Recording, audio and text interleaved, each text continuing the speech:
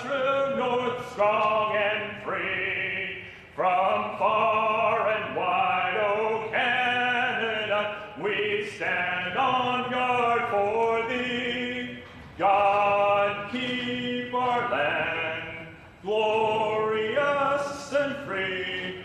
O Canada, we stand on guard for thee. O Canada, we stand on guard for thee. Ouvre les portes. Let the doors be open.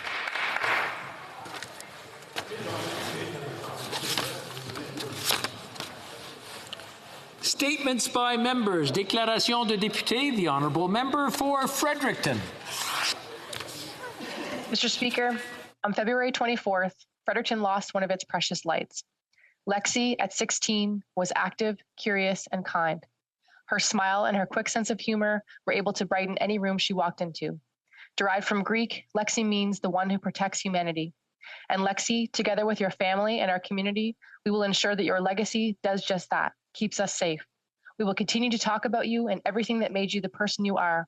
We will continue to talk about the mental health services other young people so desperately need. We will not accept the status quo, that we are living in a society where we turn away youth in their moment of greatest need. Lexi, we lost your light on this earth. Now we have a guiding star. May it remind us to listen and support every spark so that they may not fade out, that no darkness may overtake them. Thank you. The Honourable Member for Whitby.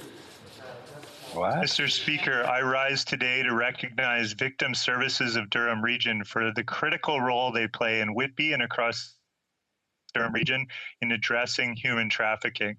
Their efforts are focused on prevention and providing support for victims. We know that 90% of human trafficking victims in Durham Region are women and girls, and 51% of survivors are Indigenous females. Every year, Victim Services of Durham Region raises awareness by giving hundreds of presentations at schools across the region. Over 50% of the presentations result in reported cases of human trafficking. They also work with families to educate parents to make them better able to recognize the signs of human trafficking. Last year, That's SUS, a collaborative project between Victim Services of Durham Region and partners, received $330,000 in federal funding for an online tool to raise awareness of human trafficking among at-risk youth. I'm proud to say these funds were made possible by our government's national strategy to combat human trafficking. We must do all we can to eradicate human trafficking, and I want to say a heartfelt thank you to Victim Services of Durham Region for their dedication and leadership toward realizing that vision. Thank you. The Honourable Member for Saskatoon University. Mr. Speaker, nuclear is the future, and it goes beyond party lines. We're talking about the lowest greenhouse gas emitting, one of the most affordable and most scalable, and frankly, safest forms of energy out there. If you aren't serious about nuclear, you're not serious about the economy or the environment. Canada has been a pioneer in nuclear energy since the beginning. We were actually, in fact, the second country in the world to produce nuclear energy. And one of the most promising forms of nuclear innovation is small modular reactors, or SMRs. And if you aren't familiar with them, don't worry, you're going to hear a whole lot more about them in the years to come. These aren't your traditional reactors. They are of incredible value for remote communities and small communities throughout Canada. And they allow them to meet their energy needs of the 21st century. And I trust all my colleagues on both sides of the aisle to hopefully support SMRs and recognize their value. Thank you, Mr. Speaker. The Honourable Member for Vaughan Woodbridge. Monsieur le Président, today I speak about generosity, kindness, and advocacy to honor the passionate spirit of Madeleine Montezano. Madeleine was not afraid of hard work or sacrifice. As a young French-Canadian nurse, she welcomed challenges as they came. Her motto was, let's do what we have to do and can do. When we can't, let's find those who can and allow them to assume the responsibility so that we can all share the benefits. God's been good to us. From parish involvement to active participation in democratic institutions, from cultural events to charitable organizations, Madeleine was unlimited in her passion and very generous in her philanthropic contributions to the community. Mr. Speaker, when we care for someone deeply, their spirit lives forever in our hearts. On behalf of her beloved husband, Danny Montezano, and my colleagues, the members from Humber River Black Creek, King Vaughan, Eglinton Lawrence, and all who had the indelible pleasure of knowing Madeleine, your legacy continues through all you touched. Reposa in pace. Rest in peace, Madeleine. Thank you, Mr. Speaker. L'honorable. The honourable member for Abitibi Bay James Nunavik EU. Mr. Speaker, I invite the people of Val-d'Or and surrounding regions to take part this week in the 21st century to eliminate racial discrimination. This week's theme is Together United Against Racism. This year, of course, COVID-19 has forced community partners to replace the very popular Gabriel Comenda Walk, which is a solidarity walk of 1.5 kilometers long, with activities that respect the health measures. There were 2 banners that can be signed at the Val-d'Or City Hall and the other in the entrance hall of the Marcel Multicultural Center. We must be aware of the reality of racial discrimination. While there is no respite from racism, as we have seen from the news in recent months, the fight against racial discrimination continues. Thank you, Mr. Speaker. De Sherbrooke. Merci, Monsieur le Président. The honourable member for Sherbrooke. Thank you, Mr. Speaker. During this Made in Canada week, I had the opportunity to meet with different companies in Sherbrooke who have helped to fight COVID-19. Today, I would like to pay tribute to their efforts. In particular, MI Integration, which provided some 15 hospitals in Quebec with N95 masks as the demand has continued to grow. I think also of SOS Odors, E2 Metrics, and Laboratory M2 for manufacturing disinfectants and antiseptic cleaners. Big thank you to American Built Right for their services in providing medical supplies such as antibacterial carpets for hospitals. I cannot forget Immune Biosolution, which provided significant support to Canadian research in order to develop treatment against COVID-19 and its variants. I'm proud to represent the city of Sherbrooke, which had a real hand in responding to our social and health needs. Thank you, Mr. Speaker. The honourable member for Cypress Hills Grasslands. Thank you, Mr. Speaker. We should always focus on national unity in this House. One of the biggest divides in Canada is between urban and rural areas. Rural Canadians are part of Team Canada, but too often they are picked last and get sidelined. It's more than just slow internet and cell service. The Liberal plan for a clean fuel standard is exactly the opposite of a Team Canada approach. It's nothing but a penalty. The government's own review of regulation openly states that it will disproportionately impact vulnerable people with low incomes. It also says rural areas, especially in the Atlantic provinces, along with those of us out west, will suffer from higher fuel and production costs.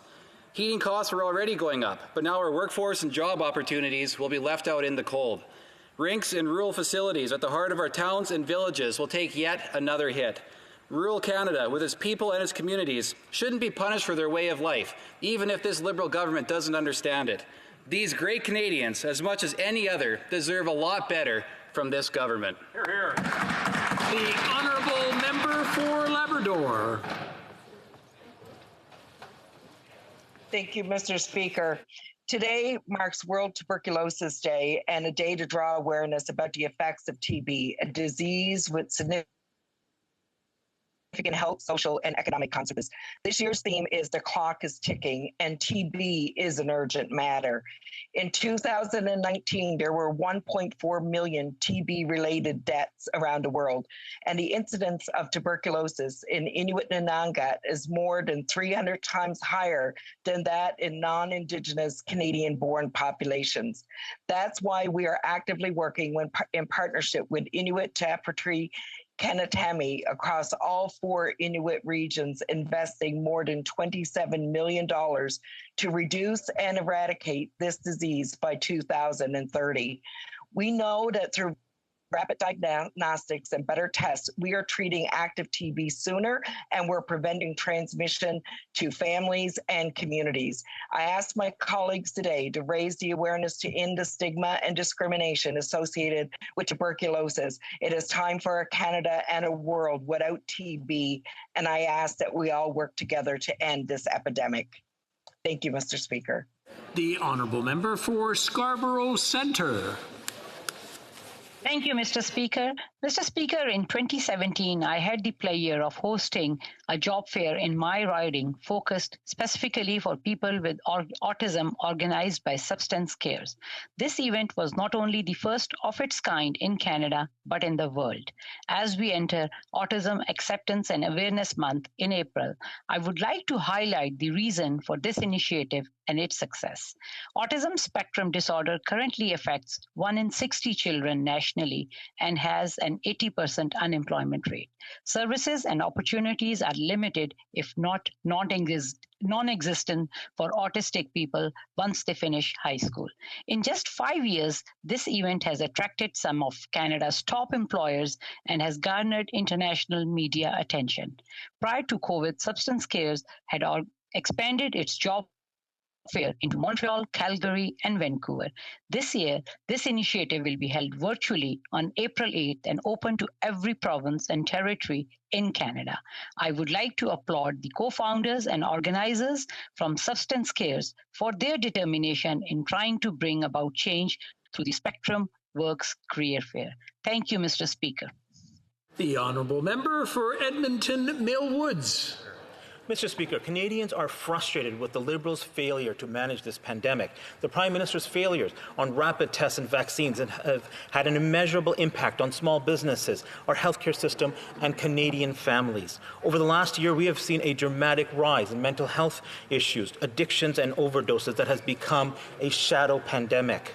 Things must change. The new normal is not okay. The Liberals can't keep asking Canadians to sacrifice more without being clear about when restrictions will be eased. That's why we are asking for a clear, data-driven plan to support gradually, safely, and permanently lifting COVID-19 restrictions. This Prime Minister has been slow on the border, on rapid tests, and behind the entire developed world on vaccines. The UK and the US already have data-driven plans for lifting restrictions and reopening the economy. Why not Canada? Great. The honourable member for Vancouver Centre. Mr. Speaker, I want to bring attention to this House that COVID-19 is not a gender-neutral crisis. It has exposed an alarming rise in domestic and societal violence against women, especially ethnic, racial, and LGBTQ2+ minorities. Nowhere more so than on social media platforms. Nowhere more so than against women politicians and journalists. 41% of women MPs globally and 52% in Europe have been the target of abusive, sexual, or violent contact online, often threatening death, rape, or violence against their families. Online threats have real consequences, such as the assassination of UK MP Jo Cox in 2016. In 2019, this caused 18 women in the UK alone to quit as MPs or not run for Parliament. It is urgent that Parliament's information and communications-based technologies join together to eradicate online violence and ensure gender safety on the internet before it undermines democracy and good governance. The time to act is now. The honourable member for Edmonton Wetaskiwin. April 2nd is World Autism Awareness Day, and 23 years since my son Jaden was diagnosed. Jaden often needs help to navigate the world around him. Let's face it, we all need help sometimes. But Jaden also has many things that the world needs right now. Surrounded by unrelenting noise, the world needs some quiet, and Jaden challenges us to slow down, to wait for his thoughts to find expression in their own time and form. When we just pause and tune into him, there is so much we can learn. The world needs grace. No matter what mistakes or poor choices I've made and will make, Jaden's love for me is almost impossibly pure and unconditional. The world needs encouragement, and rest assured, Jayden stands ready with an enthusiastic high five for quite literally everyone when we're able to come together again. Finally, the world needs gratitude. And I'm so thankful for the tens of millions of people around the world with autism whose unique abilities and perspectives will benefit all of us if we build societies that better include them.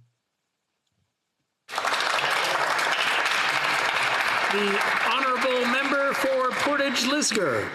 On behalf of the people of Portage-Lisgar, I rise to say it's time to have a plan to see an end to the lockdowns. A plan to give back to the people the God-given freedoms our country guarantees them. Freedom to visit family and friends. Freedom to worship together. Freedom to allow our children to play sports, and even freedom to plan a holiday. Freedom to talk and hug, laugh and play. It's time to reopen our economy and get our businesses and Canadians back to work. While other countries are making use of tools like rapid tests, vaccines and treatments, Canada is behind. The US and the UK have presented a plan to their citizens to safely reopen. The Liberal government here in Canada has no plan, and they refuse to provide any answers on a path forward. Conservatives have a plan to secure jobs, secure our mental health, and secure the future. It's time to end the lockdowns and get back to normal safely. And with Conservatives, Canadians will have a plan to do just that. The honourable member for North Island Powell River. Mr. Speaker, the name Rosalind Glynn is synonymous with the Hardy Bay seniors. Recently elected as chair, again, I celebrate Rosalind's dedication and hard work for seniors. She is an inspiration. For example, at the end of 2020, Rosalind was a recipient of the Certificate of Appreciation from BC Premier John Horgan for the work the Society has done during COVID-19. The Society used grants from United Way to provide continuous food delivery to vulnerable seniors, offering more than 50 meals every 2 weeks. More recently, the Port Hardy Council unanimously nominated Rosalind for the Order of British Columbia. I also want to thank the amazing folks that are always there working with her, Chris, Donna, and Candy, just to name a few. And I also deeply appreciate the board, Dawn, Ev, Ann, Bud, and Pat. I have been a member of the Hardy Bay Senior Citizen Society for years, and I am so grateful for the amazing women who lead the way. Thank you, Rosalind, for your leadership and your activism. The honourable member for Beloeil-Chambly. Thank you, Mr. Speaker. The cultural and musical world has been rocked to its very foundation. Solange Doran, known as Solange generally, the general director of ADISC, is leaving after 29 years. We experienced the golden age of the record albums in Quebec in the 90s and the early 2000s when I chaired ADISC. We also worked on the issues of pirating. I met there an extraordinary colleague. She was well appreciated, respected, and even feared, but above all loved by the arts and culture and communications sector. We see her resilience because she remained at the helm during a time of great change that this industry has gone through since then. I want to say that although some battles remain, the government should consider if it's going to give her a farewell gift. If so, it must do so before April 19th by respecting the promise to make the web giants pay their share for Quebec culture. So we will see you soon, Solange, somewhere else. Thank you. For New Brunswick Southwest. Mr. Speaker, the government last tabled a federal budget 2 years ago. That's 2 long years without a fiscal plan. We see the results. Canada has one of the highest unemployment rates in the G7 and record economic decline. On our side of the House, Conservatives have a plan to secure jobs and secure the future. We believe that every Canadian deserves the security of a well-paying job. That's why our top economic priority is to enact a jobs plan to get Canadians back to work. We will take immediate action to help the hardest hit sectors, helping those, especially women and young Canadians, who have suffered and lost the most. Rebuild Main Street by assisting small business and providing incentives to invest, rebuild, and start new businesses, and create opportunity for all Canadians across this country. We know Canadians' recovery will begin by helping working Canadians. the Liberals are unable to improve Canada's economic fortunes, but Canadians can count on Conservatives to secure jobs, secure the economy, and secure our future. The Honourable Member for Brossard-Saint-Lambert. Mr. Speaker, today an event is being held to raise the awareness of parliamentarians to the terrible scourge of the global trade in wild animals. That there would be no need to address the need to curb the global commercial trade in wild animals. But unfortunately, too much money is still being made on the suffering and slaughter of wild animals. As an animal lover and a strong supporter for animal rights, I believe Canada needs to play an active role in developing a global solution to the wildlife trade. C'est de notre responsabilité que dans It's our responsibility to invest in an environment without cruelty, one that is sustainable for wild animals. I encourage us to commit in abolishing this trade. They feel both pain and pleasure, and governments should take this into account in regulations governing their use and trade. Canadians are concerned about the welfare of animals, and I'm convinced that the majority of parliamentarians will join us in urging the end of this terrible practice. All questions. Question orale. The Honourable Leader of the Opposition. Monsieur le Président, à cause de la pandémie. Mr. Speaker, because of the pandemic, there is a crisis for mental health. There's also been a wave of domestic violence throughout the country, including Quebec. Yesterday, we saw the seventh woman beaten to death by her husband. Existing programs are not working. What needs to be done now to stop this violence? The Right Honourable Prime Minister. Mr. Speaker, for 50 years, the government has been trying to fight domestic violence, and we continue to do so with record investments in opportunities for women and initiatives against domestic violence. We've taken measures to restrict firearms, which do counter domestic violence. We've had an inquiry on missing and murdered Indigenous women and girls, and we will continue to work with every member of this House to fight domestic violence and gender-based violence. Le chef de l'opposition. The Honourable Leader of the Opposition. The Minister's chief science advisor is warning against the government extending the second vaccine dose to 4 months. The scientists and physicians on the Prime Minister's immunization panel confirmed the only reason they are moving to 4 months is because the Liberal government has failed to secure vaccine supply. Will the Prime Minister admit he has a supply problem, not a science problem? Minister. We now have safe and effective vaccines available in Canada. We need to vaccinate as many Canadians as quickly as possible. To maximize resistance in Canada to COVID-19, NACI has recommended second doses can be safely delayed by up to 4 months. We will continue working with provinces and territories to ensure that communities are protected and that they're supported by science in the decisions that they make around spacing of vaccines. The Honourable Leader of the Opposition. Did the Prime Minister or his office task the National Security Advisor with investigating allegations of sexual misconduct against General Vance in 2018?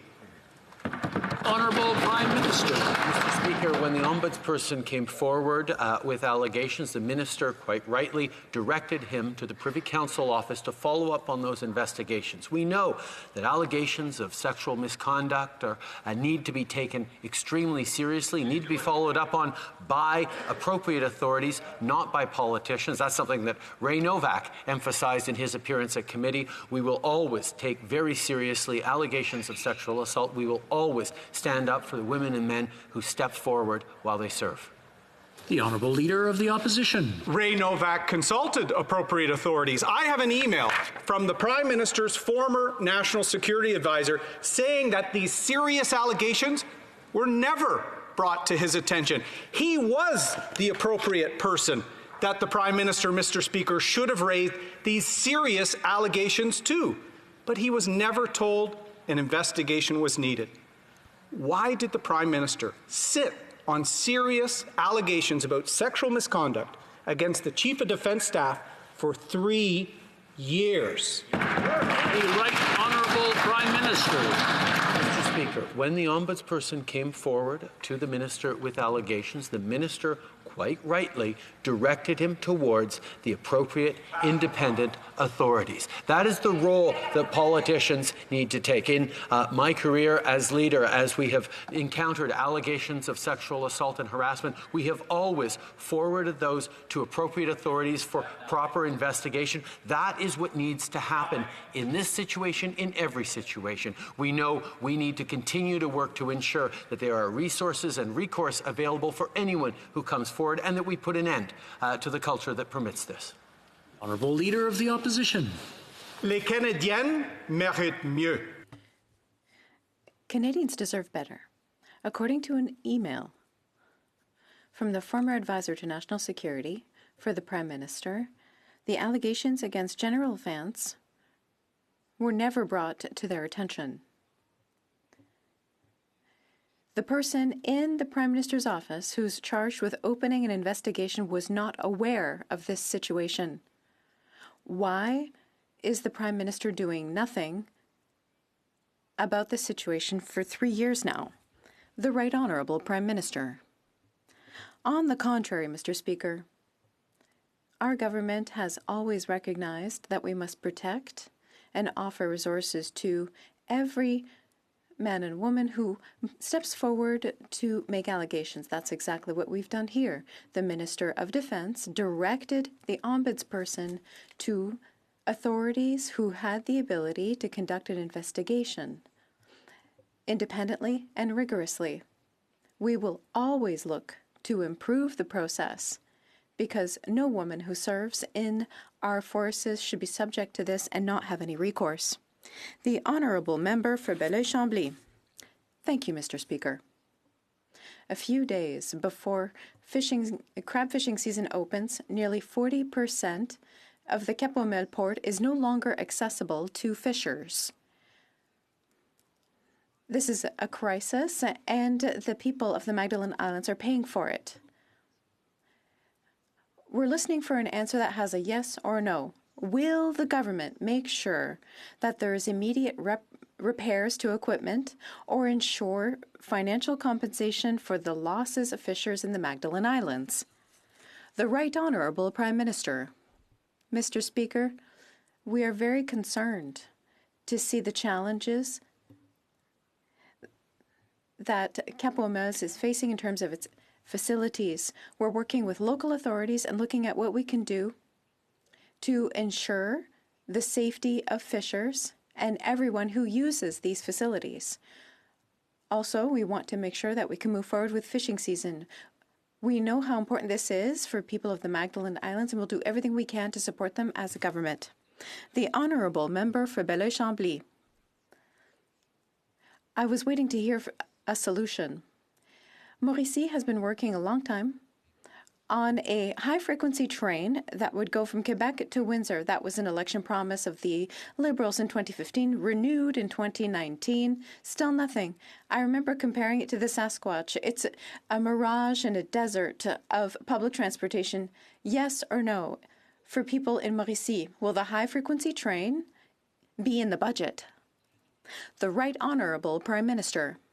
I'm very pleased to be able to inform my honourable colleague that the budget will be tabled on April 19th, and he will have answers at that time. I wish to confirm that last week, or this week rather, when I was going through Trois-Rivières, I had an excellent conversation with the mayor of that town, and I highlighted our continued commitment and the dozens of millions of dollars that we've already invested in the high-frequency train. This is a project that the people of Trois-Rivières really care about. It also matters to all Quebecers and Canadians. The Honourable Member, l'Honourable Député de Burnaby South. The Honourable Member for Burnaby South. Thank you, Mr. Speaker.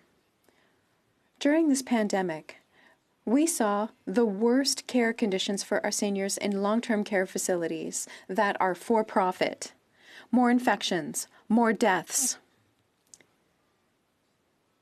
In spite of all this evidence, the Liberals, the Conservatives, and the Bloc voted against our motion to remove profit from long-term care homes. Why is the Prime Minister choosing profit over the care of our seniors? The Right Honourable Prime Minister.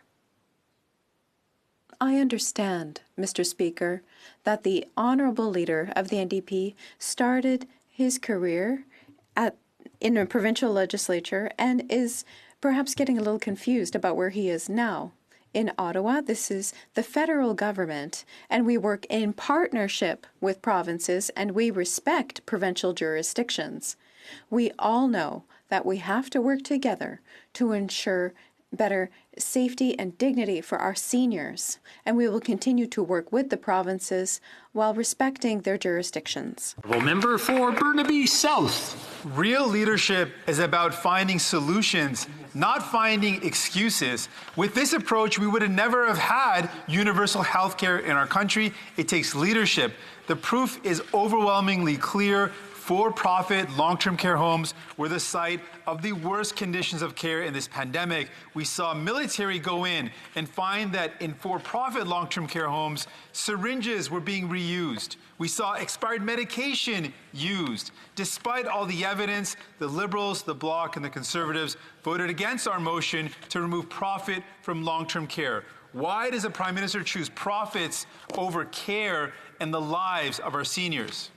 The Right Honourable Prime Minister. Mr. Speaker, I can always respect someone who doesn't forget his roots, but I need to point out to the Honourable Leader of the NDP, he is no longer at Queen's Park. He is now in the federal House of Commons, where we respect provincial jurisdictions when it comes to delivering health care. We will, however, continually work in partnership with the provinces to improve outcomes for our seniors. We've seen far too many seniors vulnerable because of the long-term care situations they were in both profit and not-for-profit models. We need to make sure we're protecting all seniors across the country. That's exactly what this federal government will do. The Honourable Member for Chicoutimi-Le-Fjord. Mr. Speaker, at the beginning of my career, I was part of the Defence Committee, and we talked a lot about the Honour Operation, which was supposed to allow women to serve proudly in the forces in an inclusive and respectful workplace. Clearly, this operation has failed. Mr. Speaker, what I want to know is when the Prime Minister was made aware of allegations against General Vance. The Right Honourable Prime Minister. Mr. Speaker, this government has always taken seriously these types of allegations and will ensure that there is appropriate and independent follow-up. That's exactly what happened here. After the Defence Ombudsman received a complaint, the Minister directed them to the appropriate independent body that could lead an inquiry. We understand that there is still a great deal of work to be done in spite of what has already been done, but we will continue to move forward together on this. The Honourable Member for Chicoutimi-Le-Fjord. Mr. Speaker, this government lacks transparency. We never have the right answers, enough cover-ups. The question is clear.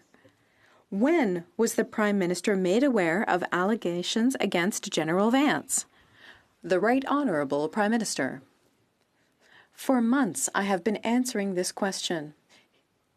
In the House of Commons, we always take seriously allegations. I was made aware that the Minister of Defence referred the Ombudsman to follow up with appropriate authorities. I only found out about these allegations in news reports in the last months. Member for Aurora Oak Ridges Richmond Hill. Well, Mr. Speaker, under this Prime Minister, sexual misconduct at the highest levels in our Canadian forces continues unchecked. Serious allegations are ignored, investigations are shut down, critical evidence is lost, and charges are dropped. Those who are complicit through their actions or their silence remain in senior positions. This government's consistent failure to act begins and ends with this Prime Minister. What did the Prime Minister know, and when did he know it? Honourable Prime Minister. Mr. Speaker, I've answered that question a number of times, but we have demonstrated since forming government that we take extraordinarily seriously the responsibility to make sure that people are protected in their places of work, in their service to their country, and that we've brought forward mechanisms and measures that continue to protect them. We recognize there need to be more resources. We recognize there needs to be more work to end a culture that tolerates far too often inappropriate behavior. We will continue to move faster and stronger on exactly this issue. Honourable Member for Aurora Oak Ridges, Richmond Hill. This Prime Minister is defiant that he has consistently got it right for the men and women in uniform, but he failed to have General Vance suspended or allegations against him investigated. Still, he approved a salary increase of $50,000 for him. He approved a replacement Chief of the Defence Staff who also stands accused of sexual misconduct. And he continues to support a Defence Minister who has failed in his sworn duties. When will the Prime Minister hold senior officers accountable, starting with the Defence Minister? Honourable Prime Minister. We have no tolerance for any form of sexual misconduct. When such allegations are brought forward, we always take them seriously and forward them to the appropriate authorities. That is exactly what happened in this situation. The Canadian Armed Forces have launched an independent investigation on this matter. In regards to the pay increases, decisions on salary increases are made entirely by professional public servants, and we respond to the recommendations of those public servants. The Honourable Member for Selkirk Interlake Eastman. Mr. Speaker, the Prime Minister's cover-up continues. So let's look at the Prime Minister's actual actions. On one hand, the Prime Minister very publicly speculated and directed the RCMP to charge Vice Admiral Mark Norman in March of 2018. But on the other hand, the Prime Minister claims he wouldn't and couldn't politically interfere in starting an investigation into the allegations against General Vance, also in March of 2018. Yesterday, the former military ombudsman called this flimsy political interference excuse. I'm just going to interrupt the Honourable Member. If I can get him to start over, there seems to be a technical glitch in there, and we're missing parts of the question. We'll give it another shot. The Honourable Member for Selkirk Interlake Eastman. Mr. Speaker, let's look at the Prime Minister's actions. On one hand, the Prime Minister very publicly speculated and directed the RCMP to charge Vice Admiral Mark Norman in March of 2018. But on the other hand, the Prime Minister claims he couldn't politically interfere in starting an investigation into the allegations against General Vance, also in March 2018. Yesterday, the former military ombudsman called this flimsy political interference excuse both bizarre and weak. Why did the Prime Minister cover up these allegations? The Right Honourable Prime Minister. As I've said, we always take all allegations of sexual misconduct extremely seriously. No one should ever feel unsafe at work. We will continue to work to change the culture in the Canadian Armed Forces so that no one ever feels like they cannot come forward with allegations of sexual misconduct. Since forming government, we have taken action to address and eliminate sexual harassment, not only in the Canadian Armed Forces, but across government. It is clear, though, that the measures we have taken haven't gone far enough, and we will do more and faster. Honourable Member for Selkirk Interlake Eastman.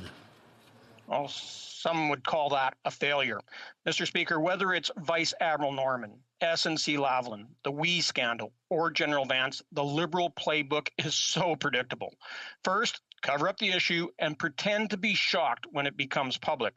Then, throw money at the problem, in this case, a big fat raise for the general accused of sexual misconduct. And finally, when all else fails, blame the Conservative because that defines real Liberal leadership.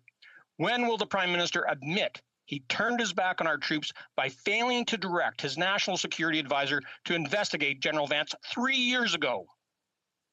Right Honourable Prime Minister. Mr. Speaker, allegations of sexual misconduct or inappropriate behavior need to be followed up upon by the appropriate authorities, and that is exactly what happened in this case. The ombudsperson was directed towards the right people in terms of following up on an investigation. The ombudsperson was not able to share further information with the investigators, and therefore the investigation did not move forward. We will continue to take very seriously any allegations that come forward, as we always have. We will continue to work to ensure that there is a change in the culture and better systems in place. The Honourable Member for Belleuil-Chambly. Mr. Speaker, the Prime Minister missed the mark twice. We're going to try again with yes or no in the answer. People are listening closely. Mr. Tremblay is 67 years old. He lives in Rimouski. He wants to know if in the budget there will be an increase in pension for seniors with no discrimination. Not something that's only going to start after age 75. Yes or no, if seniors between 67 and 75 will see increases in their pensions. The Right Honourable Prime Minister. Mr. Speaker, the political game that the leader of the Bloc Québécois is playing is disappointing because he knows that we cannot talk about what's in the budget before it is tabled in the House of Commons. I encourage seniors in Rimouski and everywhere throughout Quebec and Canada to be encouraged that we have committed to increasing pensions for seniors after age 75. We have committed to supporting seniors during the pandemic with record investments. We've even increased the GIS by 10% as soon as we took power. We'll continue to support our seniors throughout the country. The Honourable Member for Belleuil-Chambly. Mr. Speaker, he just said what's in the budget. It's just not the right thing. Imagine once more that we could answer with a yes or a no. The citizens in Outremont are telling us, I want to know if health transfers will be increased unconditionally at the request of every premier by 35%. Let's say the citizen in Outremont wants to know this is called François Legault. Will this be in the budget, yes or no? The Right Honourable Prime Minister. As the member knows full well, I had a very good conversation with Monsieur Legault recently on the issue of supporting healthcare systems in the provinces and the issue of increasing investments or joint investments in things like the manufacturing of green energy, high-speed internet.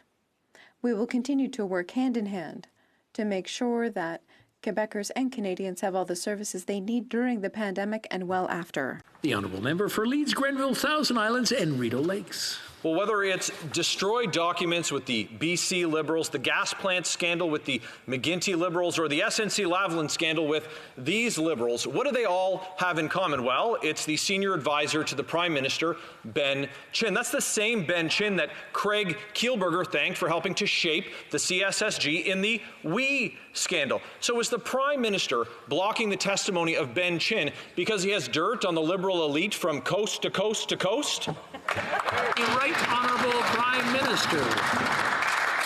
Mr. Speaker, I am stunned that the Conservative opposition continues to talk about the WE charity in the midst of this pandemic, in the midst of the concerns that Canadians have about rebuilding our economy in terms of the work that we're doing together. While Conservatives continue to focus on us, continue to focus on politics, we will stay focused on supporting Canadians. We will be focused on the families that need supports, the small businesses that need help across the country, the jobs that will be created through fighting climate change. These are priorities for Liberals the Conservatives don't seem to get at all. The honourable member for Leeds, Grenville, Thousand Islands and Rideau Lakes. Well, I agree with the Prime Minister that he is stunned. We also agree that they should be focused as a government on helping Canadians instead of helping insider Liberals. They gave $500 million to a company that gave members of the Prime Minister's family $500,000. They shut down Parliament, locked out committees, filibustered at committees. So the question is very simple. Will the Prime Minister let Ben Chin testify at committee, or is that the only job that he's looking to protect? Right Honourable Prime Minister. Mr. Speaker, as the Conservatives themselves pointed out a number of weeks ago, we are much more focused on supporting Canadians' jobs than we are our own. Our focus from the beginning of this pandemic has been on delivering for Canadians, on supporting families, on supporting small businesses, on helping workers through this pandemic, and yes, on building back better, which involves recognizing that the jobs of the future require us to be responsible about the environment, and we can't have a plan for the future of the economy if we don't have a plan to fight climate change. That, unfortunately, is what the Conservatives are trying to avoid at all costs by bringing up things that, quite frankly, have been answered months and months and months ago. The honourable member for Carleton. Well, for this Prime Minister, charity begins at home. His home. In fact, when little children across Canada donated their lunch money and pennies and their allowances to help poor kids in developed countries, somehow hundreds of thousands of dollars of that money ended up with the Prime Minister's family. He paid it back, of course, with a $500 million grant to the We Charity. But committee information on how much his family got is now contradictory. In writing, the total is $566,000. But in Kielburger testimony, it's $427,000. How much did his family get? Honourable Prime Minister. Speaker, while the Conservatives continue to play politics, we will continue to focus on the supports Canadian needs. While Conservative politicians continue to say we did too much too fast to support Canadians, we will continue to say we have your backs. And that's what we've had throughout this pandemic, whether it's direct supports to families, direct supports to workers, supports for the provinces and territories in their rapid testing, in their delivery of safe back to school for kids, or their support for the healthcare systems. We've continued to support Canadians. We've continued to focus on what matters to Canadians rather than Conservatives focusing on what matters to them. Honourable member for Carleton. Have Canadians' backs. He has his hands in their back pockets, Mr. Speaker. Now, the question was whether his family got $427,000, as the Kielburgers claim, or $566,000, as the written documents suggest. Either way, it's a lot of dough. Real, serious, true dough. Now, Mr. Speaker, the question we want to find out is what did this money have to do with influencing the Prime Minister's decision to give $500 million to this charity? Will he let his staff, who were involved in setting up this program, testify at the Ethics Committee so that Canadians can know the truth? Honourable Prime Minister.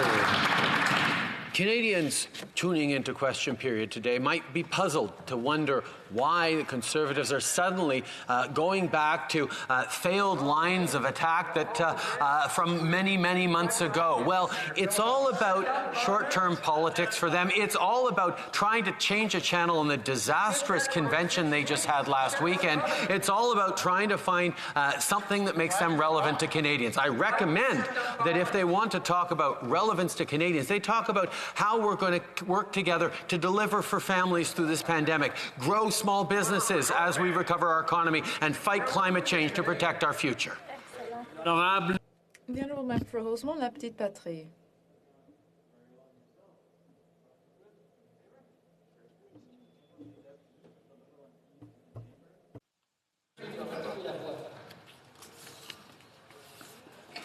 The honourable député. The honourable member. I think we're having a little technical problem here. Sometimes the sound and the video are not properly synced up.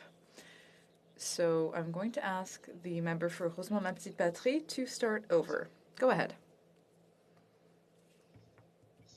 Thank you, Mr. Speaker. The Liberals like to present themselves as allies of students, but it's just empty rhetoric. They have not only broken their promise to extend the moratorium on debt repayment, but they've also refused to abolish interest on loans. This is Liberal hypocrisy in action. The NDP has just proposed a plan to help students reduce their student debt. For the Quebec government, this would mean a transfer of hundreds of millions of dollars to help students. When will the Liberals really stand up to help students? The Right Honourable Prime Minister. Well, this is a lot of nonsense, Mr. Speaker. We've supported students at every step. We suspended loan repayment. We doubled the Canada Student Loan. We set up the Canada Emergency Benefit for Students, which helped over 700,000 students at the post-secondary level, as well as recent graduates. We will always be there to support our young people who have really suffered during this pandemic and who will help us build back better. The Honourable Member for Vancouver East. Imagine what it is like being confronted by racial slurs, being spat on, being kicked and punched and being killed. Racist verbal and physical attacks for Asian Canadians is on a sharp rise. In Vancouver, anti-Asian hate crimes went up 717%. Every attack is aimed at stripping us of our sense of safety and dignity. It is a clear message to say that we are not wanted and we don't belong. Will the Prime Minister stand with us by including anti-Asian racism in the National Anti-Racism Strategy and all the government's anti-racism policies and programs? Right Honourable Prime Minister. Yes, Mr. Speaker. The rise in anti-Asian hatred and racism that we've seen over the past many months is absolutely horrific. It is unacceptable in Canada or anywhere else around the world. And as a government, as we've moved forward on anti-racism strategies with the Secretariat, with record investments, with support for various communities, we will continue to directly and specifically support Asian Canadians who have seen a horrific rise in hate crimes. It is absolutely unacceptable in Canada that we be seeing this, and I know we all in this House stand united on this issue. L'honorable député. The Honourable Member for Châteauguay-Lacolle. Mr. Speaker, more than ever, Canadians need access to the internet now to participate in today's digital world. Having made the transition to working from home and taking courses online, people in rural Quebec need reliable connectivity. Can the Prime Minister update Quebecers on the progress being made on this issue? The Right Honourable Prime Minister. Thank you, Mr. Speaker. First of all, I want to thank my colleague, the member for Châteauguay-Lacolle, for her question and her hard work.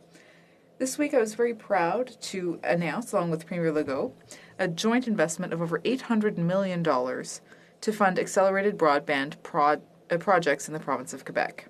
This new investment will enable every Quebecer to be connected to high-speed internet by the end of 2022. We will continue to work in order to get all Canadian households in all regions of Canada connected in the coming years. Honourable Member for Calgary Nose Hill. Mr. Speaker, today we learned that vaccine deliveries to Canada from Europe and India, two of the biggest sources of vaccines to our country, may be restricted. 92 countries have written formal exemptions from the EU's export control regulations, but Canada does not. Today, the Minister of Public Procurement declined comment to the Globe and Mail on how proposed restrictions might affect the delivery of EU-made vaccines to Canada. Can the Prime Minister absolutely guarantee that 0 doses of vaccines will be held back from the EU to our country over the next 2 months? Right Honourable Prime Minister.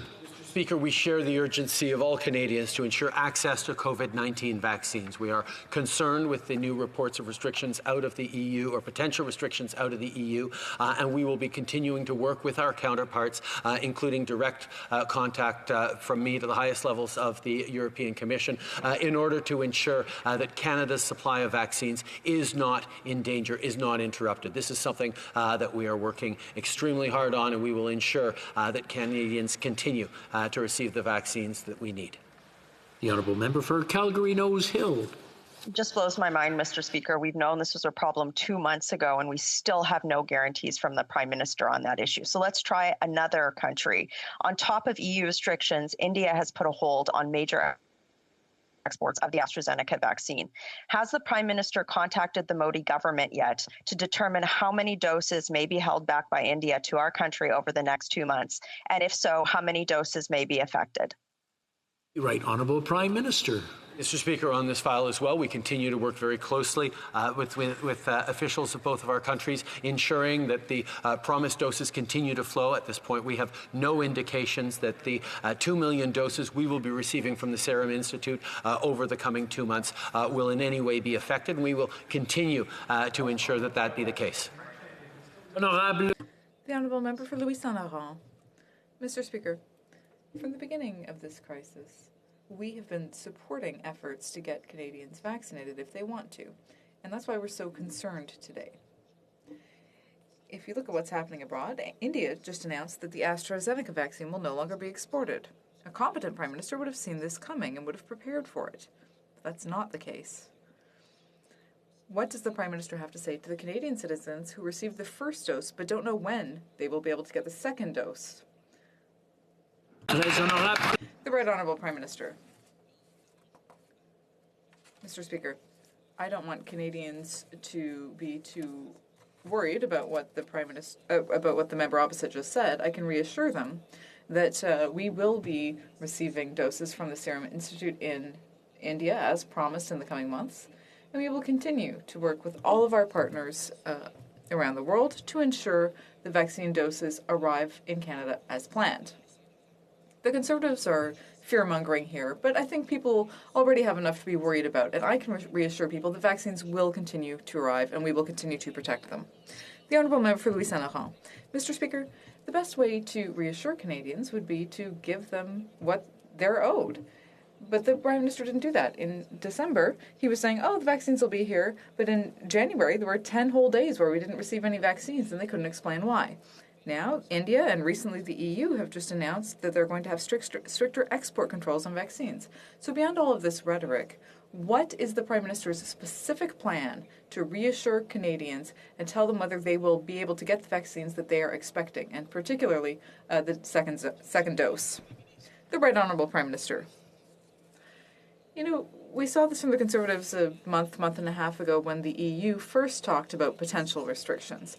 They started fear-mongering and saying, oh, Canadians won't be able to get any vaccines, we're all going to be stuck.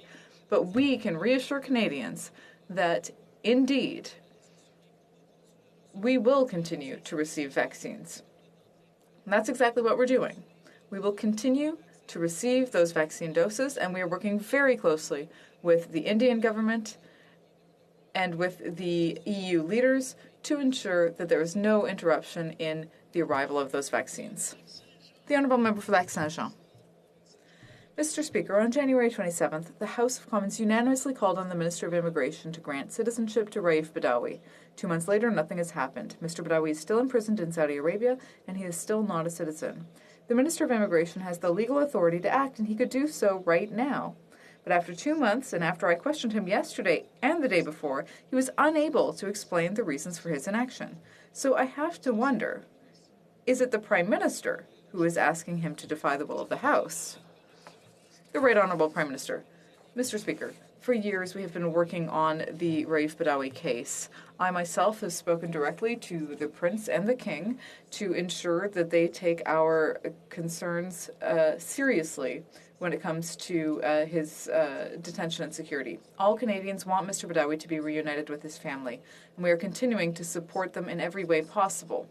We are working on this issue, and we are continuing to work with it at the highest level. We will continue to work with all parliamentarians and to find every method possible to reunite Mr. Badawi with his family. The Honourable Member for Lac-Saint-Jean. Mr. Speaker, once again, the House's request to grant citizenship to Raif Badawi was unanimous. Unanimous meaning it was supported by the Prime Minister as well. So let me recap, Mr. Speaker. Mr. Badawi's family and his lawyer are asking that he be granted citizenship. The House of Commons unanimously agrees. The Minister of Immigration agrees. The Prime Minister agrees. So, if everyone agrees, why, 2 months later, is Mr. Badawi still not a citizen? What's going on, Mr. Speaker? The Right Honourable Prime Minister. Mr. Speaker, in cases like this one, we always try to do things that will help. We're trying to get Mr. Badawi reunited with his family. That's always our priority.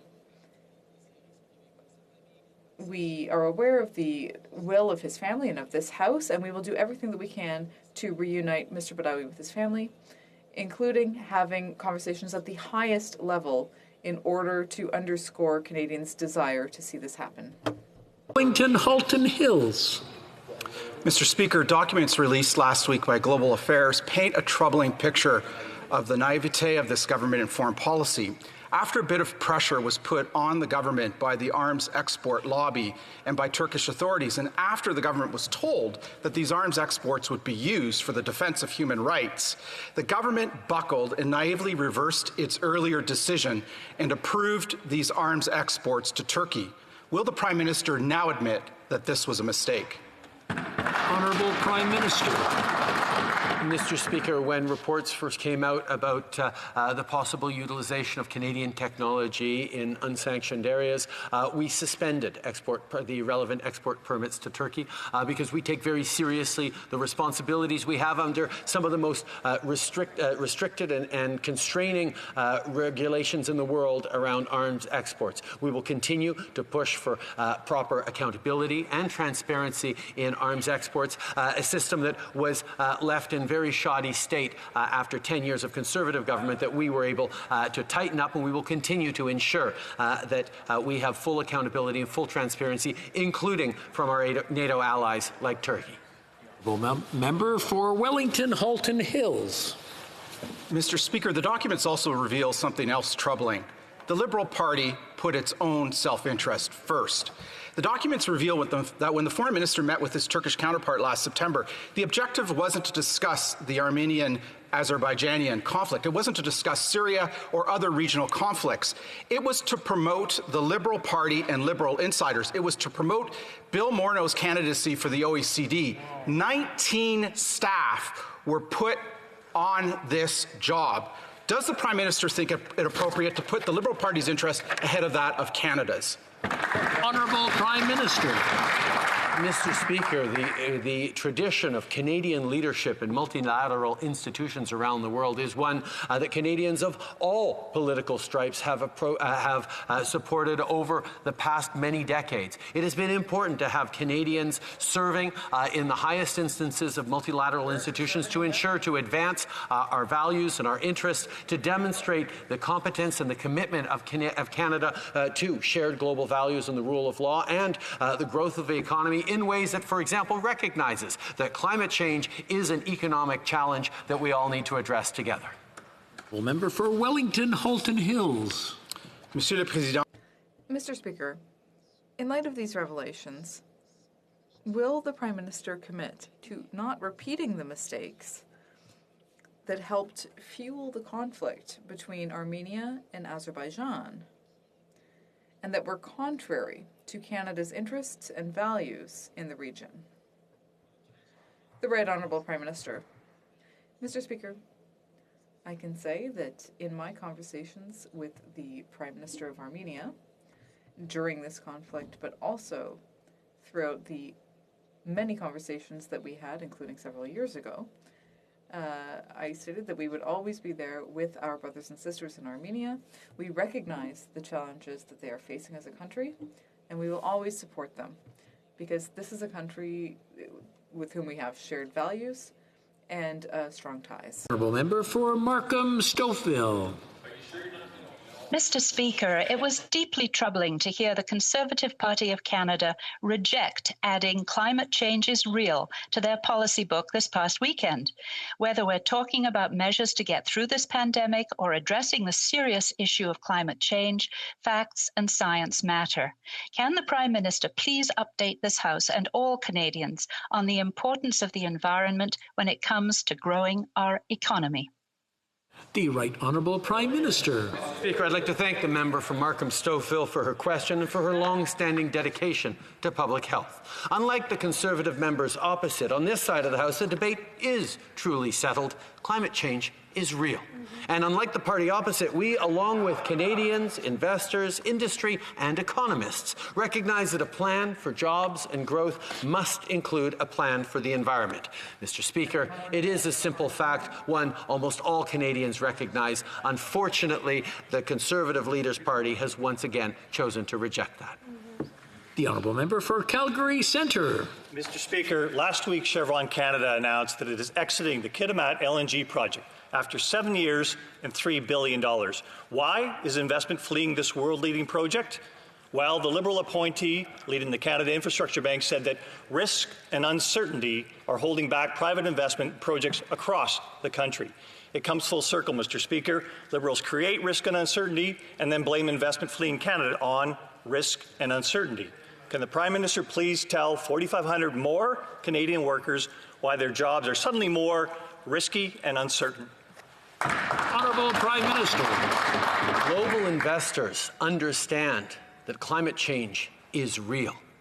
The risk in their investments is often that there are mainstream parties in Canada, like the Conservative Party of Canada, that does not accept that climate change is real and that we need to act. There are provinces across this country that continue to fight against the simple fact of putting a price on pollution as a way of moving forward to fight climate change and create good jobs.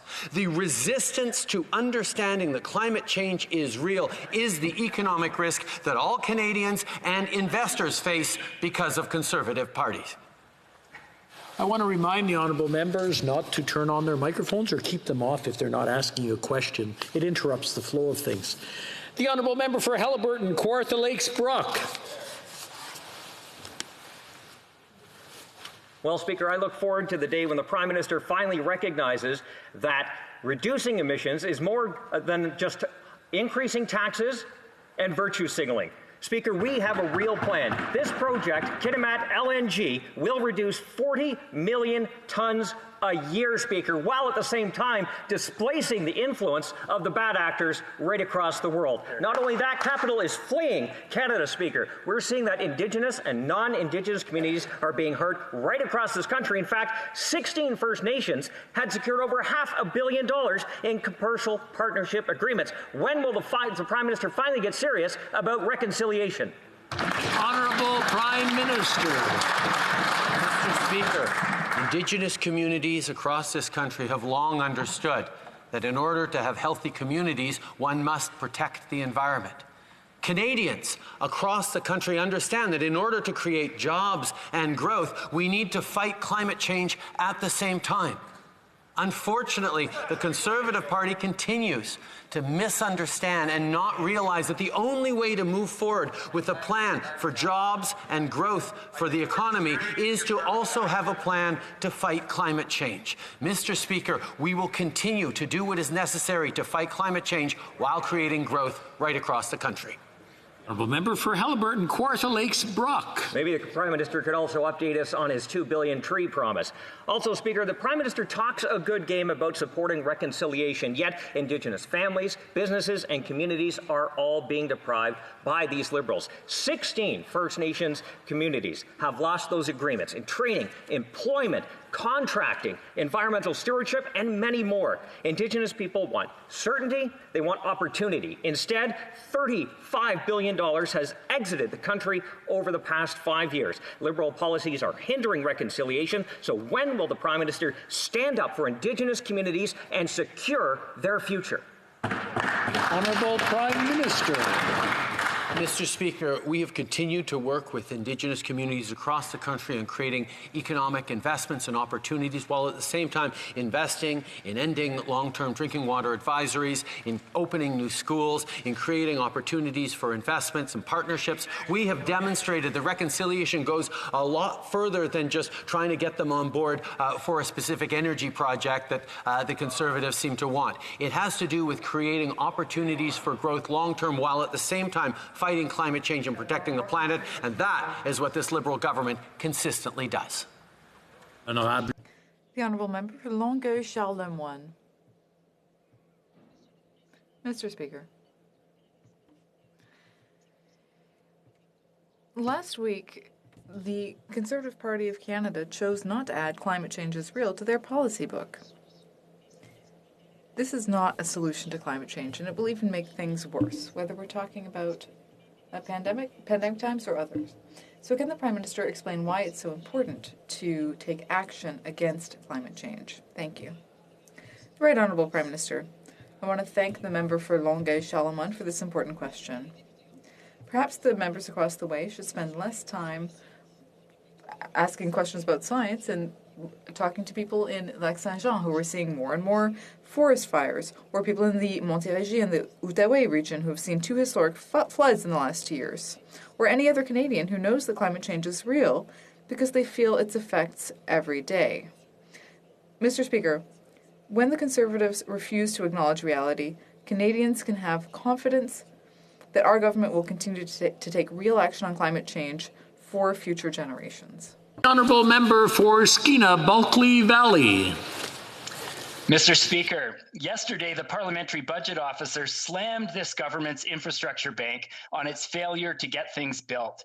He found that after 4 years, the bank has finalized investment in only 2 projects and spent only 3% of its budget.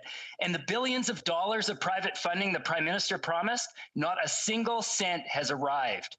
This government's privatization agenda has left communities without desperately needed projects. Will the Prime Minister finally stop trying to help his corporate friends turn a profit and instead focus on the needs of communities? Right Honourable Prime Minister. Mr. Speaker, I can understand that Skeena-Bulkley Valley is a long way from my hometown of Montreal, but I can tell you the Montrealers see every day the construction going on with the REM, the electric transit system that is making a huge difference in Montreal already as it is being built. The Infrastructure Bank was a key partner in that, and we continue to invest in key projects right across the country. We know that investing in public transit, investing in infrastructure is the way to create jobs now and opportunities for the future. We will continue to deliver for Canadians from coast to coast to coast. And that's all the time we have today.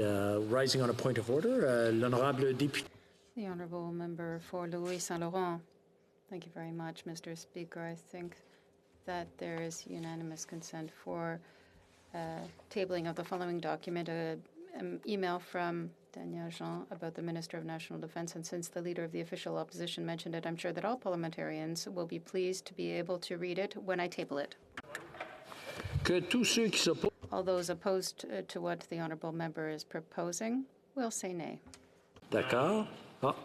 Okay, no. We do not have the unanimous consent. We also have the Honourable Member for Louis Saint Laurent. Thank you, Mr. Speaker. I want to remind you that health protection standards are very important in the chamber, and we always have to have 2 meters distance from the other individuals. I see that there are 3 members of the executive in the House today. We must respect the 2-meter distance. Yes, we must always respect the 2-meter distance, but we must not refer to the presence of members in the House. I know that the Honourable Member knows that full well. The Honourable Member for Vancouver East. Mr. Speaker, there's been discussion amongst the parties, and if you seek it, I hope you'll find unanimous consent with the following motion: that in addition to the measures in the motion adopted on March 22nd, 2021, condemning the rise of anti-Asian racism, in the opinion of the House, that the government should also include anti-Asian racism in Canada's anti-racism strategy 2019 to 2020 and all anti-racism policies and programs. All those opposed to the Honourable Member moving the motion will please say nay. Agreed? The House has heard the terms of the motion. All those opposed to the motion will please say nay. Carried. L'honorable député. The Honourable Member for Richmond North Athabasca on a point of order. Yes, Mr. Speaker, I would like to talk about the government's written response to a question submitted on February 1st of this year. The question was the following one: with regard to illegal firearms in Canada, how much does the government estimate? How many guns have come in to the country since 2016, broken down by year? And with regards to the different means of transportation. Also, with regard to supporting information, the link was not a government source, but it was tied to a non-government organization called Open Parliament. The publication was in English. In the French version of the government's response signed by the member for Louis Hébert, the same link was given and sent the Francophone reader to an English site. The English one was provided in the signed response by the member for Louis Hébert, was tabled in the House on 22nd of March and printed on in the Hansard. We can read. The interpreter apologizes, but the speaker is breaking up, and interpretation will resume when the interpreter can hear. De plus, toutes les publications du Parlement. I must interrupt the member. I will interrupt the honourable member. Can he perhaps move back, start back some 15 seconds prior, because there were technical issues and there was no interpretation. There is a delay between the video and the sound, so I would perhaps ask the honourable member to go back about a paragraph in his speech and then continue. With pleasure, Mr. Speaker. With pleasure, Mr. Speaker. So I will go back about a paragraph and a half. So the response gave what the government thought was supporting information through a hyperlink. The hyperlink was not a government source, but was lied to a non-government entity called Open Parliament. This publication was in English. In the French version of the government's response signed by the member for Louis Hébert, the same link was provided, and it sent the Francophone reader to the English text. This English link was provided in the signed response by the Liberal member for Louis Hébert, tabled in the House on Monday, March 22nd, and printed on page 553 of the Hansard. We can read what follows on 612 of Bosque and Gagnon. The Constitutional Act 1867 guarantees that MPs can address the House in French or in English. Furthermore, all publications of the Parliament, like journals, debates, the order paper, and the notice paper, are printed in both official languages. We can also read on page 615, all documents tabled in the House by a minister must be so in both official languages. I would also send you to the Official Languages Act. French and English are the official languages of the Parliament. Everyone can use either in the debates and deliberations of Parliament, and the accounts and publications contain the publications in one official language and the translation in the other official language. Mr. Speaker, I think it's very important to say this, particularly because we can see all the shortcomings that occurred in protecting the French language with regard to this government. On April 19th, 1983, the Speaker said provisions are the most categorical form of instructions given by the House. In my opinion, again, the interpreter must interrupt. Constitue un affront à l'autorité et à la dignité du Parlement. The sound quality is not sufficient to allow for interpretation. Député libéral de Louis Hébert. Est-ce que je peux interrompre? I must interrupt the member. Once again, we have some technical issues. The islands? I've been listening attentively, Mr. Speaker. The interpreter said that they had to stop because of technical. Okay. L'honorable député de... The honourable member for Louis Saint-Laurent. Mr. Speaker, on this point of order, which is quite relevant and important, I would invite my colleague from Richmond, Arthabaska, to repeat at least the last minute of what he has indicated, because these are important issues. Here we speak both official languages. We must allow the interpreters to hear properly the comments being made. I invite the member for Richmond, Arthabaska to go back and repeat the final minute of what he has said. When did we see? Interpretation, is it about a minute, or I just want to make sure that we don't miss anything? About a couple of paragraphs, or As soon as the interpreter made that comment, I stood up. So it was only a matter of 5-10 seconds, Mr. Speaker. But I think the important thing here is that the technical issue be resolved so that we can continue to hear this in its entirety. Otherwise, we'll continue to have this problem. Yes, we are aware of it, and I've spoken with the technical folks. They're looking into it to see what happened. There's a delay between video and voice, and it seems to be central to our problem throughout the question period today. But thank you for bringing that up. L'honorable député de Richmond. The honourable member for Richmond Arthabaska, if he could repeat the paragraph and a half ahead, and then, or the previous paragraph and a half, and then we can all have a good idea of what is being said. Please continue. Thank you, Mr. Speaker. And I'll confirm that my internet connection is good. I rechecked. My connection's excellent right now, so I don't believe that my computer is the problem. Let me go back by one paragraph. Section 4 of the Official Languages Act indicates that English and French are the official languages of Parliament, and they can be used in debates and work at Parliament. Summaries of this work includes transcriptions of what is said in official languages and translation into the other official languages. On April 19th, 1993, there was a response to a question of privilege by a speaker, and it indicated that the legislative measures are the most categoric instruction of the House. Violating this instruction, whether it's involuntary or not, represents a violation of the authority of Parliament in general and of the House of Commons specifically. I do not know why the Liberal member for Louis-Hébert did not respect the French language in this case. We don't know if it was intentional or if it was simply negligence. However, I believe that, like I have discovered, that there are several problems with this government when it comes to respecting the French language, especially during the pandemic. The Official Languages Commissioner highlighted it not long ago in a report. The complete response to this issue by the government must be submitted in both official languages as required by our Constitution, our rules, our customs, and our laws. Thank you. I would like to thank the honourable member. I will take note of it and come back to the House if necessary. We have another point of order. The honourable member for Louis-Hébert.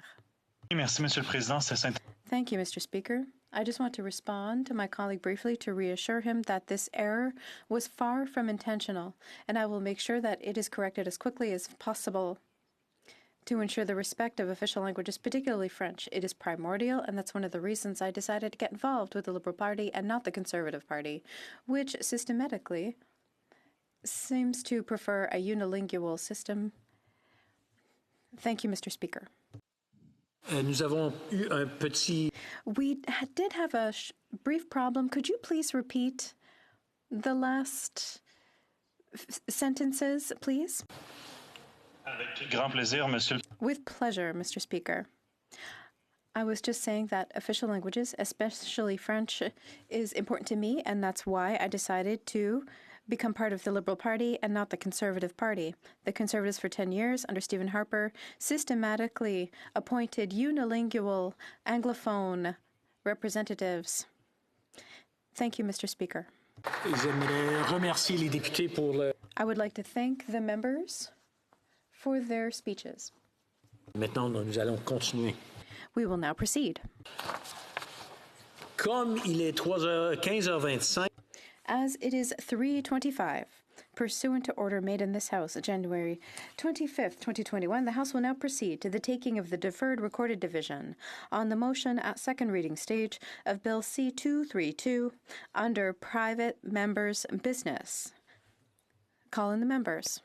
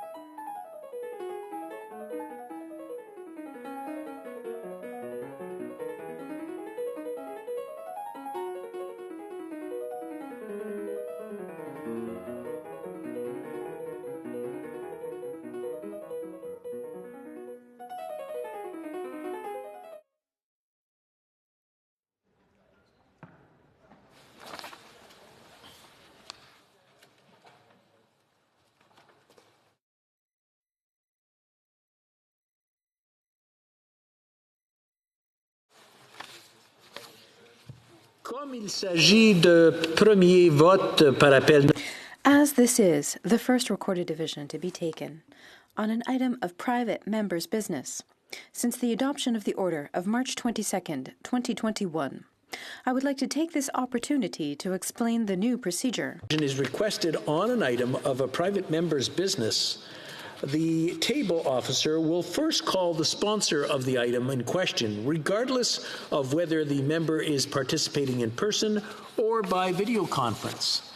Si le député participe par vidéoconférence, il votera selon. If the member is participating by video conference, they will vote according to the practice in place prior to the launch of the electronic voting system, meaning when their name is called, they will announce whether they are voting for or against the motion. Of course, in the event of technical issues, the sponsor will be able to vote using the electronic voting system or by raising their hand at the end of the vote, other than the specific change with respect to the sponsor. Related to hybrid voting remain in effect until June 23rd, 2021. La question est la suivante. Ms. Gazan, seconded by Ms. Collins. The question is the following one. C 232, an act respecting a climate energy action framework, be now read a second time and referred to the Standing Committee on Environment and Sustainable Development. La période de 10 minutes pour les députés votent. The 10-minute period for members voting electronically has started, and the House will now proceed to the vote for members. We will start with the sponsor of the bill. By video conference, Ms. Gazan. I vote in favor of the motion. Ms. Gazan, pour. We'll now proceed to members participating in person. All those at my left in favor of the motion will please rise. 6th row at my left. 5th row at my left. Monsieur Blanchette-Jonca. Monsieur Blanchette-Jonca. 4th row at my left. Monsieur Brunel-Duceppe. Monsieur Brunel-Duceppe. 3rd row at my left. Mr. Massey. Mr. Massey. 2e rangée à ma gauche. 2nd row at my left. Rien. Monsieur Terrien. Madame de Bellefeuille. 1e rangée à ma gauche. 1st row at my left. All those on my right in favor of the motion will please rise. 6e rangée à ma droite. 6th row at my right. 5e rangée. 5th row at my right. 4e rangée. 4th row at my right. 3e. 3rd row at my right. 2e. 2nd row at my right. 1e rangée. 1st row at my right. Que tous ceux à ma gauche qui s'opposent à. All those on my left who are opposed to the motion will please rise. The 6th row. 5th row at my left. Mr. Dreeshen. Mr. Dreeshen. Mr. Soroya. Mr. Soroya. Mr. Viersen. Mr. Viersen. Mr. Ruff. Mr. Ruff. Mr. Patzer. Mr. Patzer. 4th row on my left. 3rd row on my left. Mr. Diot. Mr. Diot. Monsieur Lew. Monsieur Lew. Mr. Zimmer. Mr. Zimmer. 2nd row on my left. 1st row on my left. Monsieur Deltel. Monsieur Deltel. Mr. Cumming. Mr. Cumming. All those at my right opposed to the motion will please rise. 6e rangée à ma droite. 6th row at my right. Mendez. 5e rang. 5th row at my right. Drouin. Monsieur Drouin. 4e. 4th row at my right. 3e rang. 3rd row at my right. Ria. Mr. Aria. Mr. Gerritsen. Mr. Gerritsen. 2e. 2nd row at my right. 1e rang. 1st row at my right. La Chambre attendra, mais. The House will now wait for the voting period to end before resuming its proceedings.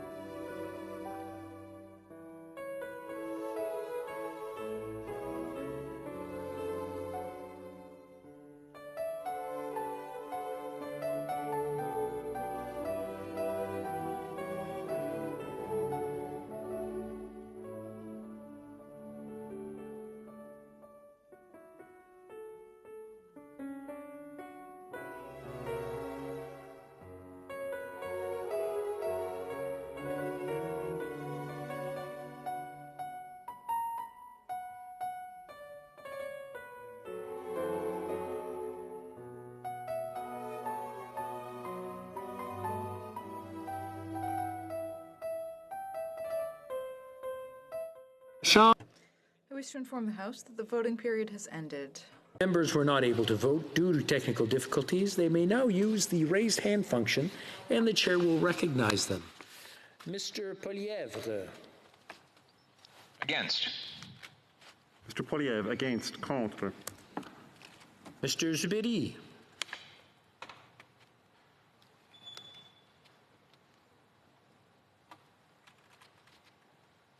Oh.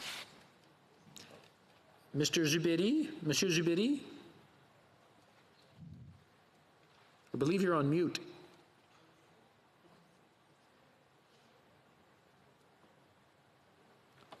Okay, we'll go on to Madame Lambropoulos. The app asked me to confirm whether or not my vote was counted. Your vote was counted. Thank you. Thank you. On va retourner à Monsieur Zubiri. Back to Mr. Zubiri. Mr. Speaker, I vote against the motion. Very good. Monsieur Zubiri, against. Contre.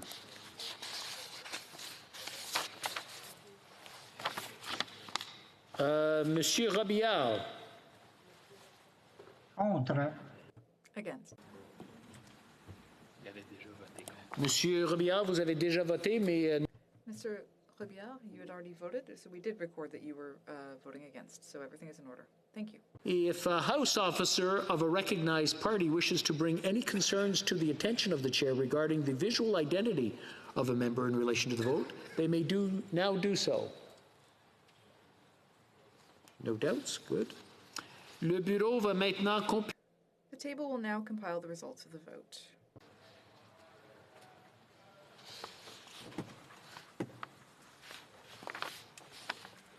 Yeas pour 61, 61. Nays contre 272, 272. I declare the motion defeated. Thank you. Pursuant to order made on Monday, January 25th, 2021, the House will now proceed to taking of deferred recorded division on the motion at second reading stage of Bill C-231 under private members' business. La question est la... The question is the following one. Appuyé par Monsieur Boul... Mr. McGregor, seconded by Mr. Boulris, moved. The Bill C-231, an act to amend the Canada Pension Plan Investment Board Act, Investments, be now read a second time and referred to the Standing Committee on Finance. The 10-minute period for members voting electronically has started, and the House will now proceed to the vote. We will now start with the sponsor of the bill. By videoconference, Mr. McGregor. Mr. Speaker, I'm very proud to vote in favor of this motion. Thank you. We'll now proceed to members participating in person. Que tous ceux à ma gauche... All those at my left in favor of the motion will please rise. Sixth row at my left. Fifth row at my left. Fourth row. Monsieur Brunel Duceppe. Monsieur Brunel Duceppe. Third row at my left. Mr. Massey. Mr. Massey. Deuxième. Second row at my left. Monsieur Terrien. Monsieur Terrien. Première rangée. First row at my left. Je m'excuse. On va retourner première rangée à ma gauche. First row at my left. Que tous ceux... All those at my right in favor of the motion will please rise. Sixth row. My right. Fifth row on my right. Fourth row on my right. Third row on my right. Second row on my right. First row on my right. All those at my left opposed to the motion will please rise. Sixième rangée à ma gauche. Sixth row at my left. Fifth row at my left. Dreeshen. Mr. Dreeshen. Mr. Soroya. Mr. Soroya. Mr. Viersen. Mr. Viersen. Mr. Ruff. Mr. Patzer. Mr. Patzer. Quatrième. Fourth row at my left. Third row at my left. Mr. Diot. Mr. Diot. Monsieur Lehoux. Monsieur Lew. Mr. Zimmer. Deuxième rangée. Second row at my left. First row at my left. Monsieur Deltel. Monsieur Deltel. Mr. Cumming. Mr. Cumming. Tous ceux à ma All those at my right opposed to the motion will please rise. Sixth row at my right. Mendez. Madame Mendez. fifth row at my right. Monsieur Drouin. Monsieur Drouin. Fourth row at my right. Third row at my right. Mr. Aria. Mr. Aria. Mr. Gerritsen. Mr. Gerritsen. Second row at my right. First row at my right. The House will now wait for the voting period to end before resuming its proceedings.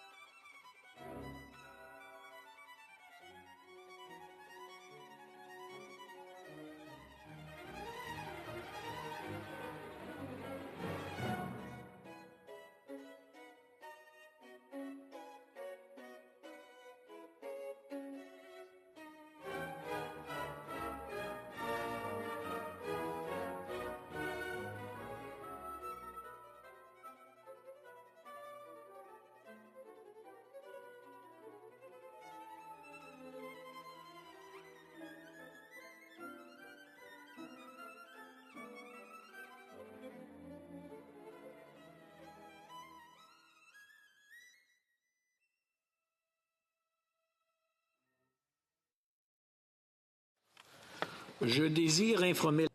I wish to inform the House that the voting period has ended. Si les députés. If members were not able to vote due to technical difficulties, they may now use the raise hand function, and the chair will recognize them. Monsieur Poilievre. You're on mute, Mr. Poilievre. I vote against. Okay, thank you. Mr. Poilievre, against. Contre. That's it. If a House officer of a recognized party wishes to bring any concerns to the attention of the chair regarding the visual identity of a member in relation to the vote, they may do so now. Le bureau va maintenant. The table will now compile the results of the vote.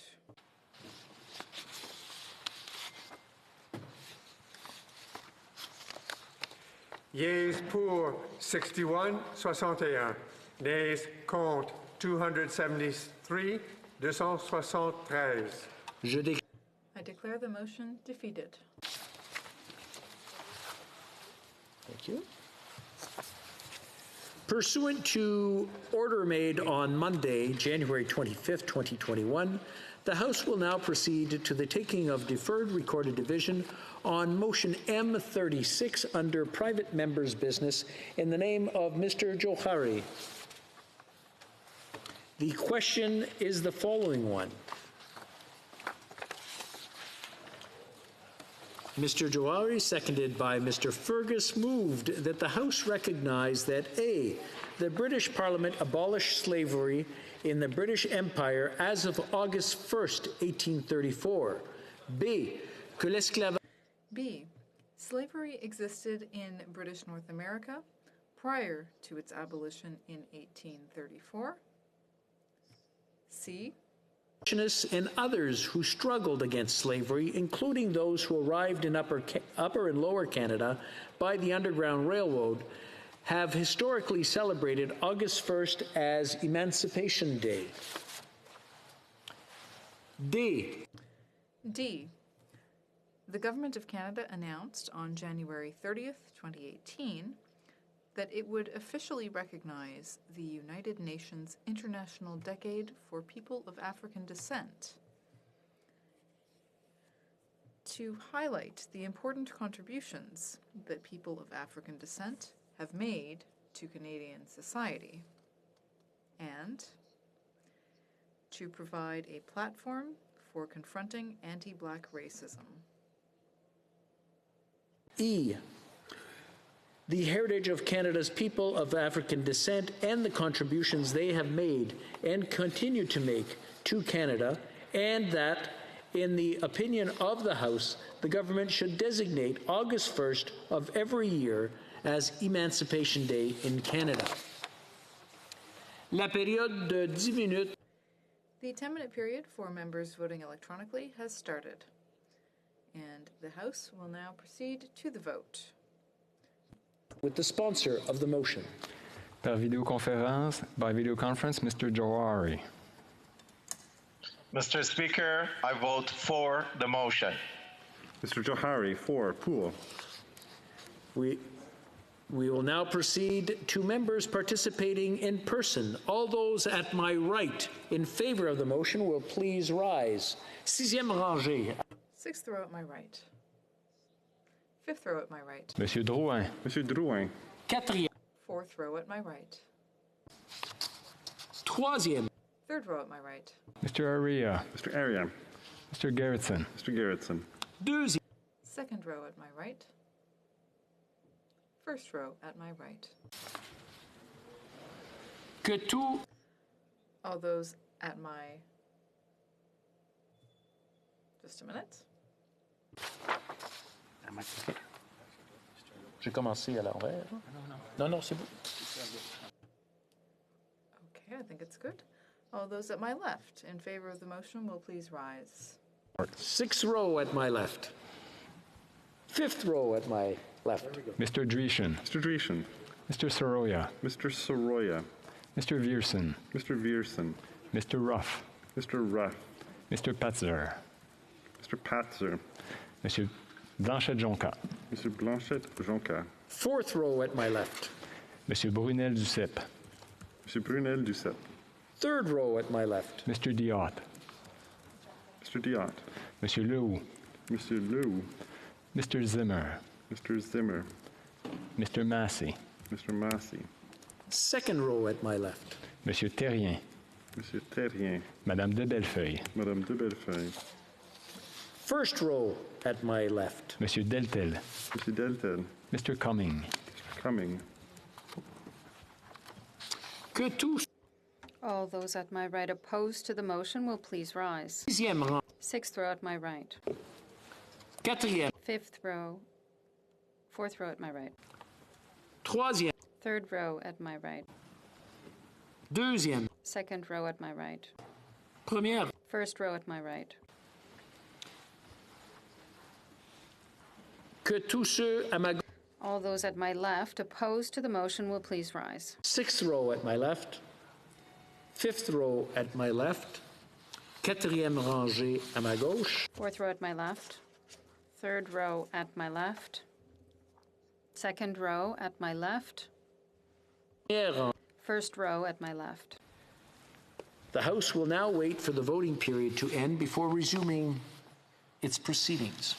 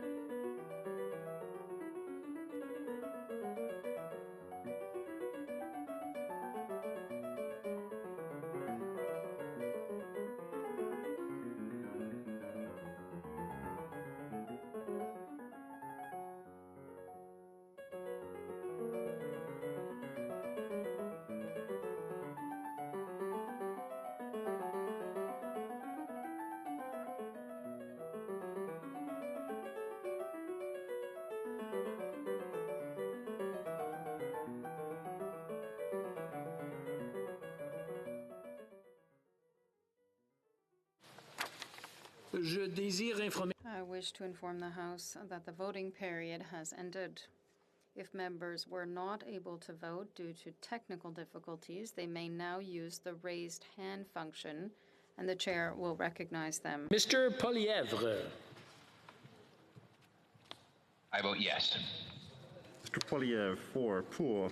Madame Hughes.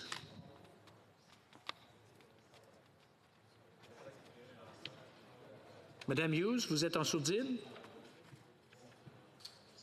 Je vote pour. Madame Hughes, pour, 4. Mr. O'Regan.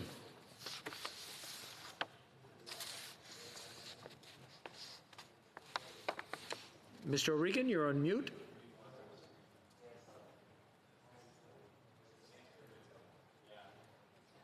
He has already voted. Oh.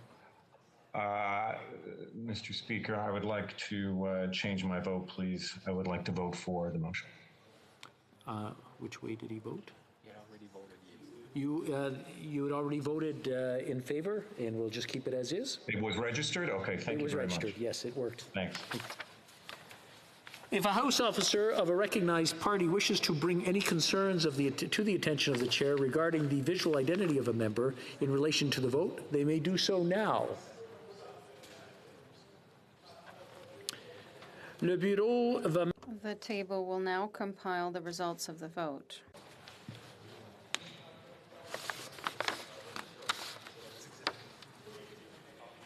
Yeas pour 335, 335.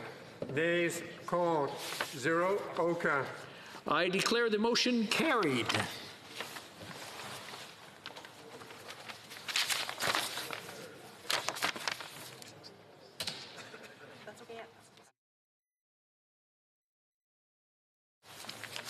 Pursuant to order made on Monday, January 25th, 2021, the House will now proceed to the taking of deferred recorded division on the motion of Ms. Rempel-Gardner relating to the business of supply. The question is the following one. La question est la... The question is the following one. Ms. Rempel-Gardner, seconded by Mr. Cumming, move that given that, 1, COVID-19 restrictions have had serious economic and mental health impacts on Canadians. 2, COVID-19 restrictions have been advised by the federal government, including specifically by the Prime Minister, on 3 separate occasions in November of 2020, as temporary measures to alleviate pressure on the public healthcare system. 3, public health tools such as rapid tests, shared data on how COVID-19 spreads and vaccines have not been positioned as permanent solutions to replace COVID-19 restrictions by the federal government, including in areas of federal competency, like air travel and border restrictions. 4. 4. The President of the United States and the Prime Minister of the United Kingdom have both released public plans for economic reopening, while Canadian officials have not yet given Canadians clarity on when regular economic and social life will be able to resume.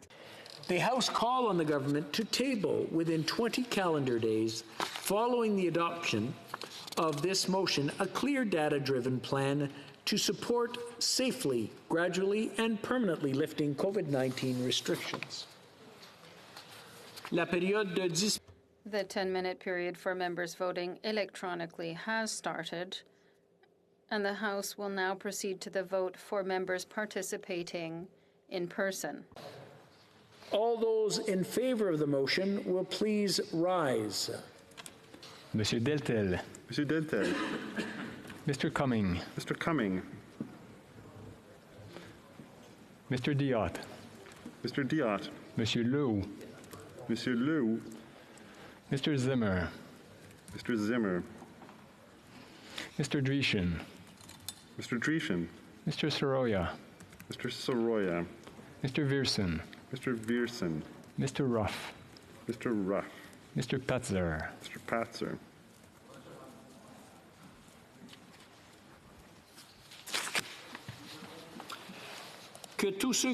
All those opposed to the motion will please rise. Mr. Aria. Mr. Aria. Mr. Gerritsen. Mr. Gerritsen. Monsieur Drouin. Monsieur Drouin. Monsieur Terrien. Monsieur Terrien. Madame de Bellefeuille. Madame de Bellefeuille. Monsieur Brunel-Duceppe. Monsieur Brunel-Duceppe. Monsieur Blanchette-Jonca. Monsieur Blanchette-Jonca. Mr. Massey. Mr. Massey.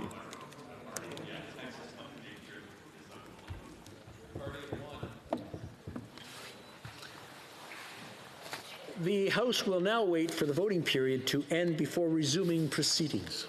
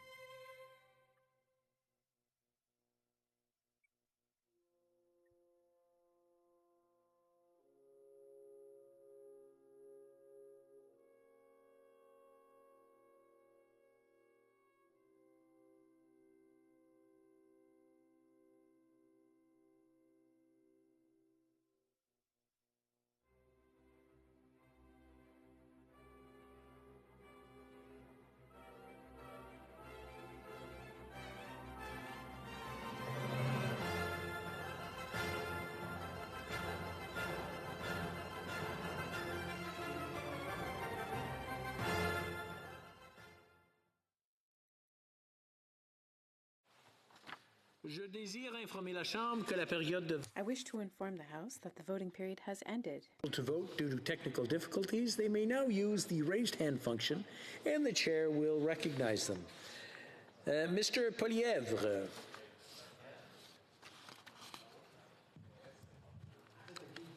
I believe you're on mute.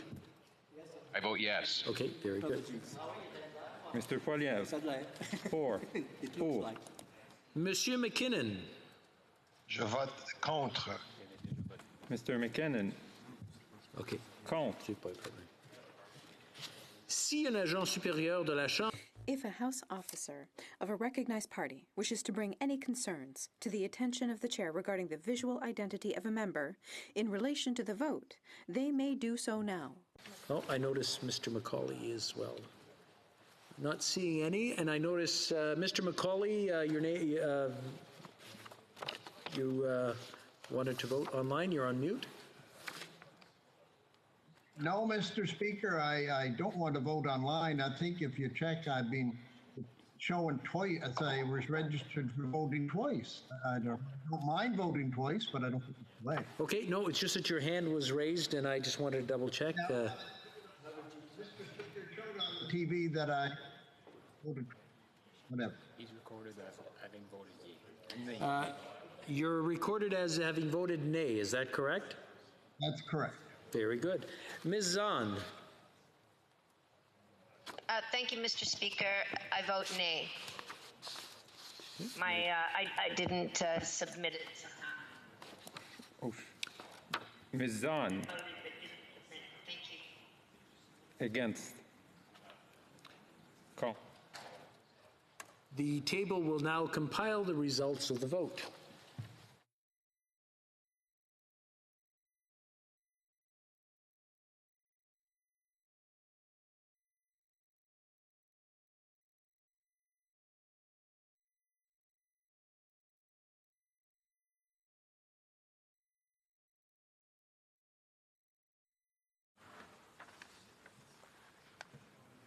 Yeas pour 122, 122. Nays contre 212, 212. I declare the motion defeated.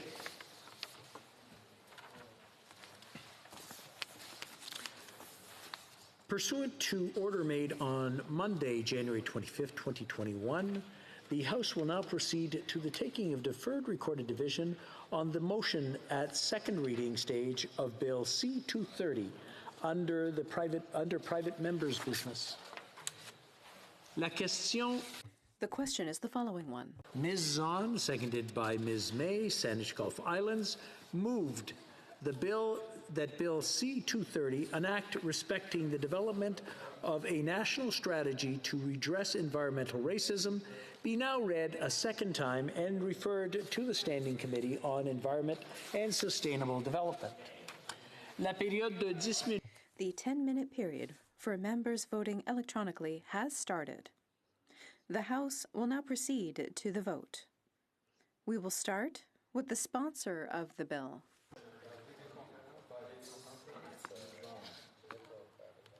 Thank you, Mr. Speaker. Thank you, Mr. Speaker. I vote yea. Ms. Zahn. Pour. We'll now proceed to members participating in person. All those at my right in favor of the motion will please rise. Sixth row at my right. Fifth row at my right. Monsieur Drouin. Monsieur Drouin. Fourth row at my right. Third row at my right. Mr. Aria.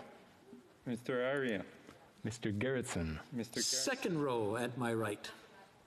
First row at my right. All those at my right oppose. Let me just see here. I'm sorry. It's not that difficult to process. I'm sorry I messed it up. All those at my left in favor of the motion, please rise. Sixième rangée. Sixth row at my left. Cinquième. Fifth row at my left. Quatrième. Fourth row at my left. Troisième. Third row at my left. Mr. Massey. Deuxième. Second row at my left. Première. First row at my left.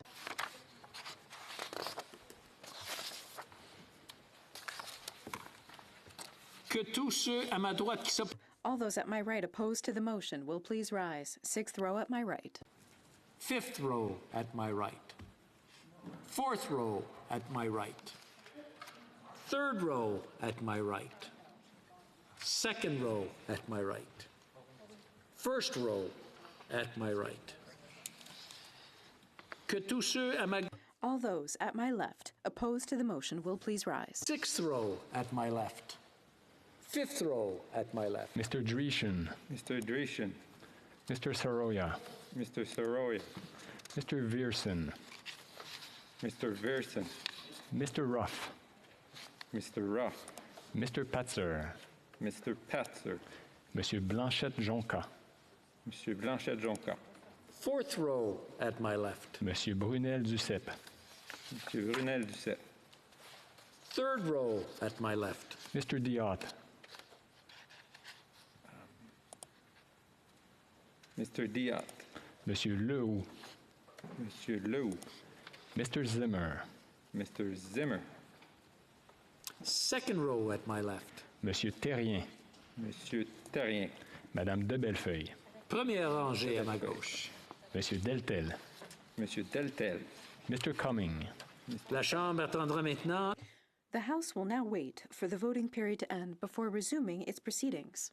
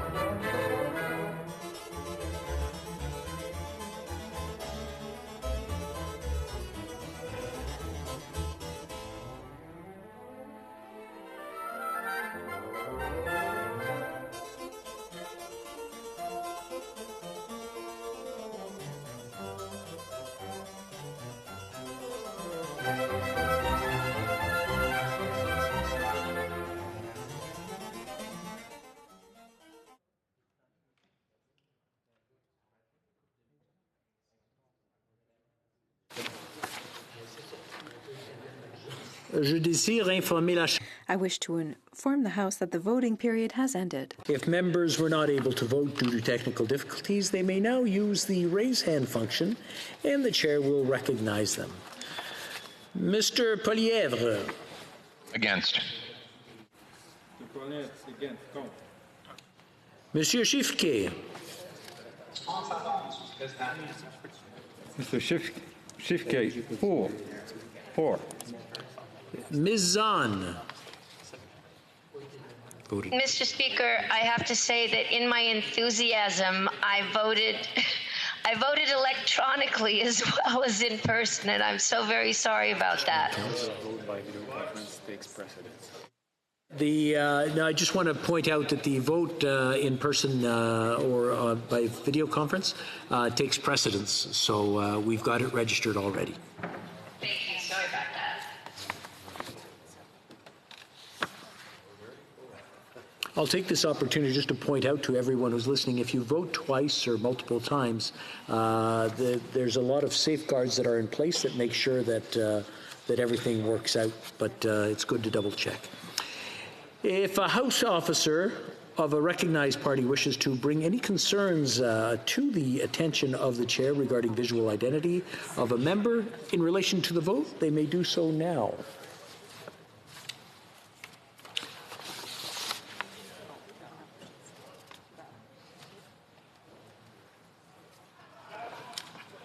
Okay, on a une page qui se répète. The table will now compile the results of the vote.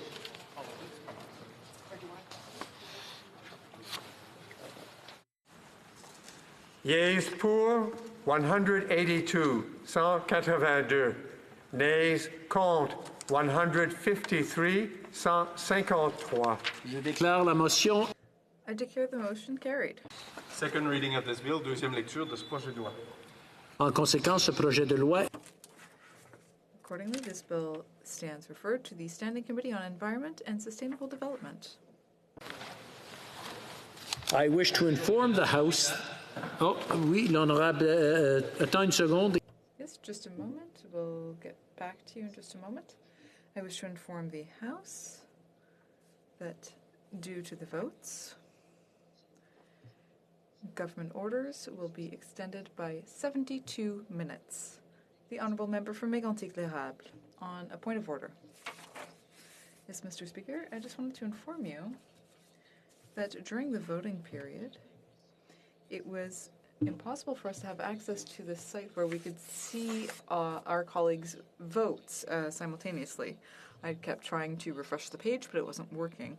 And I think it's important that the system be fully operational so that we're aware of all the votes in this House. So I just wanted to bring that to your attention and perhaps try and figure out what happened, technically speaking. It's very important that we are able to keep track of who is voting as it happens. Thank you very much. I want to thank the member for Mégantic-L'Érable. That was a very good point. We will check with our technicians to ensure that this does not happen again. À l'ordre, conformément. Order. It is my duty, pursuant to Standing Order 38, to inform the House that the questions to be raised tonight at the time of adjournment are as follows. Member for Edmonton Strathcona, Natural Resources, the Honourable Member for Nanaimo Ladysmith, the Environment, and the Honourable Member for South Okanagan West Kootenay, the Environment. One second.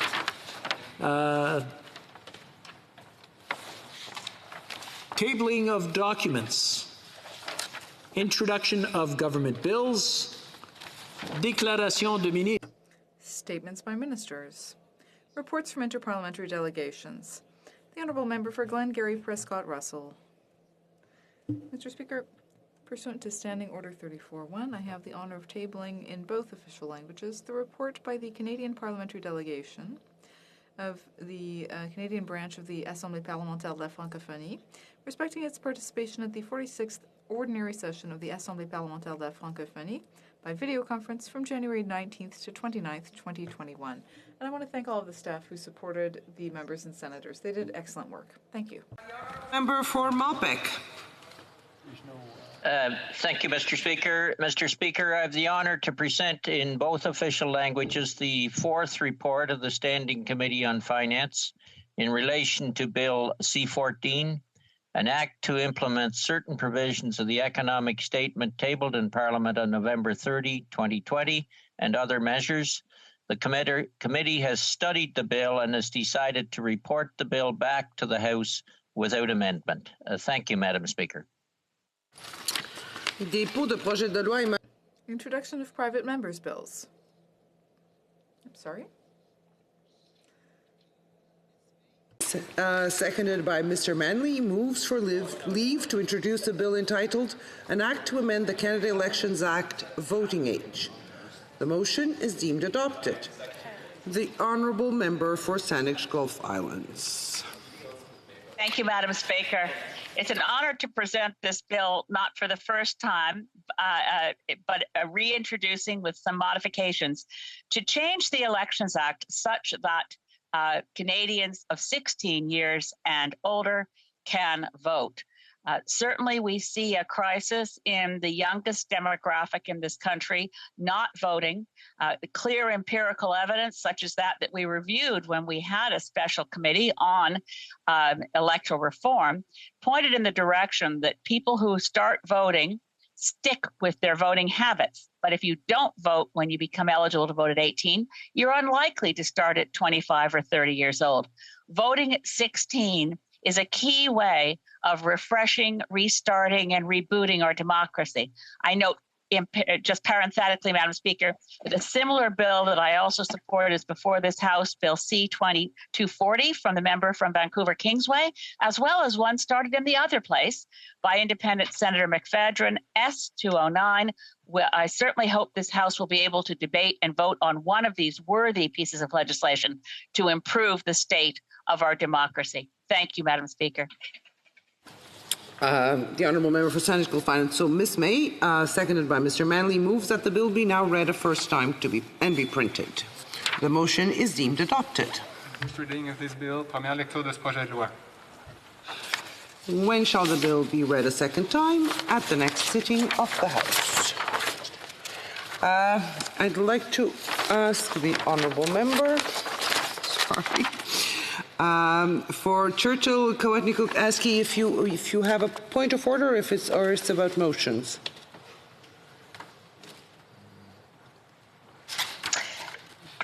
Yes, Madam Speaker. I'm just waiting to present a motion in the next section. It will be a little later. Thank you.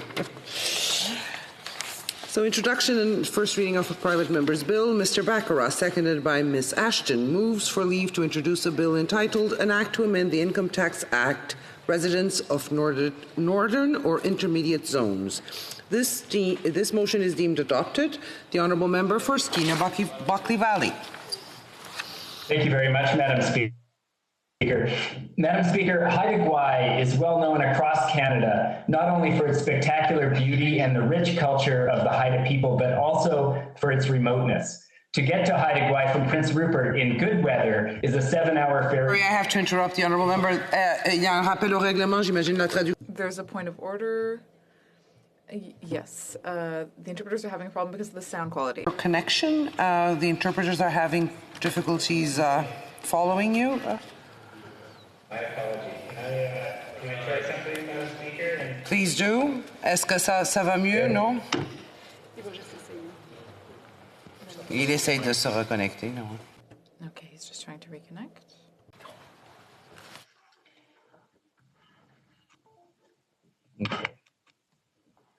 Okay, Madam Speaker. How's that? Is that better? Can you speak a sentence or two so we can see if it's working better, please?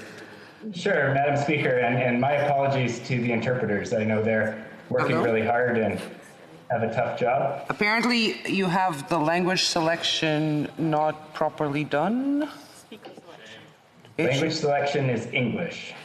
No, it's he has this, the floor. Okay, how's that? Okay, well, finally. Please proceed. Is that any better? Okay, thank you so much. My apologies. Madam Speaker, Haida Gwaii is well known across Canada, not only for its spectacular beauty and the rich culture of the Haida people, but also for its remoteness. To get to Haida Gwaii from Prince Rupert in good weather is a 7-hour ferry ride. It's hard to get any farther west in Canada. The Haida Gwaii are hardy and resilient. They call the islands home for all kinds of reasons, but cheap groceries is not one of them. In fact, most goods and services cost more on Haida Gwaii than on the mainland. The biggest cost is the ferry or plane trips to Prince Rupert, which many families must take several times per year, whether for medical or dental appointments or for other essential reasons. Madam Speaker, the Northern Residence Deduction is a tax deduction meant to offset the high costs of living in Canada's remote communities. It also helps attract skilled workers and promotes economic development. However, the current eligibility criteria for the Northern Deduction is deeply flawed. Back in the 90s, the federal government decided to change the criteria according to arbitrary lines on a map. The problem is those lines don't include all of Canada's remote communities that struggle with high costs of living. When the eligibility criteria changed, Haida Gwaii was downgraded from the North. May I interrupt the member and just have a short summary of the purpose of the bill so that we can eventually get to the speech when the time comes for debate, please. Thank you, Madam Speaker. The bill I'm introducing today would amend the Income Tax Act to explicitly make the residents of Haida Gwaii eligible for the full Northern Residence Tax deduction. Island residents have been pushing for this for over a decade, and it's long overdue. Thank you, Madam Speaker. Thank you. So, Mr. Bacharach, seconded by Ms. Ashton, moves that the bill be now read a first time and be printed. The motion is deemed adopted. First reading of this bill, première lecture de ce projet de loi. Will be read a second time at the next sitting of the House.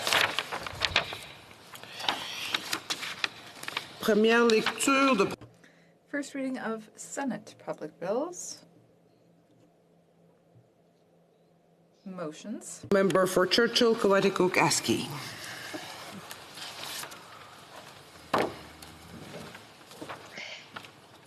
Madam Speaker, there have been discussions among the parties, and if you seek it, I hope you will find unanimous consent with the following motion. That given that Greece is celebrating the 200th anniversary of its declaration of independence in 1821, Greece and the Greeks have contributed so much to the world that the Parthenon marbles are a universal symbol of Hellenic and world civilization, and that this House passed a resolution M318 in the 37th Parliament supporting the return of the Parthenon marbles to Greece.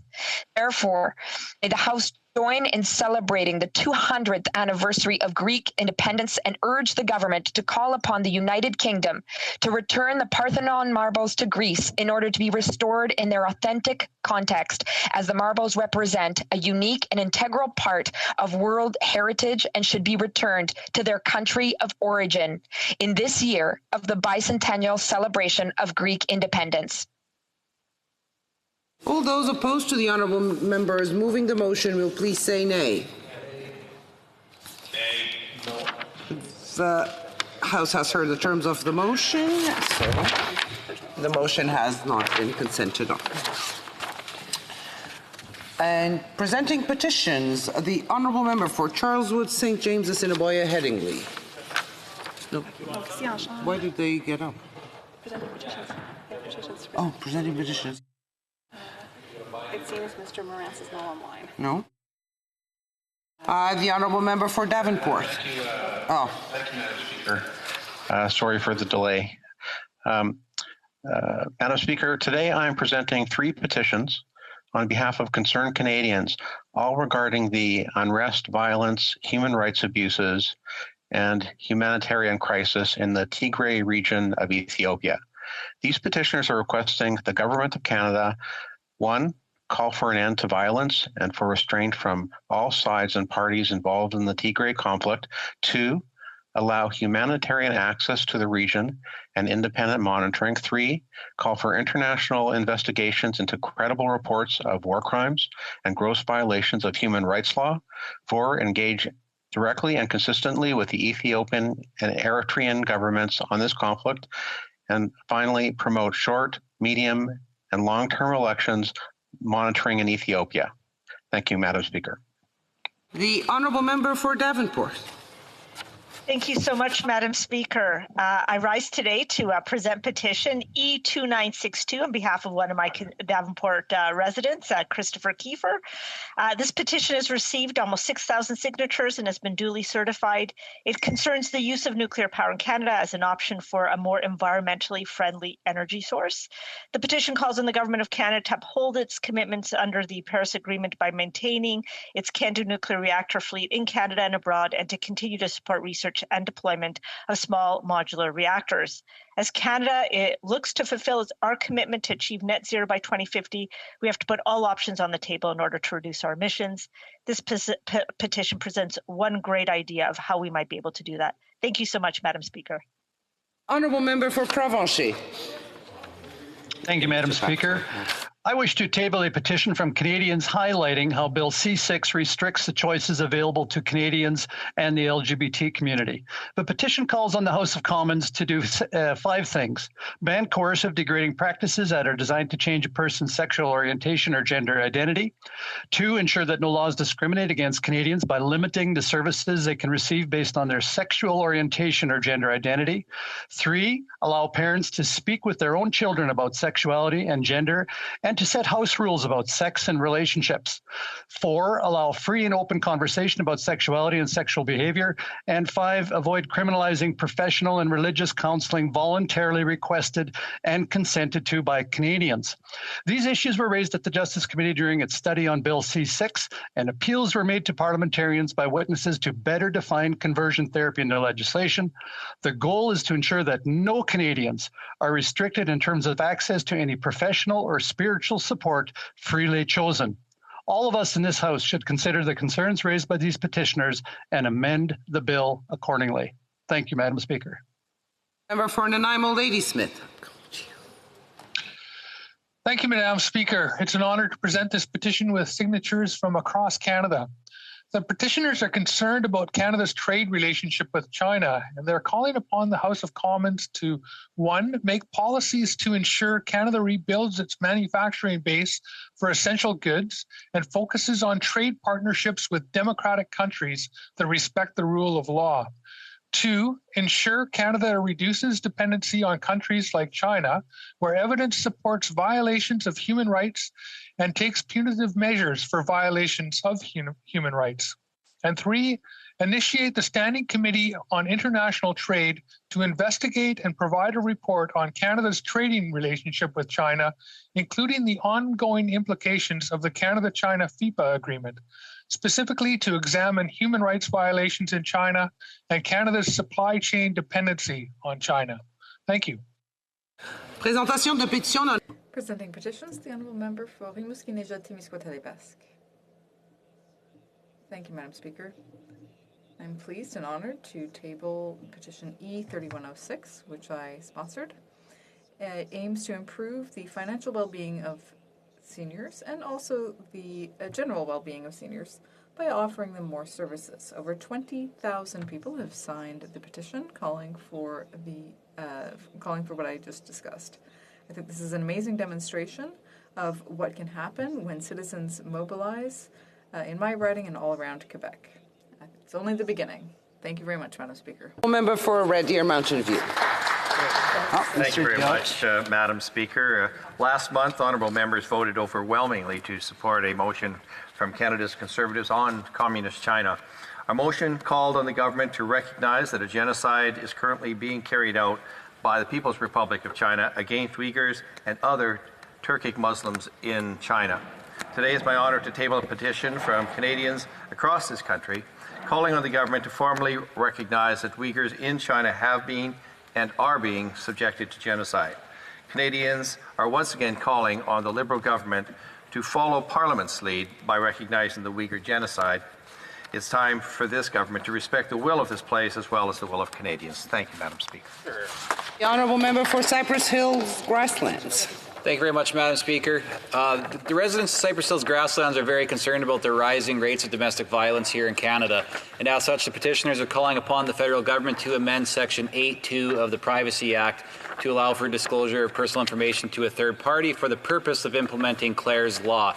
Domestic violence needs to, or the RCMP rather, need to have every tool at their disposal, and Clare's Law is just another tool that they could use. Thank you. The Honourable Member for Edmonton Grisbach. Thank you, Madam Speaker. I'm proud to present a petition today. It's signed by constituents and other Canadians.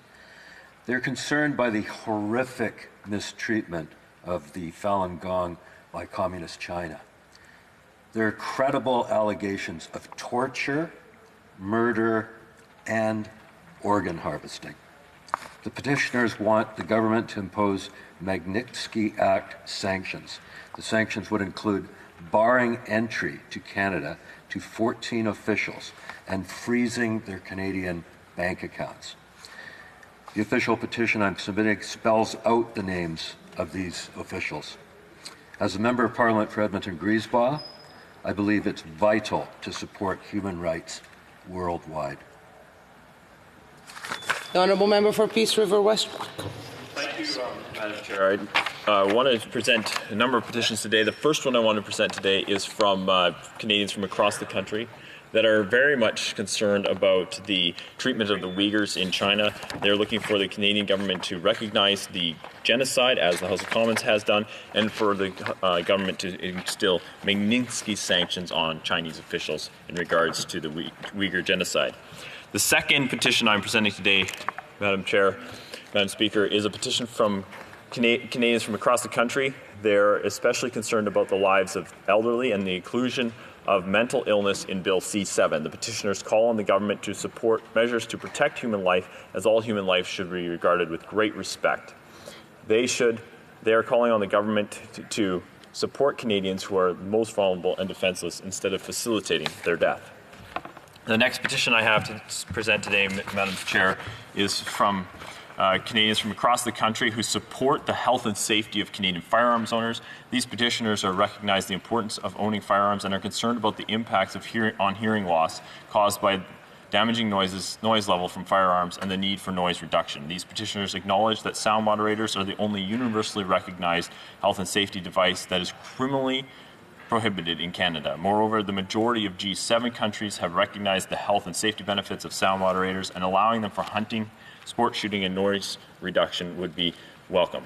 The petitioners are calling on the government to allow legal firearm owners the options to purchase and use sound moderators for all legal hunting and sport shooting activities. The next petition I'm presenting comes on behalf of Albertans.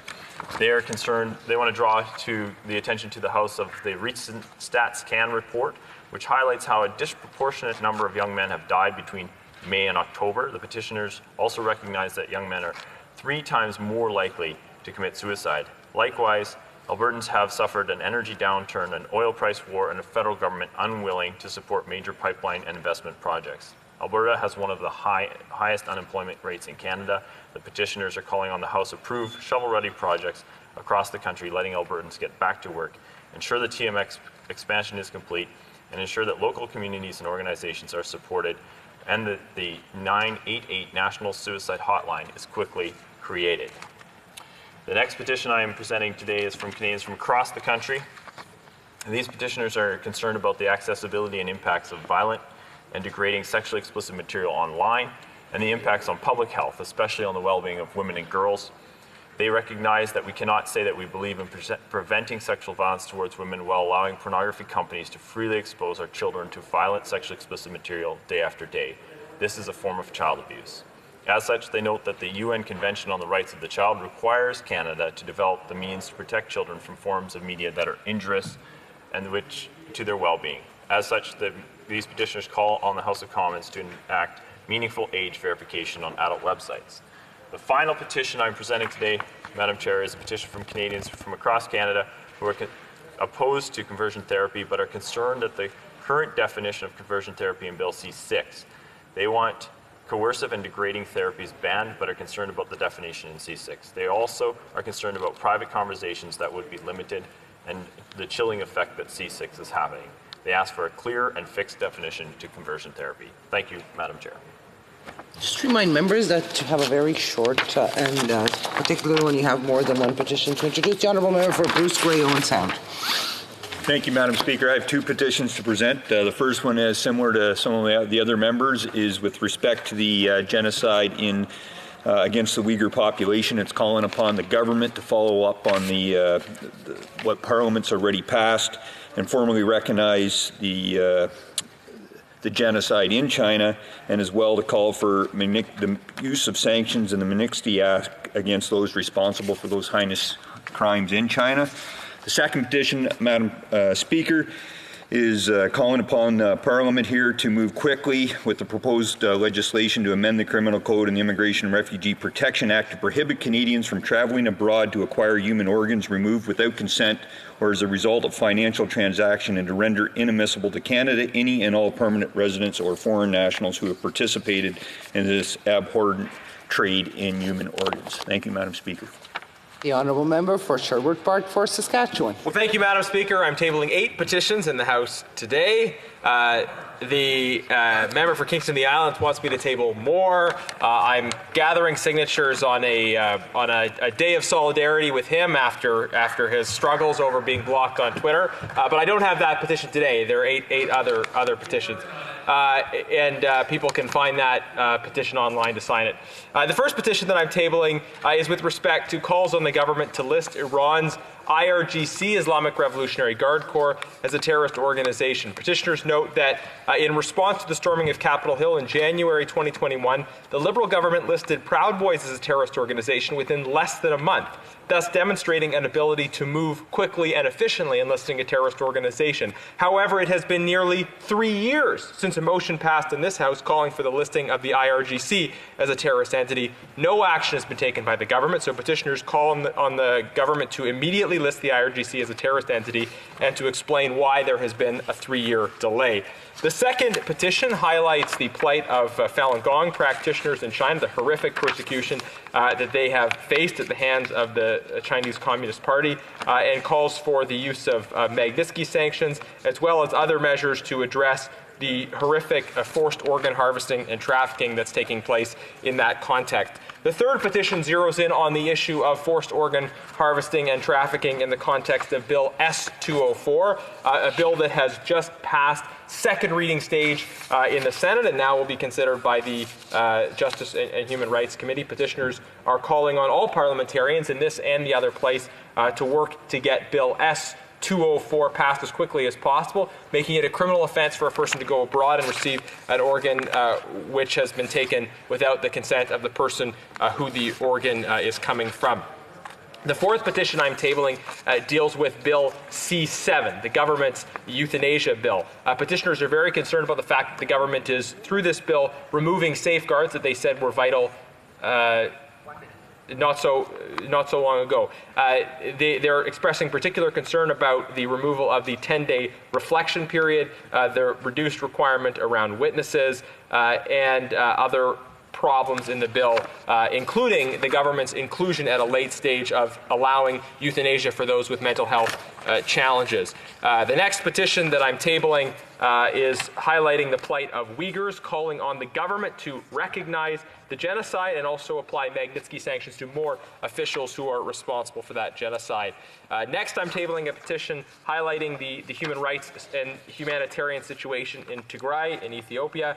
It calls on the government of Canada to take a number of steps, including engaging directly with Ethiopian and Eritrean governments on this conflict and promote short and long-term election monitoring. Second to last petition is calling on the government to fix the definition in Bill C-6. And the final petition... That's all the time. You will have to bring it back another opportunity.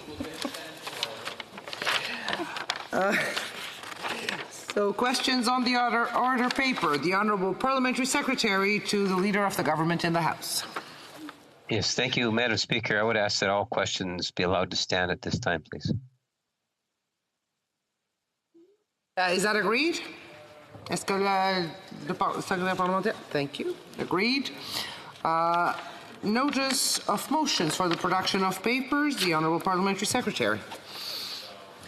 Again, Madam Speaker, I would ask that all notices of motions for the production of papers also be allowed to stand at this time, please. Is it agreed? Est-ce que tout le monde est d'accord? Merci. Orders of the day. Consideration at second reading of Bill C-22, an act to amend the Criminal Code and the Controlled Drugs and Substances Act. Mr. Lametti, seconded by Ms. Bibeau, moves that Bill C-22, an act to amend the Criminal Code and the Controlled Drugs and Substances Act, be now read a second time and referred to the Standing Committee on Justice and Human Rights. L'Honorable Ministre de la Justice et... The Honorable Minister of Justice and Attorney General of Canada. To Bill C-22, which proposes much-needed reforms to the Criminal Code and the Controlled Drugs and Substances Act, or CDSA. Les réformes que nous proposons visent d'abord et... These proposed reforms are first and foremost about addressing the systemic discrimination and unfairness in our criminal justice system, which includes the overrepresentation of Indigenous peoples, Black Canadians, and members of marginalized communities in Canada's prison systems. The policies that we are targeting in this legislation have not accomplished their goal of deterring crime or keeping our communities safe. But they have hurt too many people and their families, disproportionately Indigenous peoples and Black Canadians, communities that are already disproportionately targets of discrimination. We need criminal justice policy that is fair, effective, and keeps our communities safe. We need a fair justice policy, in particular, the speech from the throne committed to addressing systemic inequities in all phases of the criminal justice system, from diversion to sentencing. These are the primary areas of focus of my proposed legislative reforms. Components to the changes we are proposing in Bill C-22. First, it would eliminate mandatory minimum penalties in all drug offenses, a tobacco offense, and some firearms offenses. Second, it would reverse the previous Conservative government's severe restrictions on the availability of conditional sentence orders, or CSOs. And third, it would require police and prosecutors to consider other measures for a simple possession of drugs, such as diversion to addiction treatment programs, rather than laying charges or prosecuting individuals for simple possession of an illegal drug. Before describing the proposed changes in detail, it is important to understand the impact of our existing sentencing laws and the impact that they have had on the over-incarceration of Indigenous persons, Black Canadians, and members of marginalized communities.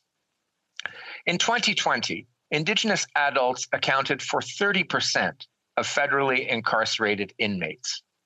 This, despite accounting for approximately 5% of the general Canadian adult population. Indigenous women account for 42% of all federally incarcerated inmates, federally incarcerated women. Similarly, Black adults represent 3% of the overall Canadian population, but now represent 7.2% of the federal offender population. These figures, Madam Speaker, are staggering, and the trends have continued to grow year after year. We must do something to turn the tide. One of the main contributors to these negative trends have been failed sentencing policies. This includes the former government's increase and indiscriminate use of mandatory minimum penalties of imprisonment, also known as MMPs. These one-size approaches to crime mandate that anyone who commits an offense, regardless of the circumstance or the individual's degree of responsibility for that crime, must be imprisoned and must do so for at least the amount of time prescribed in that MMP. Consider the following scenario. A single mother struggling with substance use has begun selling drugs in order to support her addiction and have a little bit of money left over to put food on the table. She is charged and convicted of drug trafficking. Even though the judge recognizes that prison time would not be appropriate in her circumstances, they have no choice but to order the mandated prison time. As a result, she is separated from her children, from her job, and from her life.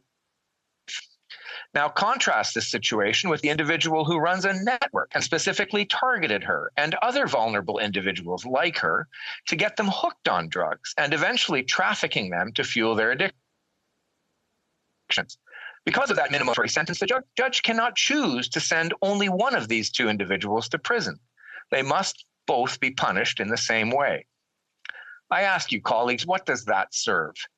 Bill C-22 proposes to eliminate all mandatory minimum penalties for drugs, which were brought in by the previous Conservative government in 2012.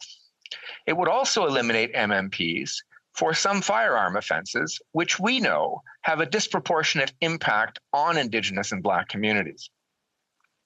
Entre 2007 et 2017, 39... Between 2007 and 2017, 39% of Black and 20% of Indigenous offenders were in federal corrections for an MMP-related offense. During that time, the proportion of Black Canadians admitted to federal corrections for importing or exporting drugs increased from 33% to 43% in 2017. Even worse, the proportion of Indigenous offenders admitted for firearm-related offenses punishable by an MMP more than doubled. In a similar vein, Bill C-22 would reverse the previous Conservative government's severe restrictions on the availability of conditional sentencing orders, which give judges the option to order that a sentence be served within one's community under strict conditions, if the individual does not pose a risk to public safety, and the penalty given would have been less than 2 years of incarceration.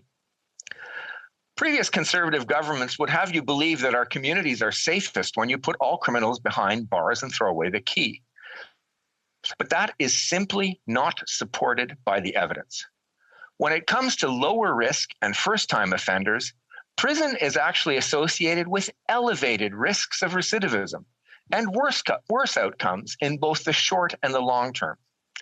On the other hand, alternatives like conditional sentencing or CSOs are an effective and proven way to enable more effective rehabilitation and reintegration by enabling individuals to maintain their employment or continue caring for children or family members in need. The data is clear, Madam Speaker. We just have to listen to it. The removal of restrictions on CSOs are crucial to reducing the failed trend of Conservative justice policies that have made it difficult, if not impossible, for judges to sentence individuals appropriately. This individual tailoring of sentences is supposed to be a fundamental principle of our criminal justice system, yet it has been altered by these policies. Nos lois sur la détermination de la peine ont été... Our sentencing laws have also prevented sentencing courts from giving full effect to the Gladue principles enacted in subsection 718.2e of the Criminal Code, which is based on restraint and requires courts to consider all available sanctions other than imprisonment for all offenders, with particular attention to the circumstances of Indigenous offenders. With respect to Indigenous women offenders, these targeted measures will have real and measurable impacts. Take, for example, the changes to CSOs.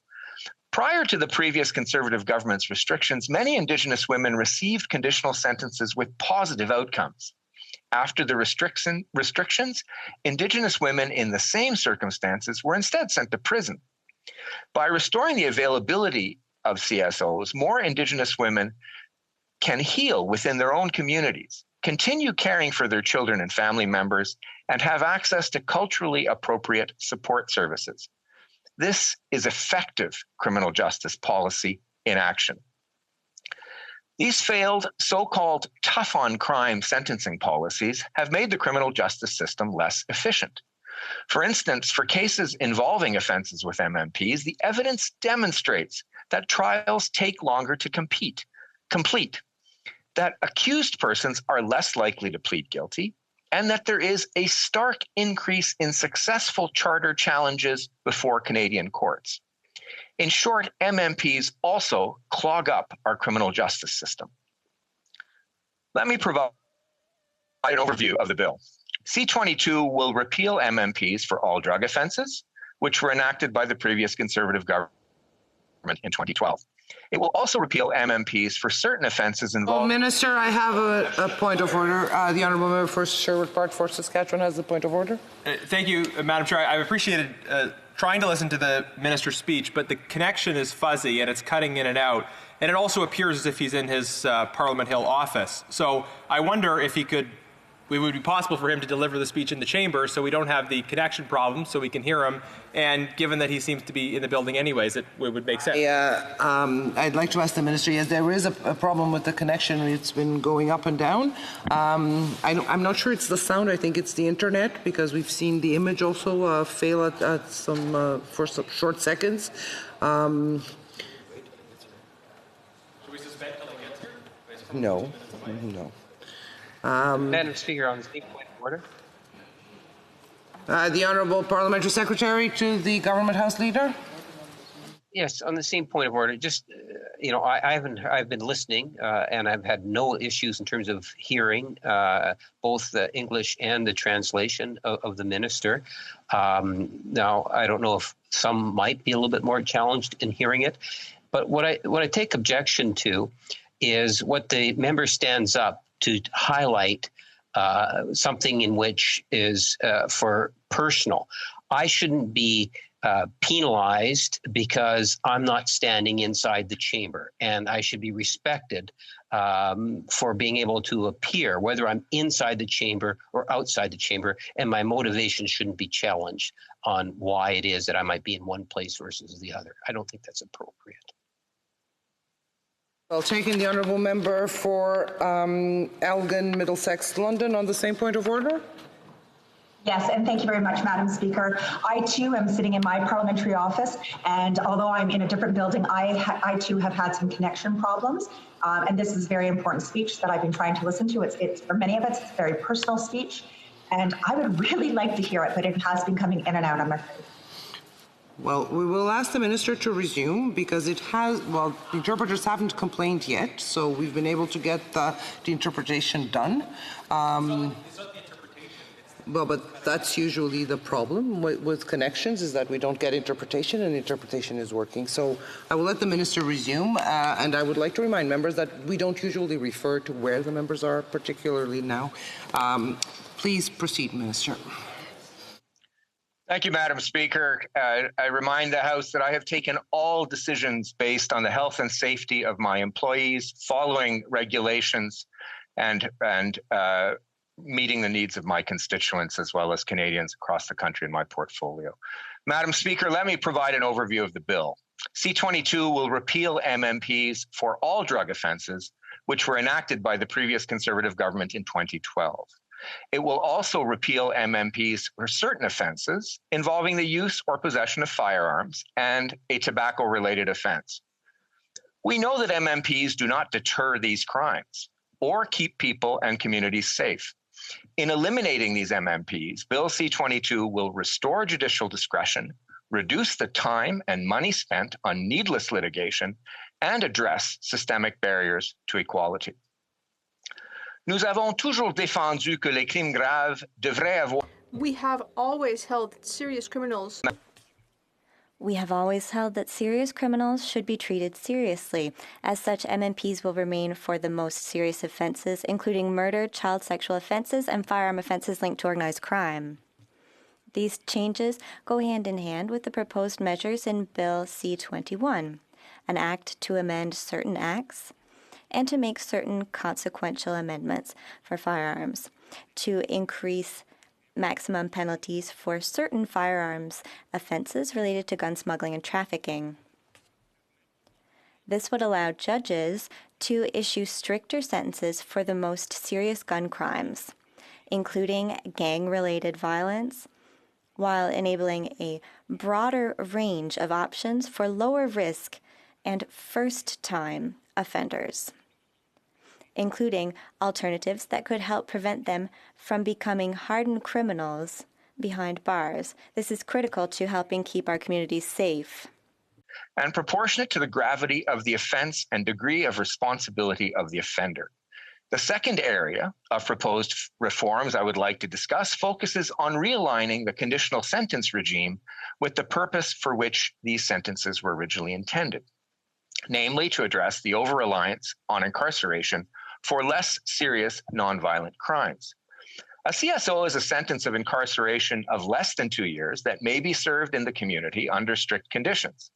It is only available if a judge is satisfied that doing so would pose no risk to public safety. Bill C-22 will repeal a number of restrictions brought in by the former Conservative government on the availability of CSOs. The additional restrictions have limited judges from imposing CSOs in appropriate cases. The current restrictions have resulted in more people being sent to jail, more charter challenges, and have contributed to the over-incarceration of Indigenous persons in particular. In July 2020, in the case of the Queen against Sharma, the Ontario Court of Appeal struck down the provisions in the Criminal Code limiting the availability of CSOs for offenses punishable by a maximum term of imprisonment of 14 years or life, or 10 years if drugs were involved. The court noted that these limits on the availability of CSOs undermine the remedial purpose of the Gladue principle in the Criminal Code by limiting a judge's ability to impose fit sentences to take into account the circumstances of Indigenous offenders, including the well-documented impacts of colonialism and residential schools. Bill C-22 seeks to reform the CSO regime in a way that will allow courts to order sentences other than incarceration in appropriate cases that focus on restorative justice principles. We have heard a strong and positive response from the legal community to these proposed changes. These changes will have real, measurable results. Again, CSOs will only be available for those facing sentences of less than 2 years and where the judge is satisfied that there is no risk to public safety. They would not be available for more serious offenses, including murder or attempted murder, torture, advocating genocide, and criminal organization and terrorism offenses punishable by a maximum term of imprisonment of 10 years or more. I would now like to turn my attention to describing the third set of important legislative reforms proposed by Bill C-22, which support our commitment to public health-centered approaches to drugs and substance use. Bill C-22 aligns with amendments proposed by private members Bill C-236, an act to amend the Controlled Drugs and Substances Act, evidence-based diversion measures, with certain technical amendments. I would like to thank the member from Beaches East York for his private member's bill and his leadership in this area. We agree that these changes to treat addiction as a health issue will improve the state of the criminal justice system in Canada, particularly as we examine better approaches to dealing with the opioid crisis, changes like these which may very well help save lives. Substance use is first and foremost a health issue.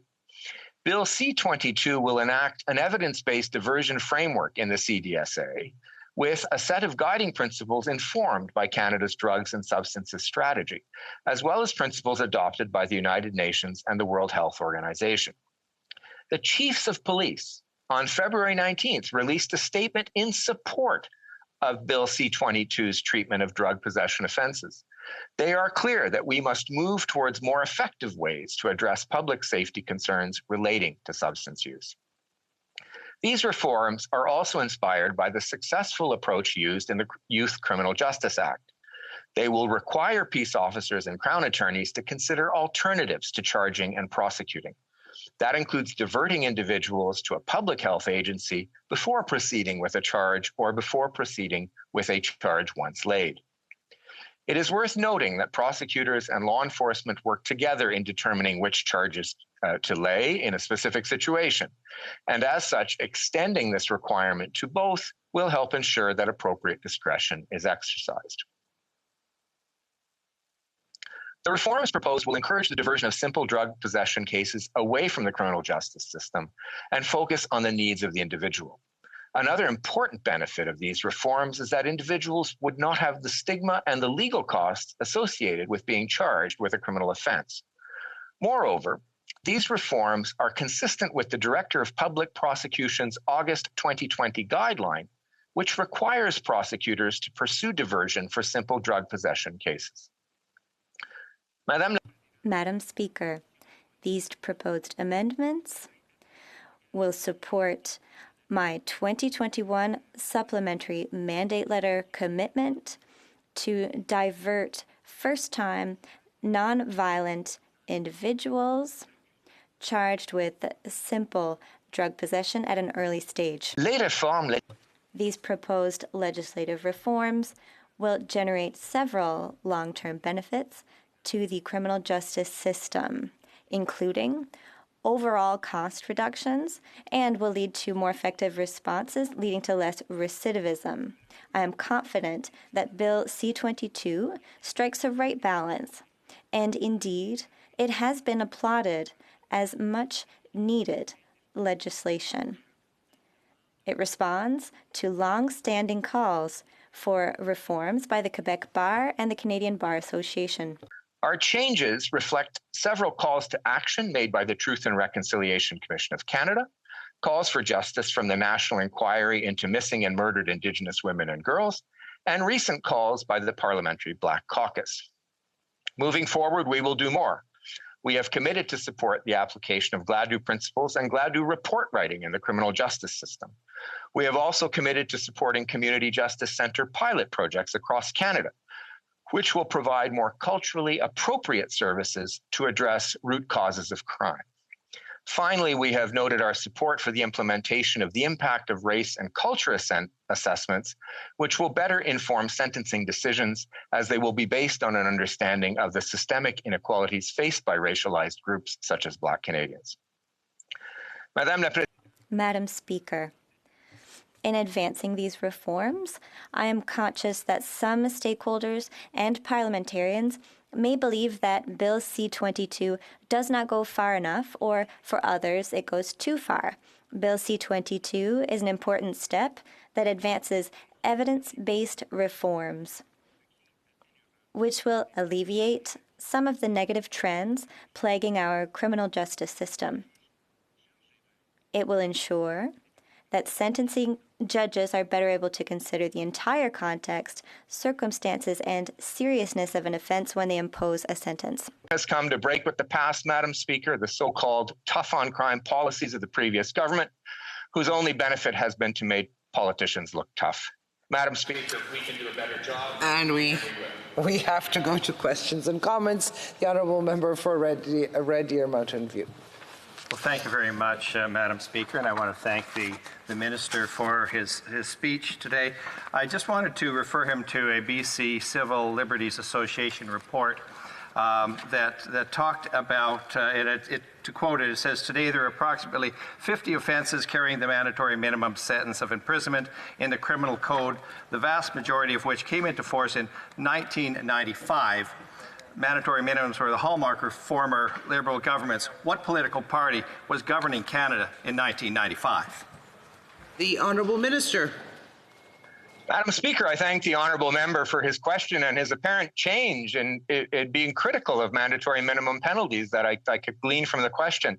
Madam Speaker, mandatory minimum penalties simply haven't worked. We have chosen in this bill mandatory minimums that result in the over-incarceration of Black and Indigenous Canadians in particular, and that have served to clog up the criminal justice system. Madam Speaker, they're not helping anybody. They were simply fueling the ideological tough on crime narrative, which hasn't proven true empirically, which hasn't served our communities, which hasn't made us safer, and which hasn't helped victims. Questions and comments. The Honourable Member for Esquimalt, Saanich-Sooke. Thank you very much, Madam Speaker, and I thank the Minister for his speech on this bill, and also thank him for the bill. But he knows that my question is going to be one of those, why haven't you gone a bit further? So why are we still talking about criminal penalties for the personal possession of small amounts of drugs when all health authorities recognize that we should treat addiction and drug use as a health problem and not as a criminal problem? So why so timid? Why don't we just move to eliminate those criminal penalties altogether? The Honourable Minister. I thank the honourable member for his question and his dedication to this issue. I like him, feel that there is a serious question that needs to be studied here, particularly in light of the opioid crisis in various parts of the country, a very serious crisis. And I also understand and agree with the idea that we ought to treat health problems as not as criminal law problems. What I was doing here, Madam Speaker, and I hope the honourable member will understand this, is attack one part of that, which is the part that revolves around criminal sentencing. So I stayed within those parameters, Madam Speaker. This isn't to preclude larger debates from happening in other areas, and I would welcome those kinds of debates. The honourable member for Humble River Black Creek. Thank you very much, Madam Speaker, and let me congratulate the Minister for bringing forward this bill, and I know that he's put a tremendous amount of work into it. I think it's extremely important that we look for more diversion programs, more opportunities to decrease the amount of so many people throughout our city that are in jail for miscellaneous things and have a criminal record that prevents them from getting viable work later on. When we talk about diversion programs, I'd be interested to hear from the Minister some examples of where he thinks the diversion program can be better played out in the justice system. Honourable Minister. Thank you, Madam Speaker. Thank you. I thank my honourable colleague for the question. During the 2019 election, I met with leaders of the Black community in Toronto at a meeting in Scarborough, and they were univocal in asking us to support the kinds of programming that they did. Around the table, there were ministers, there were ministers in the religious sense, there were other community workers, there were ex-convicts who were working in their communities, and they were developing programs that worked with kids, after-school programs, kept them out of gangs. And they said, Mr. Lametti, we want you to get these kinds of programs supported so that we don't send kids to jail, because when we send them to jail, they just end up becoming hardened criminals. So we have, in the fall economic statement, Madam Speaker, supported community justice pilot projects in cities like Vancouver, Toronto, and Montreal, precisely to target these cultural communities and to give police officers and prosecutors alternatives to divert people from the criminal justice system. The Honourable Member for Sherbrooke. Madam Speaker, I thank the Honourable Minister for this bill. I'm from a community organization that dealt with alternative justice, worked with youth, for example, with drug problems. Of course, we quickly understood that diversion of certain files was not the solution, but these people needed to be helped out more. In order to make sure that these youth do not have a criminal background, shouldn't the minister send money from the federal government to the provinces to help these youth? The Honourable Minister. I thank my honourable colleague for her question, and I'm pleased to see that I'm not the only one who has difficulty pronouncing that particular word. At work, I work with my counterparts across Canada. Of course, the principles within this bill could be applied to other projects, so I am prepared to work with my Quebec counterpart or counterparts anywhere in Canada to find solutions that would be more effective and efficient. Royal. Thank you, Madam Speaker, and through you, some of these so-called minor offenses that the minister refers to, robbery with a firearm, extortion with a firearm, weapons trafficking, importing or exporting knowing it is an unauthorized firearm, using a firearm in the commission of an offense. What these all have in common is each and every one of them had a mandatory prison sentence, as it should, assigned to them before the Conservatives took government. And I just wish the honourable member, I appreciate that he and I are not going to agree on a soft on crime approach, but I wish he would be upfront with the fact that these mandatory minimums are liberal mandatory minimums. Would he at least admit that? Honourable Minister. Thank the honourable member for his question, and I'm reading between the lines. I'm happy with his criticisms of mandatory minimums. I think that's quite a great deal of progress from someone who was an integral part of the justice hierarchy in the previous Conservative government. Madam Speaker, I just want to correct the record. We aren't touching mandatory minimums where there is gang-related offences involved, where there is arms trafficking involved. And or where there are prohibited weapons involved. Madam Speaker, the mandatory minimum with respect to robbery, for example, only applies to long guns. And so it is one particular subset of that offense. And it is, again, something that is disproportionately touching Black and Indigenous communities across Canada. Questions and comments, the honourable member for Sherwood Park for Saskatchewan. Thank you, Madam Speaker. The minister has presented lowering sentences and increasing judicial discretion as a solution to systemic racism in the justice system. We acknowledge that there are problems of systemic racism in many institutions, including in the justice system. It's not obvious to me, though, how lowering sentences across the board addresses those problems. Because the problem of systemic racism, the problem of unconscious bias, the problem of judges making decisions that reflect certain presumptions that may have been influenced by racist ideas, intentionally or not, it doesn't seem to me that increasing discretion or lowering sentences across the board actually tackles that specific problem. What does the minister have in mind that actually addresses directly the problem of systemic racism? The honourable minister.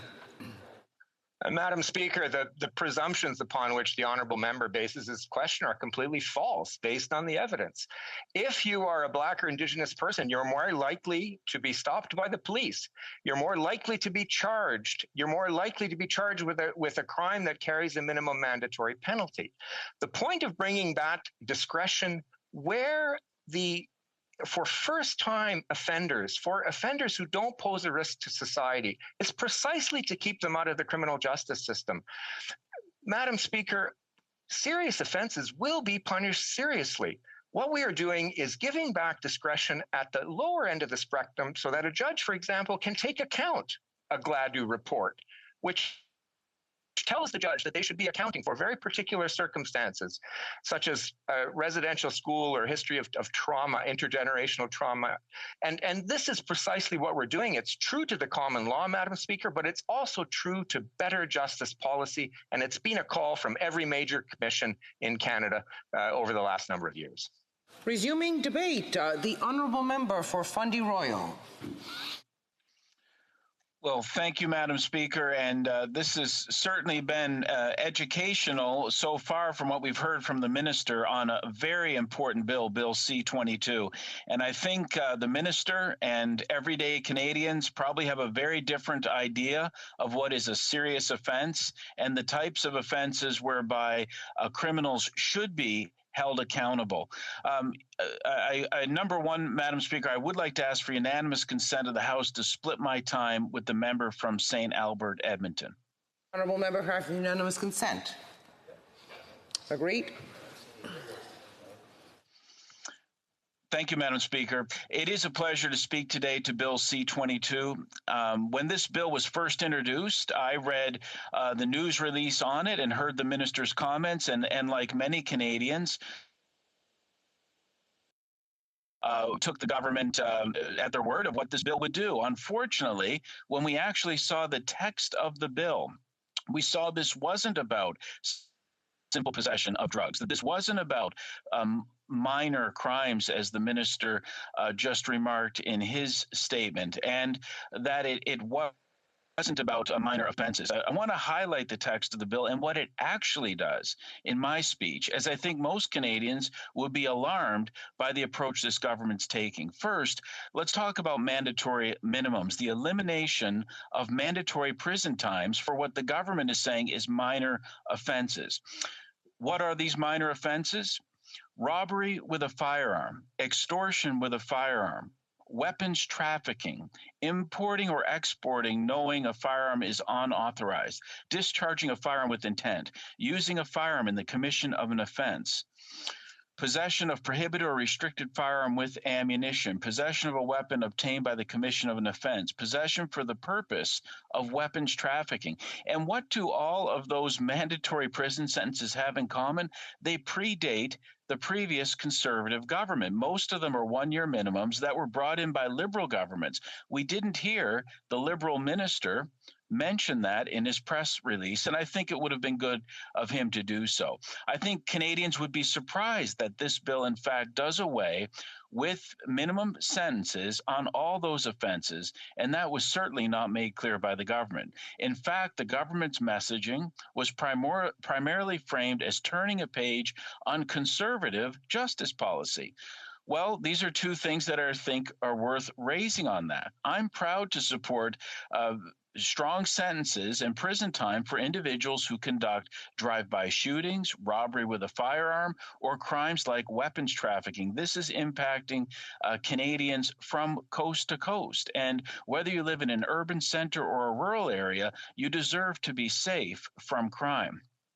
In fact, I think most Canadians would agree with that, which is why the Liberals will not talk about what offenses they're actually repealing mandatory prison time for. We just heard the Minister of Justice speak. He did not list the firearms offenses like I just did that are actually being, the offenses, the punishment being lowered under this bill. Second, the former Conservative government certainly did bring in some mandatory prison sentences for violent offenses like the ones I just listed. It's worth noting, though, that if you trace the mandatory prison sentences back, you can trace many of them to 1995 and beyond under former Liberal governments. In fact, you can even trace the mandatory prison sentence for using a firearm in the commission of an offense back to former Prime Minister Trudeau in the 1970s. Many of the mandatory minimums, in fact, being maintained by this Liberal government, being kept in the criminal code, were implemented and strengthened by a former conservative government. This is all to highlight the fact that this is largely the Liberals leaning heavily on warped communications to make reforms to the criminal code to weaken penalties for crimes that most Canadians would say deserve mandatory prison time. Now let's touch on the mandatory prison time being eliminated under the Controlled Drugs and Substances Act. The Liberals would have you to believe this is just about simple possession of drugs. In fact, Bill C-22 tells you it's just the opposite. Bill C-22 eliminates mandatory prison time for trafficking or possession for the purpose of trafficking, importing and exporting or possession for the purpose of exporting, production of a substance Schedule 1 or 2, for example, heroin, cocaine, fentanyl, and crystal meth. You'd be forgiven if you're confused because the federal government's news release does not mention that they are eliminating mandatory prison time for drug traffickers. It does not mention that they're eliminating mandatory prison time for those importing or exporting drugs, nor does it mention that Bill C-22 eliminated mandatory prison time for the production of drugs like heroin, cocaine, fentanyl, and crystal meth. I hypothesize that the government's news release does not mention any of this because they recognize that Canadians would not support eliminating mandatory prison time for drug traffickers. To be clear, Madam Speaker, these are not people in simple possession of drugs. These are people that are preying each and every day on addicts, on people that need help. These are the individuals taking advantage of them in our communities. These are the people involved in criminal activities and are actively preying on those that struggle every day with addiction. There's a component in the bill that codifies principles that police officers and prosecutors should follow when determining whether to lay charges. But the fact is, police officers already have the ability to use their own discretion when determining to lay charges. Further, the Director of Public Prosecutions of Canada had previously issued a directive to prosecutors for them to avoid prosecuting simple possession charges unless there are major public safety concerns. So this change in practice will have little impact. Conservatives believe that those struggling with addiction or mental health issues should get the help that they need. Many Canadians struggling with addiction should have access to treatment rather than prison if their crime was nonviolent. But this bill does absolutely nothing to address that. Now I'll move on to the conditional sentencing component of the bill. Bill C-22 allows for a number of offenses to be now eligible for conditional sentencing. Again, the government's news release does not outline what those offenses are. The minister referred to them as minor offenses. Well, here are some examples of offenses where a conditional sentence, this means serving your sentence from the comfort of your own home, would be available under Bill C-22. Manslaughter, discharge of a firearm with intent, sexual assault with a firearm, robbery, breaking and entering a dwelling house, breaking and entering a place other than a dwelling house, assaulting a police officer causing bodily harm, sexual assault, abduction of a person under 14, kidnapping. The government didn't mention any of those specific offenses that I just mentioned in their news release. They completely brushed over this point and referred to them as minor offenses. And I think almost all parliamentarians and Canadians would agree that those are in fact serious offenses and that people shouldn't be serving a sentence from the comfort of their own home if they've just finished burning down your home. The fact is that by removing the section of the criminal code that prevents conditional sentences from being issued for the offenses I just listed, they will allow for more effective rehabilitation and reintegration by enabling individuals to maintain their employment or continue caring for children or family members. That's what the government has said. Quite frankly, I don't think someone convicted of kidnapping, sexual assault, manslaughter, or many other offenses I listed should be eligible for house arrest. And I think most Canadians agree on that point. We believe, Conservatives, as we support reducing recidivism, but this bill is not the way to tackle it. In fact, my colleague, the member from Tobique-Mactaquac, has introduced the Reduction of Recidivism Frameworks Act. This bill would set up a framework of measures to help reduce recidivism, reduce people coming into continual contact with the criminal justice system. And I hope the members from all sides of the House will support this bill. We've seen, Madam Speaker, a trend from this government in failing to respond or stand up for victims of crime. In November of last year, the Federal Ombudsman for Victims of Crime called on the government to proceed with the in-depth parliamentary review of the Canadians Victims of Bill of Rights as required under the legislation so that further means to protect victims of crime could be identified. This is yet to happen. This is an opportunity to strengthen the act and ensure supports are made available for victims. The Federal Ombudsman for Victims of Crime said that based on the data available to her, it appears the objectives of the act established in 2015 have not been met. Her office released a series of recommendations in a progress report that should be reviewed more fully in the parliamentary review that the government should proceed with quickly to ensure victims and their family receive the support that they deserve. A few days after the report from the Federal Ombudsman, a decision out of the Quebec Court of Appeal struck down a sentence of the Criminal Code allowing for consecutive life sentences. This was the case of a man who murdered 6 people in a Quebec City mosque in 2017. And we have time, apologies, but we have to go to questions and comments. Questions et commentaires, the Honourable Member for Kings Heads. Thank you, Madam Speaker, and I'd like to thank my honourable colleague from Fundy Royal for his remarks and his speech today. I had the chance to do a bit of background on my honourable colleague. I see that he was a lawyer before his time in Parliament, as was I. When I sit here and look at this legislation, and there's going to be different ideologies on it through and through, I don't see how I, as a parliamentarian, should have the discretion to decide those sentences. He talked about discretion a lot in his speech. As someone that has a legal background, does he not believe that we should be giving judges and the people that can hear the facts of the case in the particular circumstances the discretion to put the sentencing in place, as opposed to us as parliamentarians without any context being able to put those sentencings in as part of the minimum sentencing? The Honourable Member for Fundy Royal. Thank you, Madam Speaker, and I thank my honorable colleague for the question. And I agree that judges have to have discretion when it comes to sentencing, but it's also the role of Parliament. We are the ones that pass through the criminal code what is a criminal act, what is a criminal action, and we set out the parameters, both when it comes to a minimum sentence or even a maximum sentence. That's part of our job. And this is not a partisan thing. Many of the minimums being eliminated by the Liberal government here were in fact introduced previously by Liberal governments. So this is about ensuring that there is an appropriate sentence served for someone who commits a very serious crime. L'honorable député. The honourable member for Berthier-Maskinongé. Thank you, Madam Speaker. I'd like to thank the member for Fundy Royal for his speech.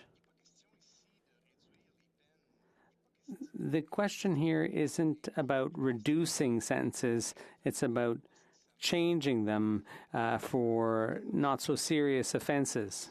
When the member said that police officers can have some discretion in bringing charges or not, but there are times when charges have to be laid because the act in question is serious and the circumstances deserve further punishment. So this bill would put the power back into the hands of judges, as was previously stated. My question for the honourable member is, does he not think that judges are sufficiently well trained such that if they look at a list of minimum penalties, if it's that automatic, then maybe they don't need that much training after all, if the discretion is taken out of their hands. So my question is he questioning the training of judges, for example? Well, Madam Speaker, this bill does not deal with minor and insignificant offenses. It deals with what I would say are very serious offenses: robbery with a firearm, extortion with a firearm. These are serious offenses, and Parliament, in its wisdom in the past, has assigned to it both maximum sentences, which do impact a judge's discretion, but also a minimum sentence. And that has been done in Parliament's wisdom. It's up to us. It's within our power to change that. But this has always been the case, that Parliament sets out the parameters whereby judges sentence. Honourable member for Edmonton Strathcona. Thank you, Madam Speaker, and I'd like to thank my colleague for his intervention today. It was very interesting, and I was very happy to hear him talk about his support for those struggling with addictions and struggling with possession of small amounts of drugs. I am wondering whether or not he would be supportive of emergency exemptions to the Controlled Drugs and Substance Act that would, concerning personal possession, and if he would be in support of full decriminalization of possession of small amounts of drugs for personal use, potentially even going so far as to be supportive of safe supply. We've listened to healthcare providers, frontline service workers, police, public health officials. We know this is the way that we can save lives for people that are struggling with addiction. I'm wondering if he is supportive of those. The honourable member for Fundy Royal. Through you, Madam Speaker, I thank the honourable member for her question. I think that's where a lot of us were quite surprised when we read this bill, is this has nothing to do with simple possession of drugs. And in fact, it has everything to do with the people that are preying on of those that are addicts in our communities. Trafficking or possession for the purpose of trafficking, importing and exporting, and even production of Schedule I and Schedule II drugs is where the minimum sentence is being removed. So lessening the sentence on those that are preying on victims, and that's moving in the exact wrong direction. I agree. Resuming debate, the honourable member for St. Albert, Edmonton. Thank you, Madam Speaker. I speak this afternoon to Bill C-22, an act to amend the Criminal Code and Controlled Drugs and Substances Act. The Liberals have advertised this bill as a response to the disproportionate number of Black, Indigenous, and other marginalized Canadians caught up in Canada's criminal justice system. They have advertised this bill as removing what they have characterized as unfair and disproportionate mandatory jail times for what they claim to constitute minor offenses. And the Liberals have repeatedly advertised in that regard that Bill C-22 eliminates mandatory jail times for simple possession. It all on its face, Madam Speaker, sounds pretty good. The only problem, Madam Speaker, is that Bill C-22 is not as advertised by the Liberals.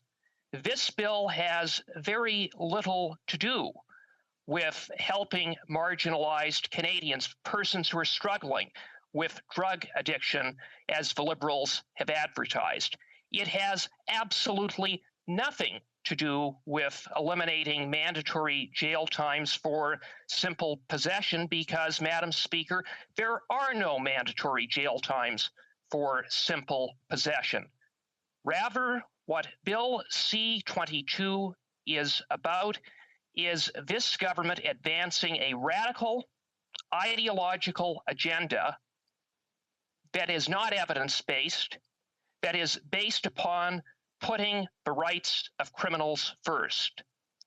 And through their false advertising, this cynical government, in a cynical and dishonest way, is seeking to change the channel from what this bill is really all about. Because quite frankly, Madam Speaker, I believe the more Canadians learn about Bill C-22, the more alarmed the vast majority of Canadians will be. It is true that this legislation does eliminate mandatory jail times. But, Madam Speaker, it doesn't eliminate mandatory jail times for so-called minor offenses. Rather, this bill removes mandatory jail times for some extremely serious offenses, including serious firearms offenses. What sorts of firearms offenses does this legislation eliminate mandatory jail times for? Well, Madam Speaker, among those offenses include robbery with a gun, extortion with a gun, discharging a firearm with the purpose of inflicting injury, weapons trafficking, using a gun in the commission of an offense, and possession of a gun obtained in the commission of an offense. And Madam Speaker, I could go on. And so I say to the government, through you, Madam Speaker, how does that benefit or help marginalized Canadians? The simple answer, Madam Speaker, is it does nothing in that regard. But what it does do is help give a free pass to dangerous criminals. And I have to say, Madam Speaker, that it is quite ironic because this is a government that talks a lot about getting tough on guns, getting tough on gun crime. And Madam Speaker, I say that when the Liberals talk about getting tough on guns, what they really mean is getting tough on law-abiding Canadians who own guns. We see this, Madam Speaker, just by way of Bill C-21, which was introduced 3 days before the Liberals introduced this deeply flawed piece of legislation that imposes onerous new restrictions on law-abiding firearms owners and threatens law-abiding firearms owners who fail to comply with jail. So there you have it, Madam Speaker, in terms of the Liberal approach. If you happen to be a law-abiding firearms owner, the Liberals are coming after you, threatening you with jail. But if you happen to be a serious criminal who commits serious offenses with guns, the Liberals are here to help you stay out of jail. Talk about a mismatched set of priorities on the part of this government. Talk about putting ideology ahead of common sense and public safety.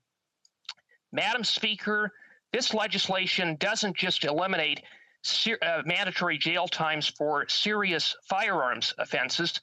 This bill also removes mandatory jail times for serious drug-related offenses, as my colleague, the member for Fundy Royal, pointed out, including drug trafficking, exporting and importing drugs, possession for the purpose of trafficking, and Madam Speaker, I could go on.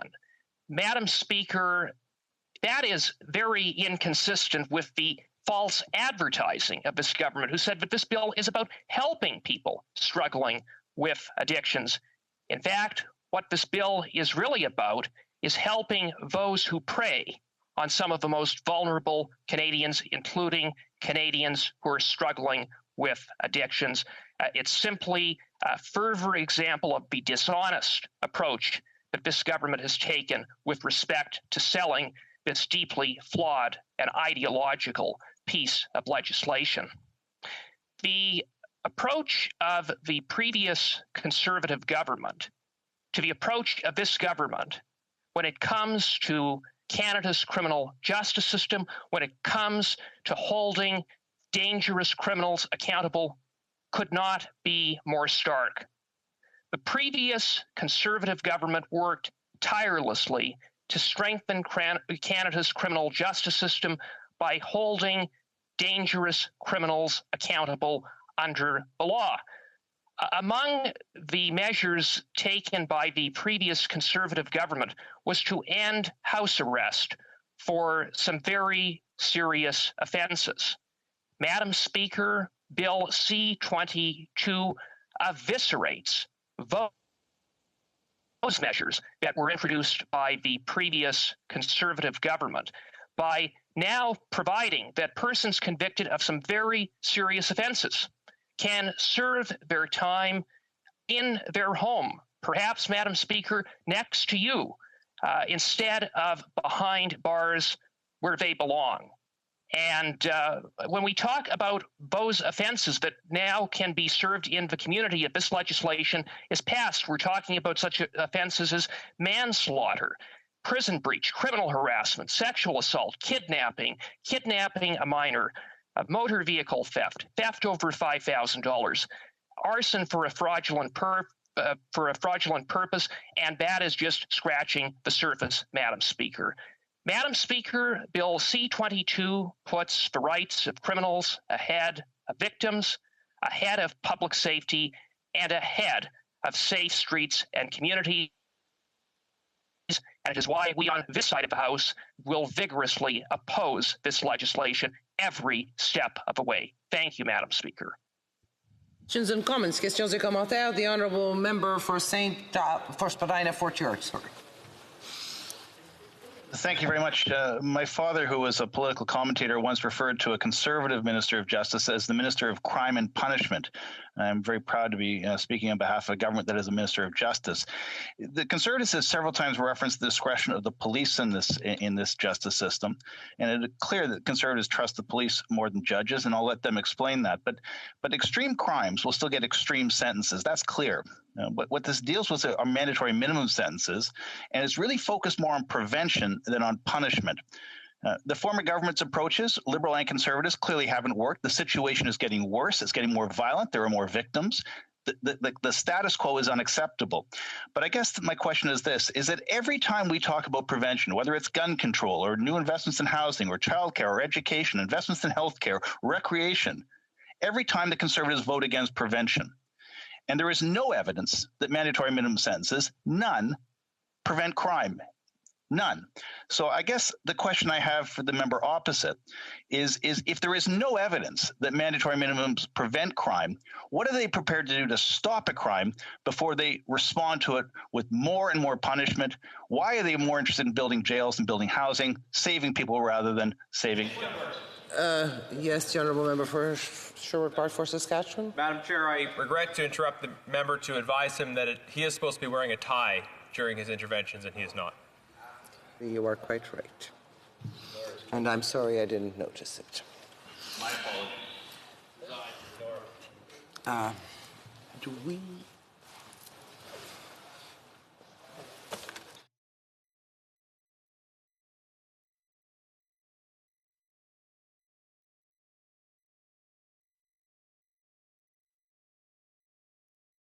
The Honourable Member for St. Albert Edmonton the opportunity to respond. Well, thank you, Madam Speaker. And I would say respectfully to my colleague that I disagree with the premise of his question that mandatory jail times don't work. Mandatory jail times have always been part of Canada's criminal justice system. If the Honourable Member talks about prevention with respect to, for example, firearms offenses, surely that Honourable Member would recognize that 80% of firearms offenses in Canada occur as a result of guns smuggled into Canada. That's why I was very surprised that the Honourable Member, who represents a downtown Toronto riding that has issues with gun violence, would have voted against the Honourable Member for Markham Union Bill's bill. Point of order. That is not an accurate representation of my vote. If you... the Honourable Member for Fort York Spadina. The Honourable Member for... Can you close mics, please, for both of them? Thank you. Would the members respect the fact that I would have to give them the opportunity to speak? If the member for Fort York Spadina has a point of order, just ask for it. Do you have a point of order? Do you have a point of order, the Honourable Member for Spadina, Fort York? Please. I do have a point of order. The point of order is this, is that if the member opposite would care to check the record and check the facts, he would see that I actually supported his colleague's motion, spoke to it in the House, and was actually thanked by many members of his colleague for standing on that principle. Not because it's a preventative measure, but precisely because I don't think guns should be coming into this country. The Honourable Member for St. Albert Edmonton. Madam Speaker, I apologize to the Honourable Member unreservedly for my error with respect to his vote, but it is unfortunate that his colleagues did not take his lead. The Honourable... questions et commentaires. The Honourable Member for Skeena-Buckley Valley. Thank you, Madam Speaker. I hope my sound is working better this time. And I thank my honourable colleague for his remarks. He won't be surprised that I view the issue of mandatory minimums quite differently than he does. And, you know, I believe that most people would agree that serious offenses and serious offenders should receive commensurate sentences. However, I don't see anything in this legislation that prevents a judge from sentencing accordingly, according to the unique circumstances of each crime. And I'm just wondering, through to the honourable member, why he feels that parliamentarians are better positioned to assess what the sentence should be for a particular crime than a judge that is specifically trained in making those assessments and determinations. St. Albert Edmonton. Madam Speaker, I want to thank the member for Skeena-Bulkley Valley for his question. And as I said in my previous answer, mandatory jail times have always been part of our criminal justice system. And it appears that this government would not agree with the statement of the honourable member, because this government isn't rolling back all mandatory jail times, but they are rolling back mandatory jail times, I would submit, quite inappropriately for a number of serious offenses. And so on that basis, I cannot support the bill. And I would note that among the sections that are being revoked in terms of mandatory jail times, they include a section 244 sub 3 sub B that was upheld by the Alberta Court of Appeal about a year ago with respect to the reckless discharge of a firearm. Une question très très brève de l'honorable député de Shefford. A very brief question from the honourable member for Shefford. I'd like to thank my colleague for his speech. But I'd like to come back to the issue of clear-cut data. Clear data showing that mandatory minimum sentences could create problems in certain communities, like Indigenous Canadians, for example, which may lead to marginalized groups being overrepresented in prison. So I'd like to hear about the data that proves that fact. Seconds. Well, Madam Speaker, in response to the honourable member, let me say that I don't accept that eliminating mandatory jail times in any way helps persons who are in marginalized communities when we're talking about offenses as serious as the ones that are provided for in this bill in terms of mandatory jail times. Reprise du débat. L'honorable député de Rivière. The honourable member for Rivière-du-Nord. Thank you very much, Madam Speaker. I would just ask the honourable member to put on his headset, please. We won't take any time off your speaking time. Yes, I'm sorry. I hadn't taken off my tie, but I had taken off my headset. Now, Madam Speaker, I'm very pleased to address the House today on this piece of legislation, C-22, which in our opinion would be an important piece of legislation that deserves to be studied seriously at committee and then to be debated in the House. Now, here in the Bloc Québécois, we believe in the principle of an unbiased and honest debate before an unbiased court. It is very important that judges have the necessary discretion, both when it comes to determining whether there was an offense and when it comes to the sentence. Now, a few years ago, Parliament decided to tie judges' hands when it came to mandatory minimum sentences. And there were some remarkable cases, very memorable ones. I'm thinking of one case about 3 years ago where a young man who was 22 or 23 had a girlfriend who was only around 15.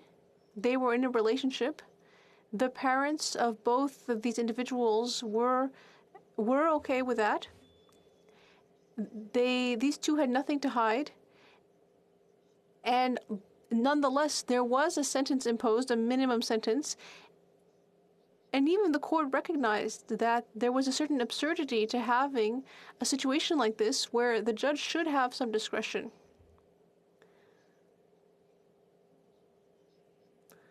We believe that judges should have this discretion.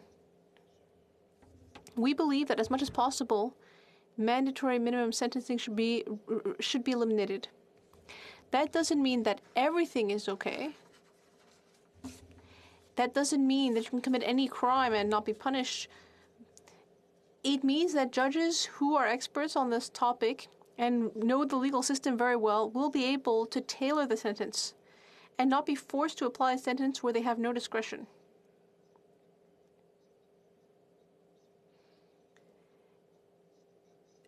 Our trust in the legal system is also reflected in the objections we have raised on various occasions, as all of our colleagues here know, on the partisan judicial appointment process used by the Liberal government. I still am shocked that the Liberalist tool was used to determine whether candidates to the magistrature had contributed to the Liberal Party or not, or had links with the party. I find that very shocking because it really undermines the public's trust in judges.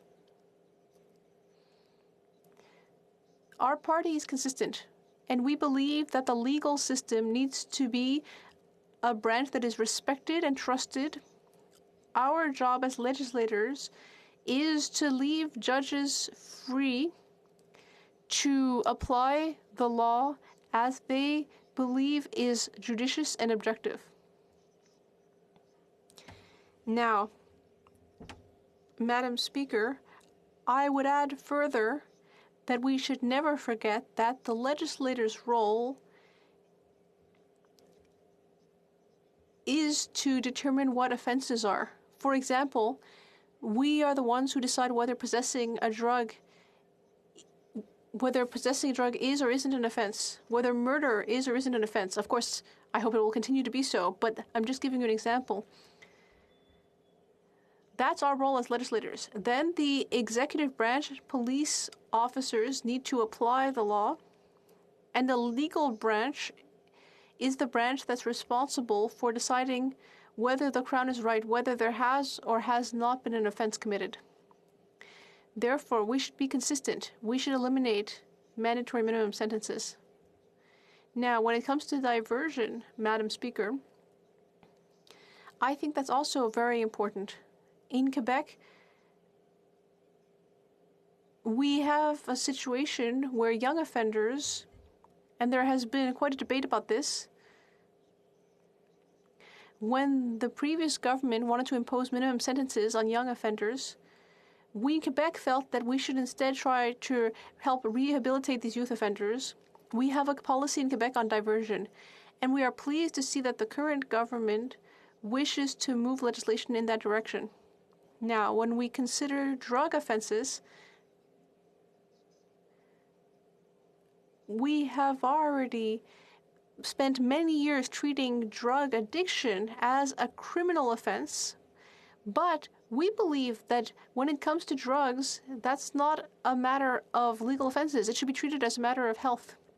We're not talking about drug trafficking here. Someone who's moving 100 kilos of coke, no, we're not talking about that. Of course, someone like that doesn't need to be sent to a halfway house and supported. No, such a person should go to prison or at least go to trial. But for young people who are struggling with a drug addiction, they need to be supported and they need help and compassion in dealing with their health problem. Now, I don't know how much time I have left, Madam Speaker. Oh yes, I'd forgotten that I had 20 minutes, not 10. Now, I could go on and on about how much I care about diversion as a principle, as well as judges' discretion. But also, I was listening to my conservative colleagues, and even though I don't agree with everything they were saying, I also don't disagree with everything. I think they have gotten certain things right. This bill isn't perfect, and it needs to be refined. We need to hear from experts in the various fields, and we need to be able to propose amendments and improve it. It needs to be improved. Very quickly, I would say that I am concerned when it comes to Section 20 of the bill, which adds a Section 10.2 to the Drugs and Other Controlled Substances Act, where police officers are granted the power to not only disclose certain crimes, but in other cases offer a warning instead of charges or offer referral to an organization. Now, I think that it's a good thing that these rehabilitation programs are being offered here, but I think that it's not necessarily a good idea to leave that up to police officers with no type of legal framework. And with that in mind, I very much like the formula we have in Quebec, where when a police officers want to make a decision, they ultimately speak to the Crown Attorney, who decides whether they will go ahead with an indictment or instead refer to a program. And wiggle room is given to that prosecutor. However, with C-22, it's the police officer who has that maneuvering room. I'm not saying that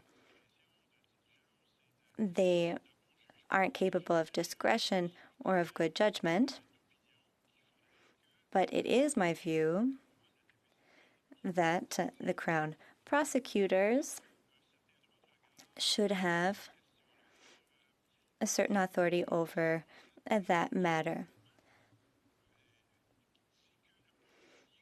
So this bill would also say that police officers could keep a log of warnings attributed to organizations. This is not a right. This log would keep a record of all of the judgments made by the police officers.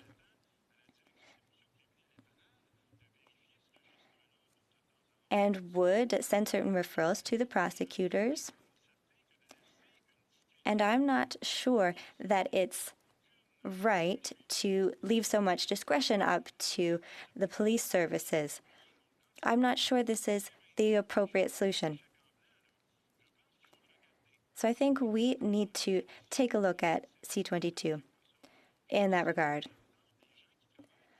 I would also like to hear from people working in substance abuse centers, criminal rehabilitation centers. I would like to hear from them.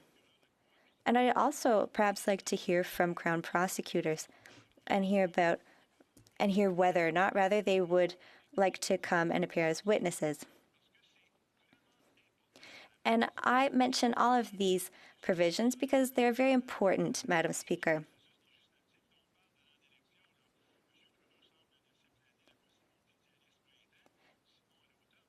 We don't know when the election is coming up. Mr. Trudeau mentioned the spring or the fall.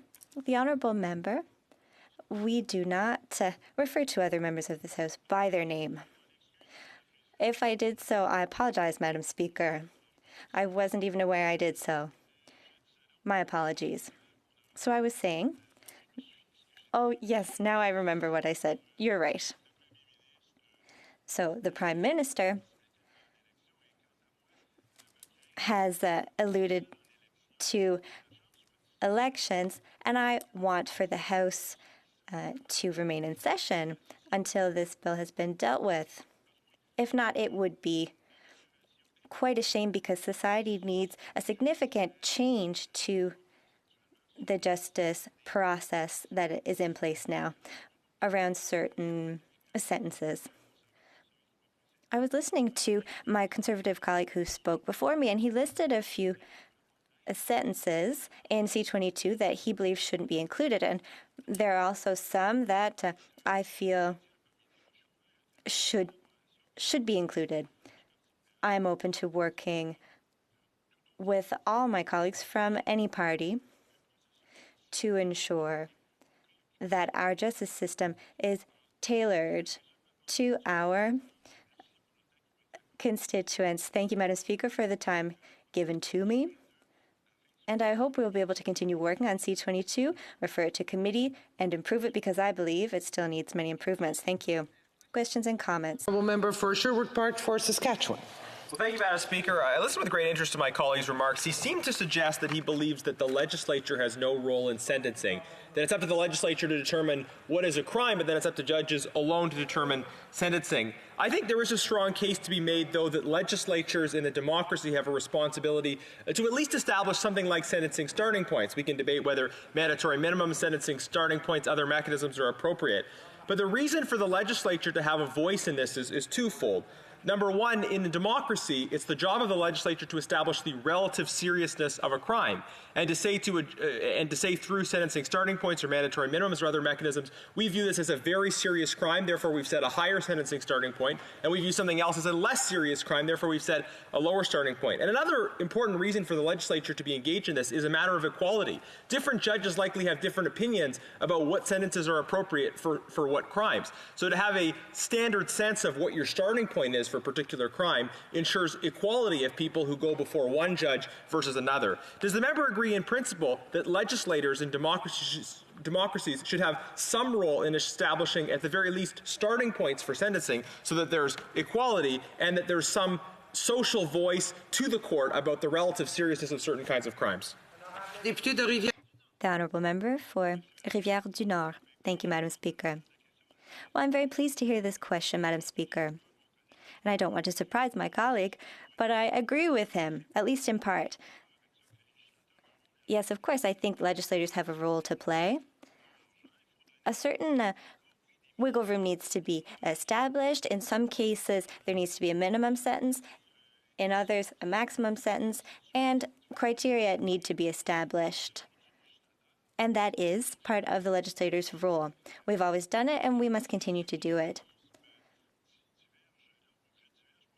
However, I don't have the same opinion as him, although he says that he is right to say that different judges have different opinions on different cases. But when it comes to our criminal justice system, if I committed a crime, I don't want to be judged by a computer. I really like the idea of having a human being in front of me who listens to my explanations and decides whether or not I was right or wrong. Whether or not that has to do with a rubric for minimum maximum sentences. But this is the way, in my view, justice can be given fairly. And I'm Ladysmith. Well, thank you, Madam Speaker, and I'd like to thank the honourable member for his speech. I agree. I think that judges should have the ability to make decisions on sentencing. One of the disappointments for me seeing this bill is we've heard calls from the British Columbia government, from the Canadian Chiefs of Police Association to decriminalize drugs. And this bill doesn't go far enough for me. We know that the war on drugs is a colossal failure. It means that people get targeted who don't have the means to protect themselves the same way that people of means do, like so that the Indigenous people and people of color get targeted much more than white males do. And we know that this is a failure. So I'm just wondering whether he thinks that we should be going farther and looking at European models for dealing with the war on drugs and decriminalizing completely and taking it out of the hands of organized crime. The Honourable Member for Rivière-du-Nord. Thank you, Madam Speaker. I thank my colleague for his question. I think that is also an important matter, completely decriminalizing drugs. And that's a debate we will have to have at some time or another. We can't escape that. Now, Bill C-22 does not aim to completely decriminalize the consumption or the use of drugs. I think we should also look at that, but not as part of C-22. Let us focus on what is before us today so that it may respond as best possible to the concerns of our constituents. But may I say, I am open to looking into that particular matter, and at the Bloc Québécois, we've already said that we recognize that this is a significant problem. As I said, drug addiction is a health problem, not a criminal problem. No, pardon, l'honorable The Honourable Member for Berthier-Maskinongé. Thank you, Madam Speaker. And I thank my colleague from Rivière-du-Nord for his extremely well articulated, compelling speech. I'd like for him to speak to us further on the adverse impact of certain MMPs in certain circumstances, especially when it comes to rehabilitation of offenders. The member from Rivière-du-Nord. Thank you, Madam Speaker, and I thank my colleague from Berthier-Maskinongé, who always has extremely relevant questions and also very difficult questions. Difficult for me to answer, but I thank him. Earlier, I mentioned the young couple who had been involved in accusations regarding young people, and you can see here that there are certain situations that are not crimes. Here we're talking about someone who committed a crime, who did not commit a crime, who had an open, healthy relationship with this young person and who were encouraged by the parents of the young person, but had to go before the courts and were sentenced because of MMPs, and this is a terrible shame. And when it comes to drugs, we're talking about someone with a mental health problem or a health problem. And these people should not be sent to prisons. And we don't know how long those sentences will last for. I must give time for other questions. The Honourable Member for Essex. Thank you, Madam Speaker, and thank you very much for the intervention of the honourable colleague. You know, I find it kind of interesting. So Bill C-21 literally potentially throws airsoft firearm owners and paintball gun owners in jail. Bill C-22 literally allows criminals and gangs to run free. Those same gangs that do drive-by shootings. So through you, Madam Speaker, to my honorable colleague, Bill C-22 eliminates mandatory prison time for those who commit armed robbery. Can the member confirm that they support the elimination of mandatory prison time for someone found guilty of an armed robbery? Thank you, Madam Speaker. The Honourable Member for Rivière-du-Nord. Thank you, Madam Speaker. And I thank my honourable colleague for his question. This is a question we've already been asked, Madam Speaker, about C-22. Why C-22 aims to withdraw certain types of firearms from the market. So he is right to say that when reading C-22,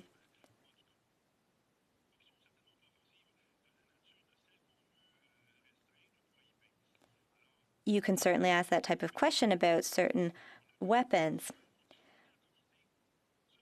We had this debate as well in committee. If we want perfect bills that are ready to be adopted as soon as they're drafted, well, then I would invite all of my colleagues to emigrate to Quebec because we're sovereign and we have great legislation. But for the moment, for the time being, these are federal government bills and they need to be amended. And their wording needs to be improved. So, Madam Speaker, my colleague is right. C-22 does need improvement. And we cannot put people playing with toy guns in prison. When I was younger, I did the same, and I also did other things that I probably shouldn't tell my children or grandchildren about. People do not deserve to go behind bars for such things. And C-22 does need to be improved. Resuming debate, the Honourable Member for Esquimalt, Saanich Sooke, will have about 5 minutes to begin his speech and to resume next time the bill comes to the floor. Thank you very much, Madam Speaker. I would be pleased to rise in the House today rather than to speak to a pinhole camera, as I always say. But let me say that New Democrats will be supporting Bill C-22 at second reading because there are some good ideas here. But if we're going to be amending the Controlled Drugs and Substances Act, what we see in Bill C-22 is a real missed opportunity.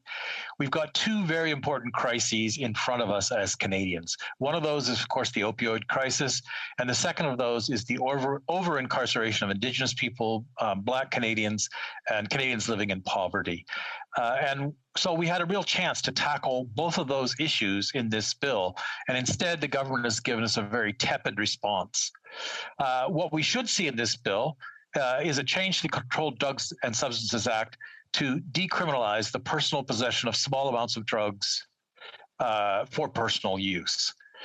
And we should also see a second provision which would expunge automatically previous criminal records for personal possession of drugs. And if we had those two things here, we could tackle the problem of addiction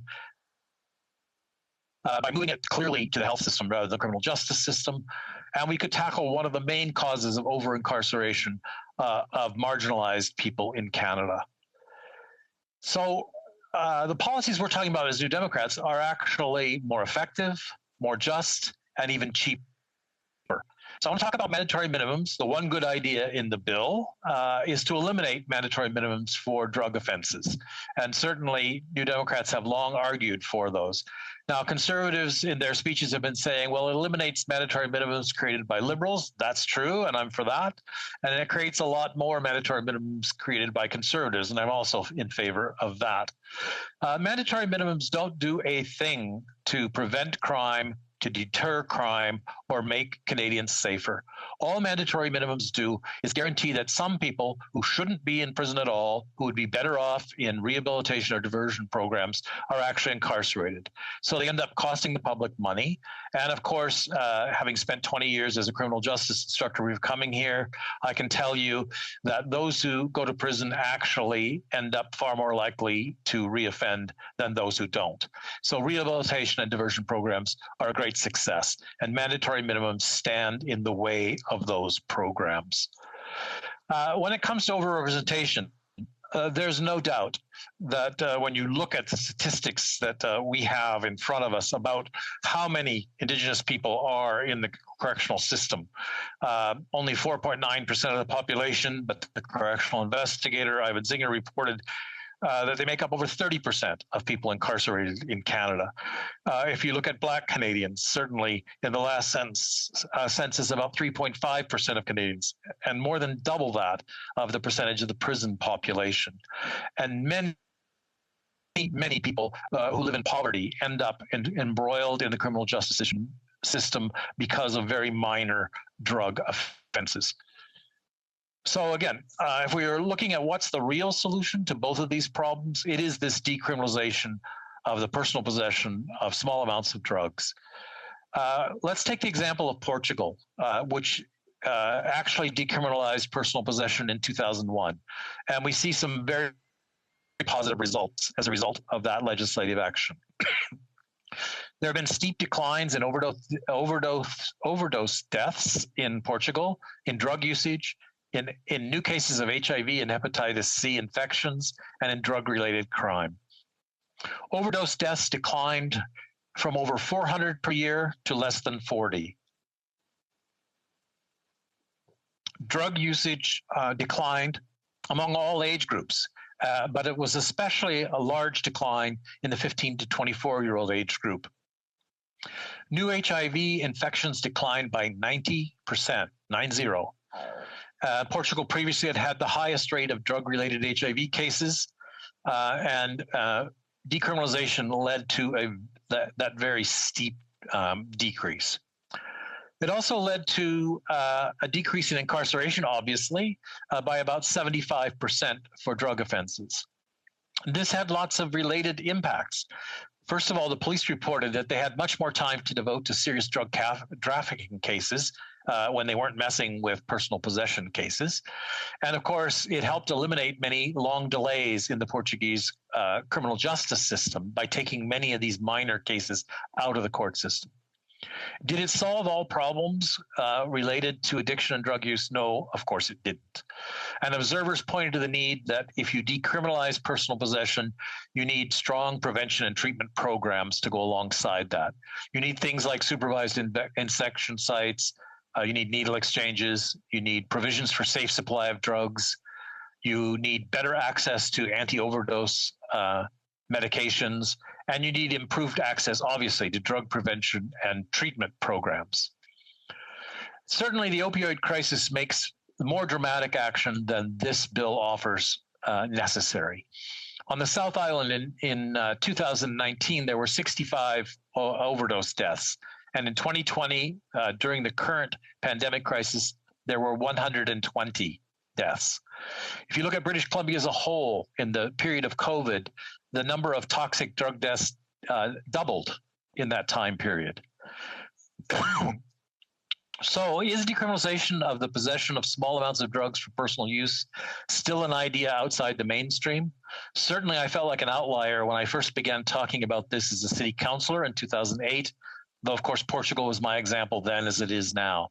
But now we can add to the list of supporters of decriminalization of personal possession big city mayors, from Kennedy Stewart in Vancouver to Valerie Plante in Montreal, the Elizabeth Fry Society, the John Howard Society, virtually every criminal justice researcher, the Canadian Association of Police Chiefs, the World Health Organization, the Global Commission on Drug Policy, and various UN agencies. So, Mr. Speaker, my time tonight is about to expire. What I want to say is that while New Democrats are offering support for this timid bill, it does do one good thing in eliminating those mandatory minimum sentences for drug offenses. But what we're offering is also criticism for the failure to take on the bigger questions that lie behind our failure to confront the opioid crisis and the over-incarceration of Indigenous people, Black Canadians, and Canadians living in poverty. New Democrats will continue to fight for more effective, comprehensive, and cheaper measures to get these two jobs done. Thank you very much, Mr. Speaker. It being 6:42 p.m., the House will now proceed to the consideration of private members' business as listed on today's order paper. Orders of the day. Affaires émanant des députés. Étude à l'étape du rapport du projet de loi. Resuming debate at report stage of Bill C-224. There are 4 motions and amendments standing on the notice paper for the report stage of Bill C-224. Motions number 1 to 4 will be grouped for debate and voted upon according to the voting pattern available at the table. I will now put motions 1 to 4 to the House. The honourable member for Joliette.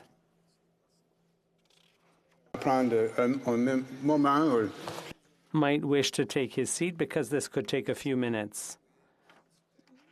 Mr. Sainte-Marie, seconded by Mr. Therrien, moves that Bill C-224 be amended by restoring the long title as follows: an act to amend an act to authorize the making of certain fiscal payments to provinces and to authorize the entry into tax collection agreements with the provinces. C'était motion numéro 1. That was motion number 1. Motion number 2, Mr. Sainte-Marie, seconded by Mr. Therrien, moves that Bill C-224 be amended by restoring the preamble as follows. Whereas the residents of Quebec, c'est pas possible pour préparer pour répondre dans cette manière. It can't be responded in this manner. The only ones in Canada who have to submit both a federal tax return and a provincial tax return, que l'Assemblée nationale. That whereas the National Assembly and the Government of Quebec have expressed their desire to put an end to this situation by entering into an agreement with the Government of Canada to allow residents of Quebec to submit a single tax return and to make the Government of Quebec responsible for collecting the taxes. Le gouvernement du Québec de percevoir les impôts. Motion numéro 3. Motion number 3, Mr. Sainte-Marie, seconded by Mr. Therrien, moves that Bill C-224 be amended by restoring Clause 1 as follows. 1. An act to authorize the making of certain fiscal payments to provinces and to authorize the entry into tax collection agreements with provinces is amended by adding the following after Section 20. Ce qui suit, pardonnez-moi. 20.11. 20.11. The Minister, with the approval of the Governor and Council, may, on behalf of the Government of Canada, enter into an agreement with the Government of a province under which the Government of the province will collect the federal personal and corporate income taxes on behalf of the Government of Canada and will make payments to the Government of Canada in respect of the taxes so collected in accordance with such terms and conditions as the agreement prescribes. Ainsi perçu en conformité des modalités qui stipulent l'accord. 2. The Minister, with the approval of the Governor in Council, may, on behalf of the Government of Canada, enter into an agreement amending the terms and conditions of an agreement entered into under subsection 1. 3. Any agreement entered into under subsection 1 must provide measures to mitigate the impacts that the implementation of the agreement may have on the employment of affected persons. 4. When an agreement is entered into under subsection 1, the Minister shall undertake, on behalf of the Government of Canada, negotiations with the foreign taxing authorities in order to amend the income tax treaties, income tax agreements, and tax information exchange agreements that they have entered into with Canada, so that the government of the province has access to all the tax information necessary to implement the agreement from those taxing authorities directly. De ces autorités fiscales et tous les renseignements fiscaux nécessaires à la mise en œuvre de l'accord. Motion number 4. Mr. Saint-Marie, as seconded by Mr. Thériault, moves that Bill C-224 be amended by restoring Clause 2 as follows. 2. Within 90 days of the coming into force of this Act, the Minister will undertake discussions with the Government of Quebec in order to enter into, within a year, the agreement referred to in Section 20.1 of an Act to authorize the making of certain fiscal payments to provinces and to authorize the entry into tax collection agreements with the provinces. Debate. Débat. The Honourable Member for Joliette. Thank you, Mr. Speaker. And thank you for reading out in full all the amendments I've proposed to the House. I'm very proud to have introduced in this House the bill for a single tax return to be administered by Quebec. I'm also very proud that my bill got a majority support from the elected members of this House at second reading. Its study in committee went very well. We had enriching and constructive discussions. From my point of view, the concerns about transition and jobs were addressed satisfactorily. The proof is that the NDP voted in favor. I also believe the committee work made it clear that with this bill, Ottawa can keep its own tax policy. All that changes is that we have a single tax collector, Revenue Quebec. Mr. Speaker, I cannot find words to express my surprise and astonishment at the decision of Conservative members in committee when it came to the vote. They chose to defeat the bill at clause by clause. Even the title of the bill was defeated. The government in Quebec City was obviously disappointed with this flip-flop at committee. The Conservatives invited no witnesses. They appeared to support the bill, but they chose to defeat it when it came time to vote. That's why, Mr. Speaker, I call on elected members of this House to vote again on this bill for a single tax return for Quebecers. If my colleagues support this bill, I would invite them to vote in favor of the amendments I'm proposing today and to support the implementation of a single tax return administered by Quebec. I would sincerely like to thank the NDP member for New Westminster Burnaby right now for supporting this bill in committee. The NDP had expressed support for the bill in principle, but had concerns about protecting jobs.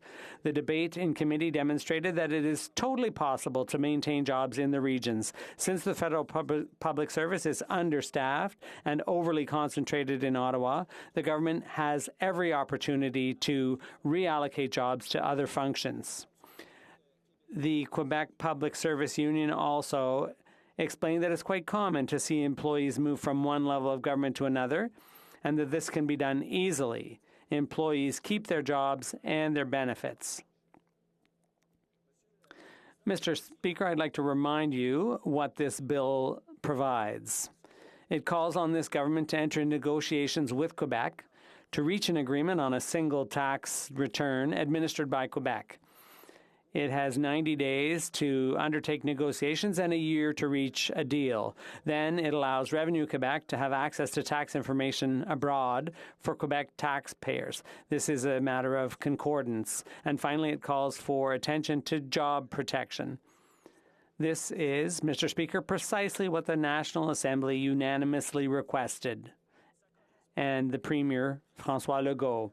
It corresponds exactly to the request of the Government of Quebec and the Premier. It corresponds precisely with Quebec Inc.'s request and the Quebec unions such as the CSQ and the SFPQ. It corresponds exactly with the will of the people of Quebec.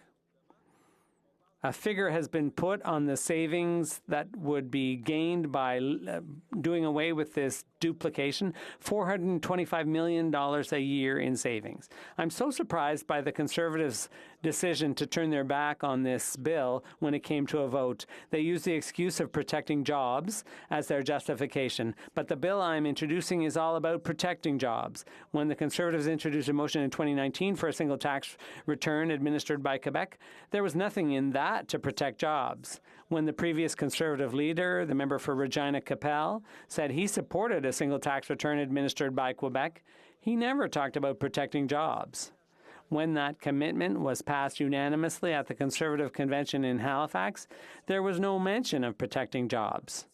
When it was in their platform in the last election, not a word about protecting jobs. When the bill was defeated at committee, the Conservative Quebec lieutenant was quick to point out that his party supported a single tax return administered by Quebec, even though the Conservatives had just defeated that. The same goes for the Conservative leader. At his party's convention last Friday, he again pledged support for this idea, unequivocally. In short, the Conservatives are for it as long as there's no risk of it actually happening.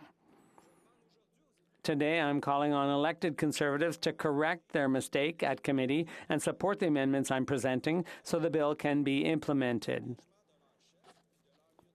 Let them listen to the commitment of their leader and their Quebec lieutenant. Referring to my bill, the columnist and former employee of the Conservative Party, Marc-André Leclerc, challenged the Conservative leader by telling him that he has the duty to demonstrate that his love for the Quebec nation was not a fleeting one. The Conservatives in Quebec are disappointed with the Conservative vote because this is a bill around which there is a consensus in Quebec. Mr. Speaker, I'd now like to reveal some new information to the House. The committee's work has allowed us to discover the real reason for the government's and the Liberals' opposition to this bill. The reasons and the arguments they put forward in their speeches do not hold water. They can be described at best as far-fetched. However, in a written correspondence answering a question I'd asked the Finance Department, we learned that Ottawa makes a lot of money by administering the province's taxes. So Ottawa has no interest in letting the provinces administer their own taxes. The last thing Ottawa wants to do is set a precedent or encourage the provinces to do their own taxing, following in Quebec's footsteps with this single tax return bill. In committee, the Departments of Finance and Revenue told us that Ottawa was not charging the provinces anything for collecting their taxes. Listening to the Liberals, Revenue Canada is virtually a charity for the provinces, but that's not how it works. In fact, the tax collection agreements are rigged in Ottawa's favor. That's what we found out. In these agreements, the federal government is required to give the provinces all the taxes it collects for them without really doing anything. If it makes a tiny bit of effort, it keeps the difference for itself. In 5 years, the federal government has collected $4.5 billion in provincial taxes and kept that in its coffers at the expense of the provinces. That's almost $1 billion a year. That's a lot of money, Mr. Speaker, and certainly enough to convince the Liberals to oppose the unanimous demand of the National Assembly. We shouldn't give the other provinces any ideas, or we'll lose $1 billion a year that actually belongs to the provinces. Perhaps this was another argument that ultimately convinced the Conservatives to defeat the bill. Mr. Speaker, in presenting my amendments to this House, I invite all elected officials to support a request from the National Assembly and its Premier. I invite Conservatives to make up for their mistake. Scoring a goal is one thing, but not in your own net, and especially not in Quebec's net.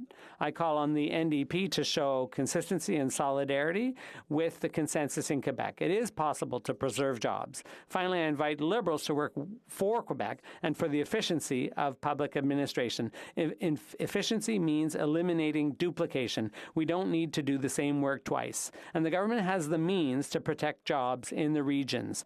It's a matter of political will. The federal public service is understaffed and the machinery is far too centralized in Ottawa. I ask Liberals and all members in this House not to be convinced by the argument that Ottawa makes $1 billion a year on the backs of the provinces and that it should stay that way. It's not right to act that way. I would even say it's cheap. Mr. Speaker, I'd like to remind you that after years and years of negotiations, Quebec has succeeded in reaching an agreement with Ottawa for the collection of sales taxes from businesses.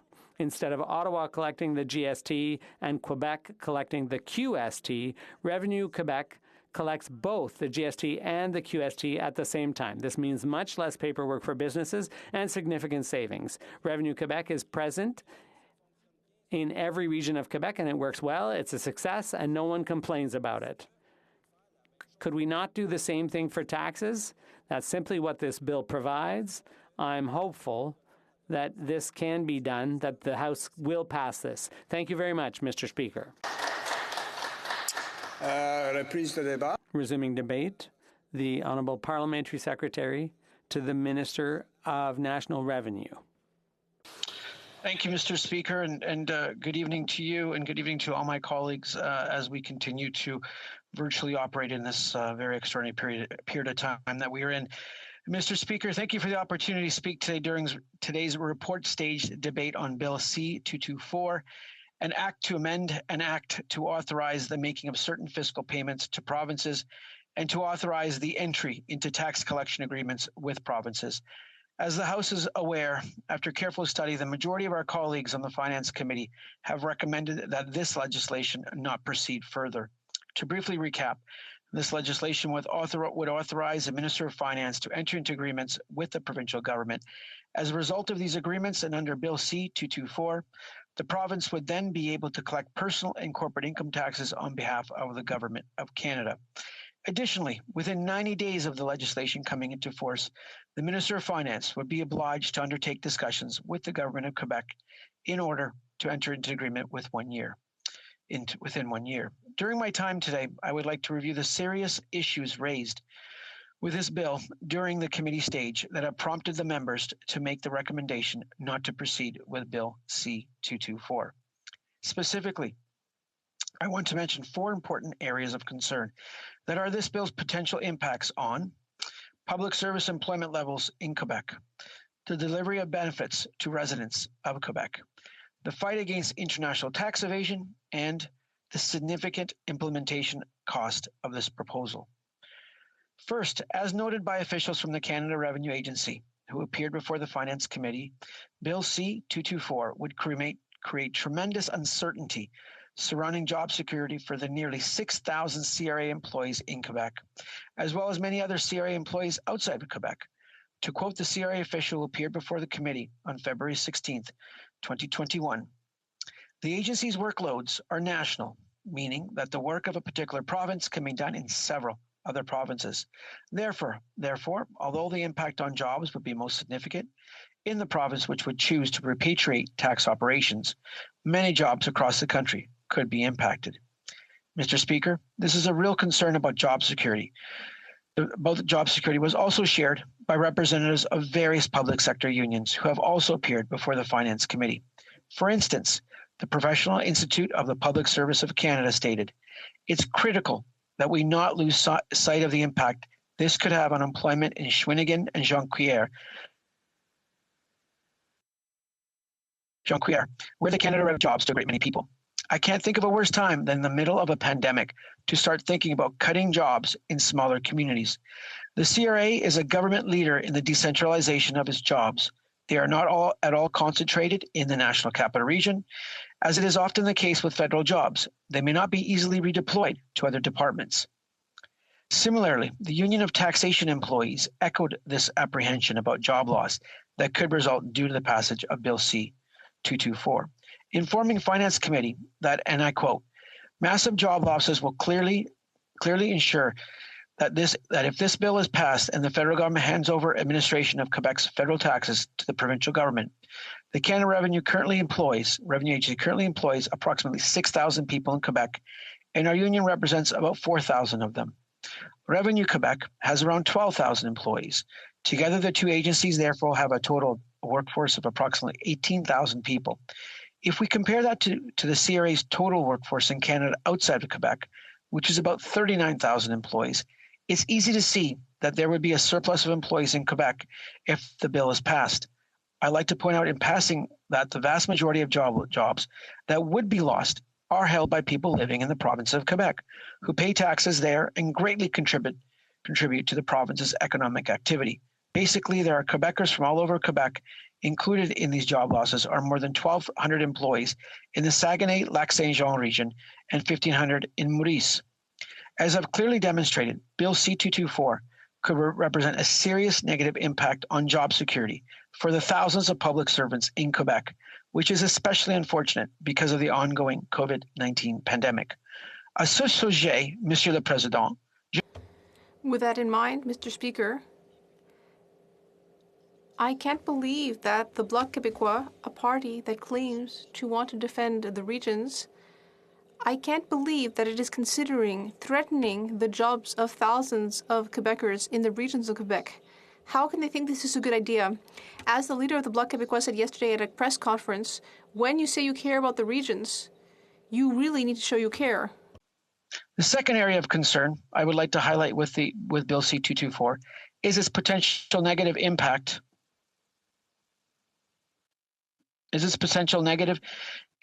On the delivery of benefits to residents of Quebec, as explained by the CRA official who appeared before the Finance Committee. The CRA and the Government of Canada use information obtained by the CRA to administer key federal benefit programs, such as the Guaranteed Income Supplement and the Child Care Benefit. Tax information is needed to administer these programs and ensure individuals get their benefits. This official went on to state that a transfer of administration to province could impede the administrative effectiveness of these programs, which are crucial for the well-being of the Canadians.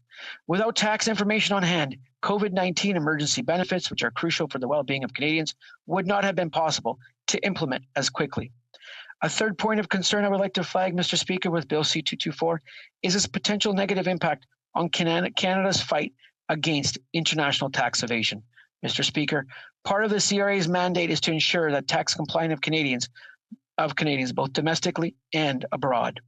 For this reason, the Government of Canada has signed many critical international tax treaties and tax information exchange agreements to help ensure the CRA's ability to fight international tax evasion.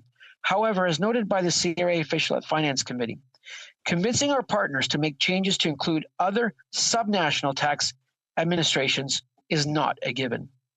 Mr. Speaker, a representative of the Professional Institute of the Public Service of Canada warned that Bill C-224 could negatively affect Canada's fight to combat international tax evasion, stating that because international agreements aimed at fighting tax evasion are signed between central governments, it would be difficult for Quebec to perform the federal government's work in this area without a great many treaties being redrafted. This could lead to increased tax evasion at a time when billions of dollars are sitting offshore that the government is trying to recuperate. This is money that is badly needed to fund the public programs and services that Canadians depend on every day. A fourth and final concern with Bill C-224, Mr. Speaker, is a significant potential implementation cost of the proposal, as there would clearly be cost increases and loss of economies of scale. A CRA official explained to the Finance Committee that the required integration between both the CRA and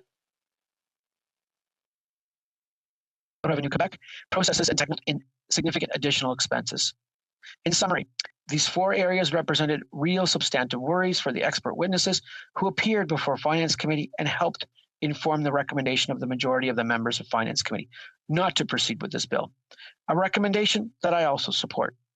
Before concluding, Mr. Speaker, though, I would like to briefly note the important efforts that the Government of Canada, through the CRA, is taking to reduce the administrative burden on Quebec taxpayers. In fact, Mr. Speaker, the CRA has started discussions with the province of Quebec to simplify or combine some tax forms and to simplify the income tax return process.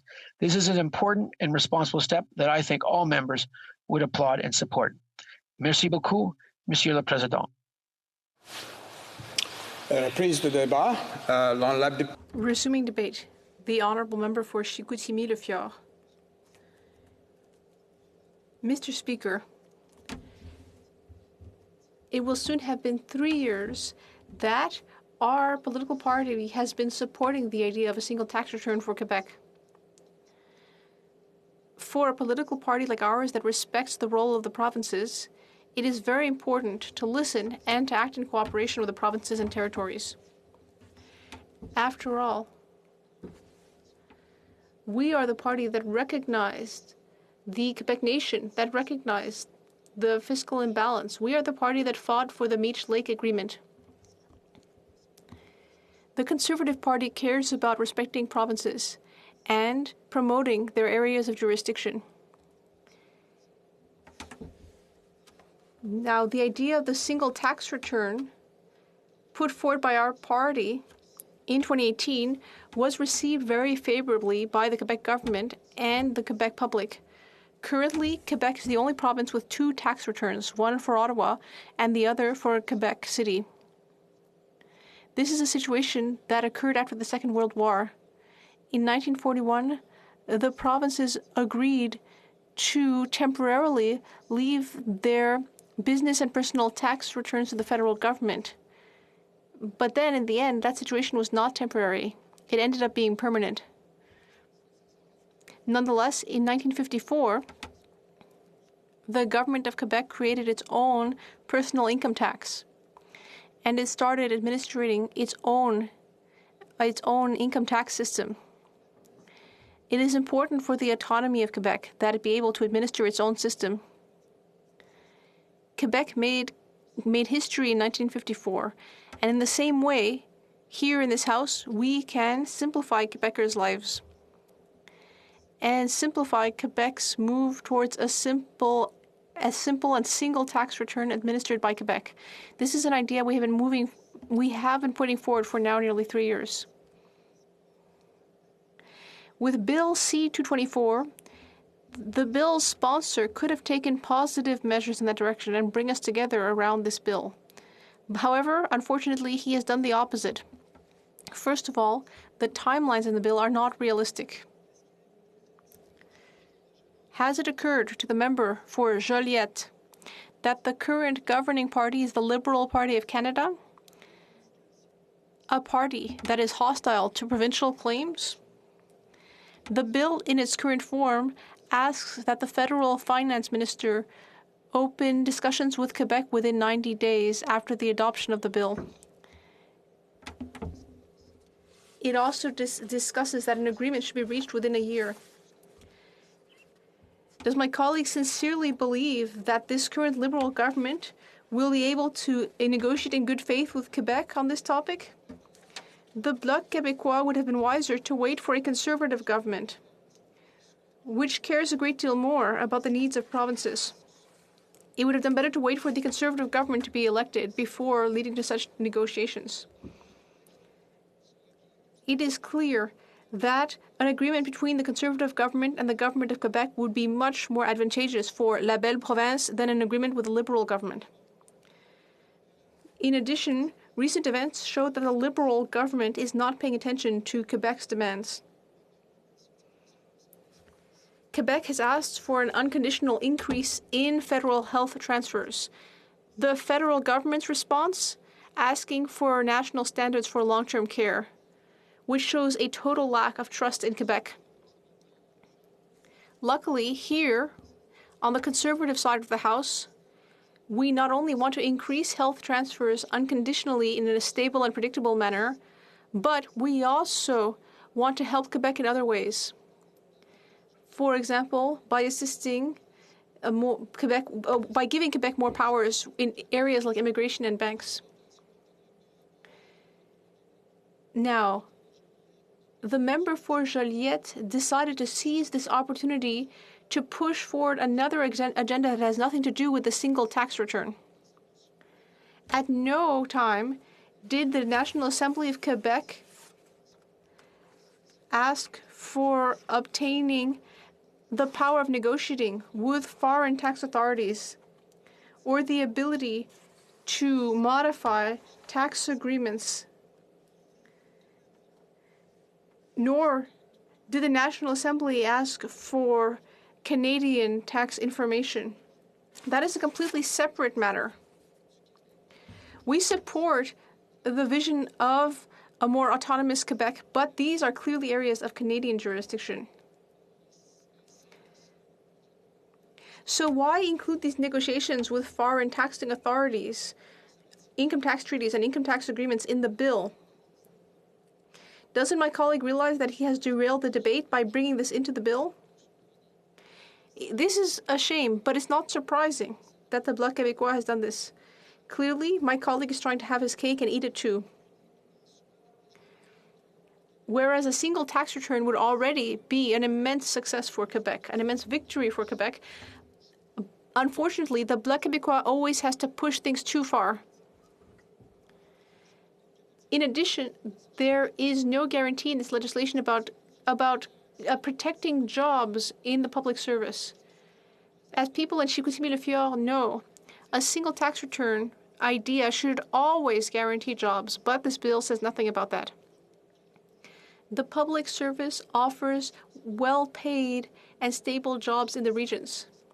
The Conservative Party has always wanted regions to thrive and get their fair share of public service jobs, not just in Montreal. That is why the Conservative Party has a plan to decentralize public service jobs, making sure that a fair share go to the regions. If our colleagues from the Bloc Québécois had paid attention to witnesses at committee, including union representatives, well, then perhaps they would have realized that this bill in its current form does not protect jobs, not one bit. And this bill would imperil an important sector of the economy. We are in a pandemic. This is not the time to eliminate jobs. It's a time to act, to protect our families, workers, and Quebec. If the real goal of Bill C-224 was to create a single tax return, well, if that was really the goal, I think that this bill misses the boat. The Bloc Québécois should either let the Conservatives finish what they started with a single tax return, or it should avoid creating all these new problems.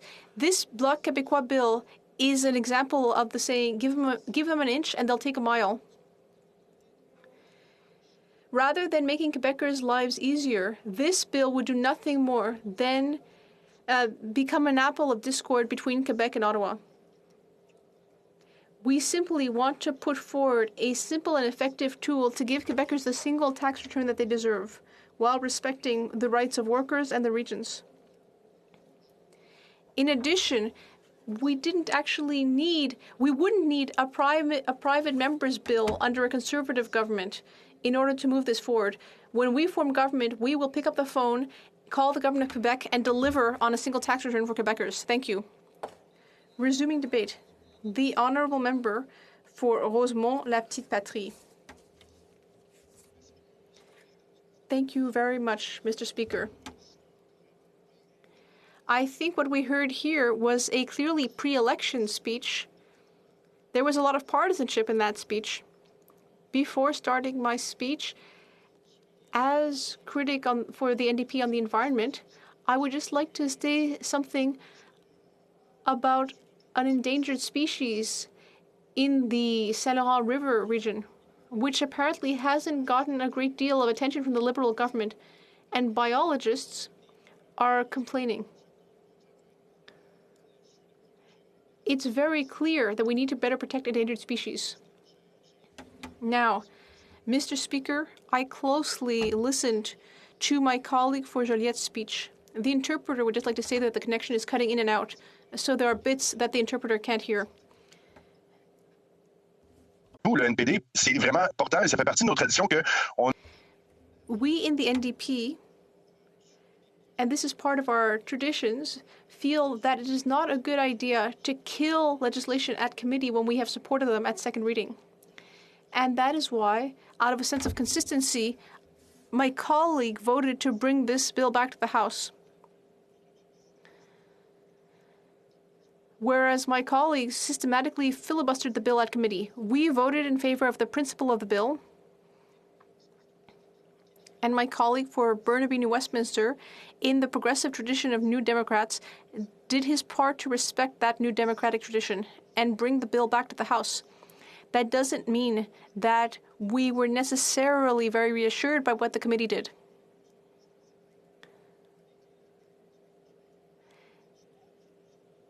And in fact, our colleague for Joliette from the Bloc Québécois was actually the one who ultimately convinced us that we could not actually be, that ultimately meant that we were not at all convinced that this bill would protect jobs in Quebec, for example, in Mauricie or in the Lac-Saint-Jean region or others. Now, let me just go back a little in history. I will also go back to 1941 during World War II. The provinces had previously been administering income tax, but due to the concerted war effort, the federal government took over some responsibilities, which is understandable. And then subsequently, of course, once you take on a certain level of authority, it's hard to let go of it, so it became permanent. But then in 1954, the Quebec government brought back in a provincial government. Then in 1955-56, there was an agreement to ensure that Quebec taxpayers would not be paying a higher percent of taxpayers than Canadians who only pay taxes to Ottawa, in a system where then proportional amounts are provided back to the provinces. That is a system that seems to work fairly well, but historically, it has meant that Quebecers have been the only people in Canada who have had to produce 2 tax returns. And I would also like to come back to the fact that there is a modern aspect to this because a lot has changed since the 50s. So it's just a good thing sometimes to focus on what has changed since then and what is involved in a modern tax return. Now, even before the Conservatives took this position, our party, the NDP, at its convention had approved the idea of a single tax return for Quebecers, with the goal being to give the government of Quebec that autonomy. But there were 2 aspects to that resolution. I'm sure my colleague from Joliette will recall my previous speeches. In that, I agree with the principle, but this must not be done on the backs of public servants, workers, the regions of Quebec. Because ultimately, we may be giving with one hand, but we're taking away with the other. We're giving the Quebec government more authorities, but we are penalizing thousands of families. Let's be very clear. So we voted for this bill at second reading. It went to committee, and we did our homework before it went to committee. We went on the ground, and we met with people who work for Revenue Canada at tax agencies. We looked to see how their work duties could be redistributed, what additional tasks could be given to these employees, so that there would be a game plan and a guarantee, so that these people wouldn't find themselves in a situation where half of them would lose their job. This is actually a much more complicated issue than it seems. You can't just wave a magic wand and say, okay, we changed the law, so everything's going to be okay. And yet the Conservatives, for a while, seemed to think that it was just that simple until they finally realized that, no, it's not that simple. That's why it's quite remarkable to see the Conservatives suddenly caring so much about the public service. That always seems to mysteriously change when they gain power. But all right, for now, they seem to agree that you can't simply change this without any repercussions. Of course, you could redistribute tasks. For example, you could ask these same employees to fight tax havens and tax avoidance. But of course, it's not the same tasks and expertise in every case. And we heard that from labor representatives at the committee. And out of respect for these workers and their families, we need to listen to them. They are the experts on this point, and the NDP is going to continue listening to them. Par exemple, on a entendu que selon... For example, we heard that according to the Bloc, it is possible to save even up to hundreds of thousands of dollars without losing any jobs. That's a new type of magic wand. I'd like to know how that can be done, because expenditures are on wages, etc. So how can hundreds of thousands of dollars be saved and at the same time say that all of these people will be able to continue to work? That holds no water. And it is contradictory. The member from La Prairie, who was talking to the member from Joliette, made that affirmation. And this is from Hansard. The member from La Prairie said, 44% of these tens of thousands of people are truly useful, end quote. So he said that the other half are technically not useful. I would like for him to say to the other 3,000 employees that they are useful. That's what the NDP thinks, because we think that the workers in regions are useful.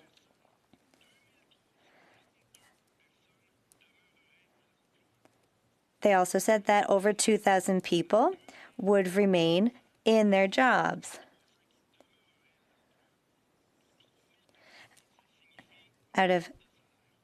However, that means for 3,000 people, a decrease in wages. And this is accessible in the Hansard, that they are ready to sacrifice 3,000 jobs in the regions. That's 3,000 families, because their single tax return is so important. Also, the Bloc doesn't realize that above and beyond harming employees, is it as worthwhile as it was before, now that things are not done on paper anymore? Because the reality is that almost no one goes to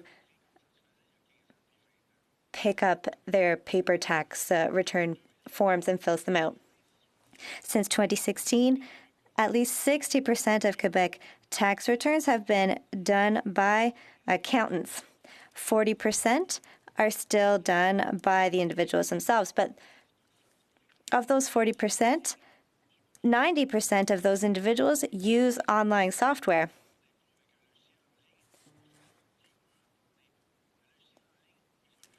And that software makes it so that those individuals are virtually filling out a single tax return already.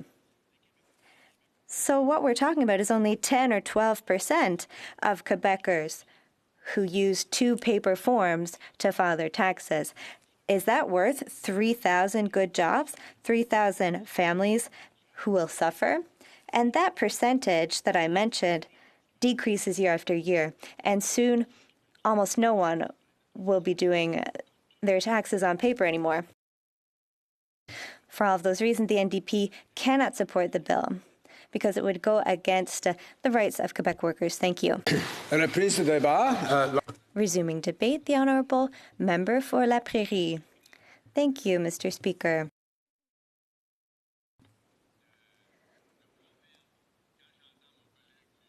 I heard my colleague from the Conservative colleague and my colleague from the NDP, and Falardeau said we always go too far for people who are going nowhere.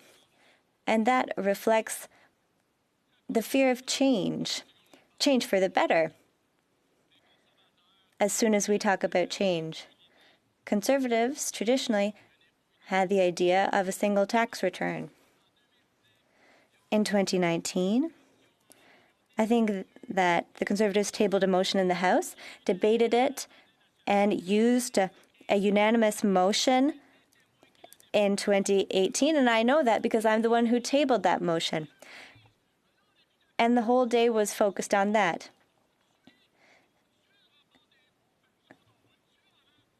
And then, because of this fear that the Liberals would kill the motion first, they killed the motion themselves.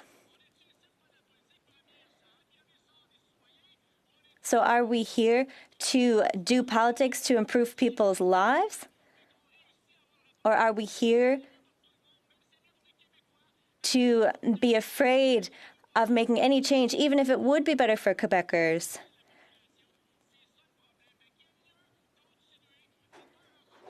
So we need to keep people from unnecessarily spending their money on two different tax returns, and these public servants doing twice the same job. We're saying we're already paying these people. Why not use these qualified people to do something else in the public service? Because there's a shortage of workers. Am I the only one who's understood that? It's obvious. There have been scientific studies done. It's written black on white.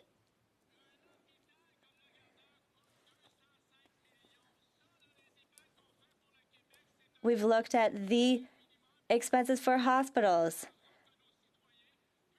A Quebec hospital that we wanted to allocate more funds for, and we wanted to do so for the people because it doesn't make sense for public servants to be doing twice the same work. We need more workers in the public service. It is obvious. We're always looking for people, and that will remain the truth after the pandemic. And the Conservatives don't know what to say anymore. They're getting their dates wrong, their numbers wrong.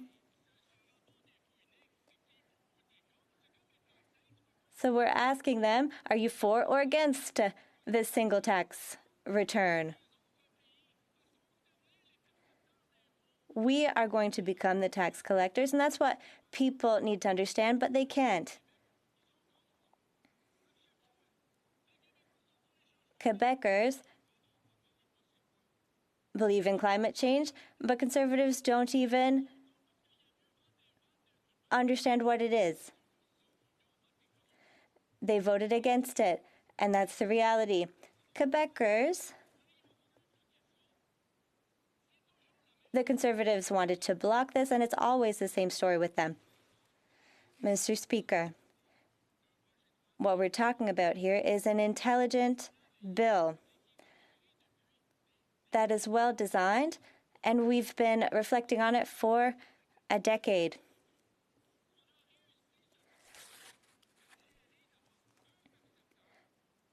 And we've already seen success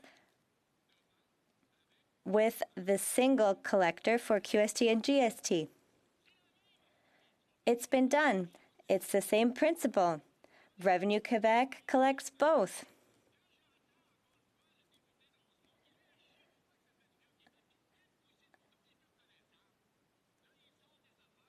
The member from Rosemont-La Petite Patrie wasn't making any sense. Does he really think that $39 million would be saved for people doing their tax return at home and $99 million for businesses? François Vaillancourt said that it costs 6% more for people to do their taxes in Quebec. We know people aren't doing their taxes on paper.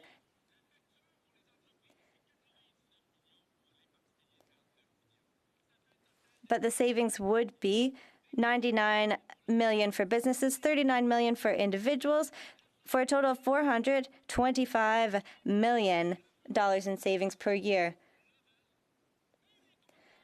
Business people want it. Accountants want it. The Conservatives told the Quebec Premier that they were for it. And now they are going back on their word.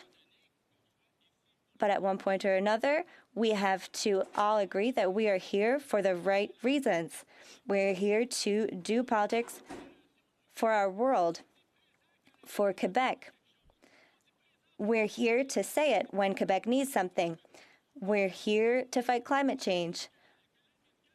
We were here for medical assistance in dying. We were here, and we will still be here. Mr. Speaker, I was glad to be a member of the Bloc Québécois because we are the only party that truly defends the Quebecers. The Conservatives, they're not capable of telling Quebecers that they advocate for them to their face. I don't know how they look into the mirror. I don't know how they look at themselves in the mirror, these conservative Quebecers.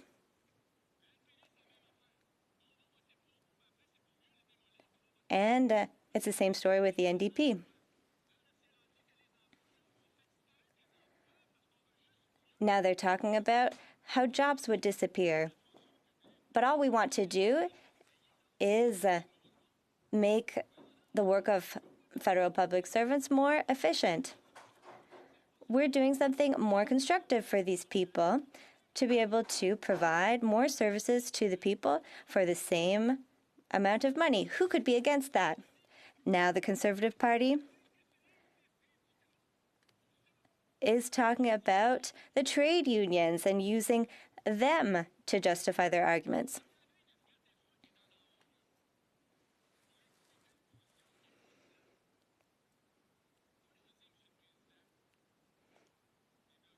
Mr. Speaker, the Bloc Québécois, and me included, we will be able to look at ourselves in the mirror tonight and go to sleep, and we'll be able to talk to our constituents. But we can't understand how the Conservatives can be against this bill.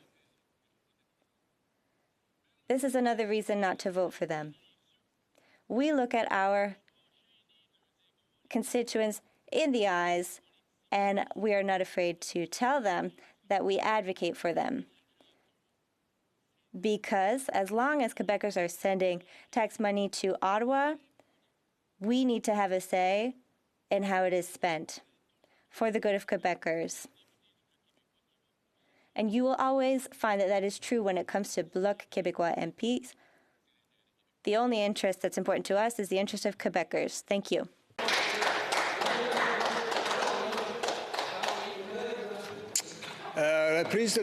Resuming debate.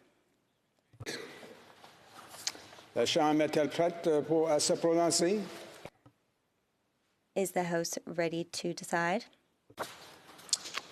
La mise à voix sur la Putting the question, motion number 1. The vote on this motion also applies to motions 2 through 4. Motion number 1, Mr. Sainte-Marie, seconded by Mr. Terrien, moves that Bill C-224 be amended by restoring the long title as follows: an act to amend an act to authorize the making of certain fiscal payments to provinces and to authorize the entry into tax collection agreements with provinces. As usual, if an MP from a recognized party present in the House would like to put the question for the motion to be adopted, I invite that member to stand. I see the member for Joliette standing. Thank you, Mr. Speaker. I would like to proceed with a recorded division. Thank you.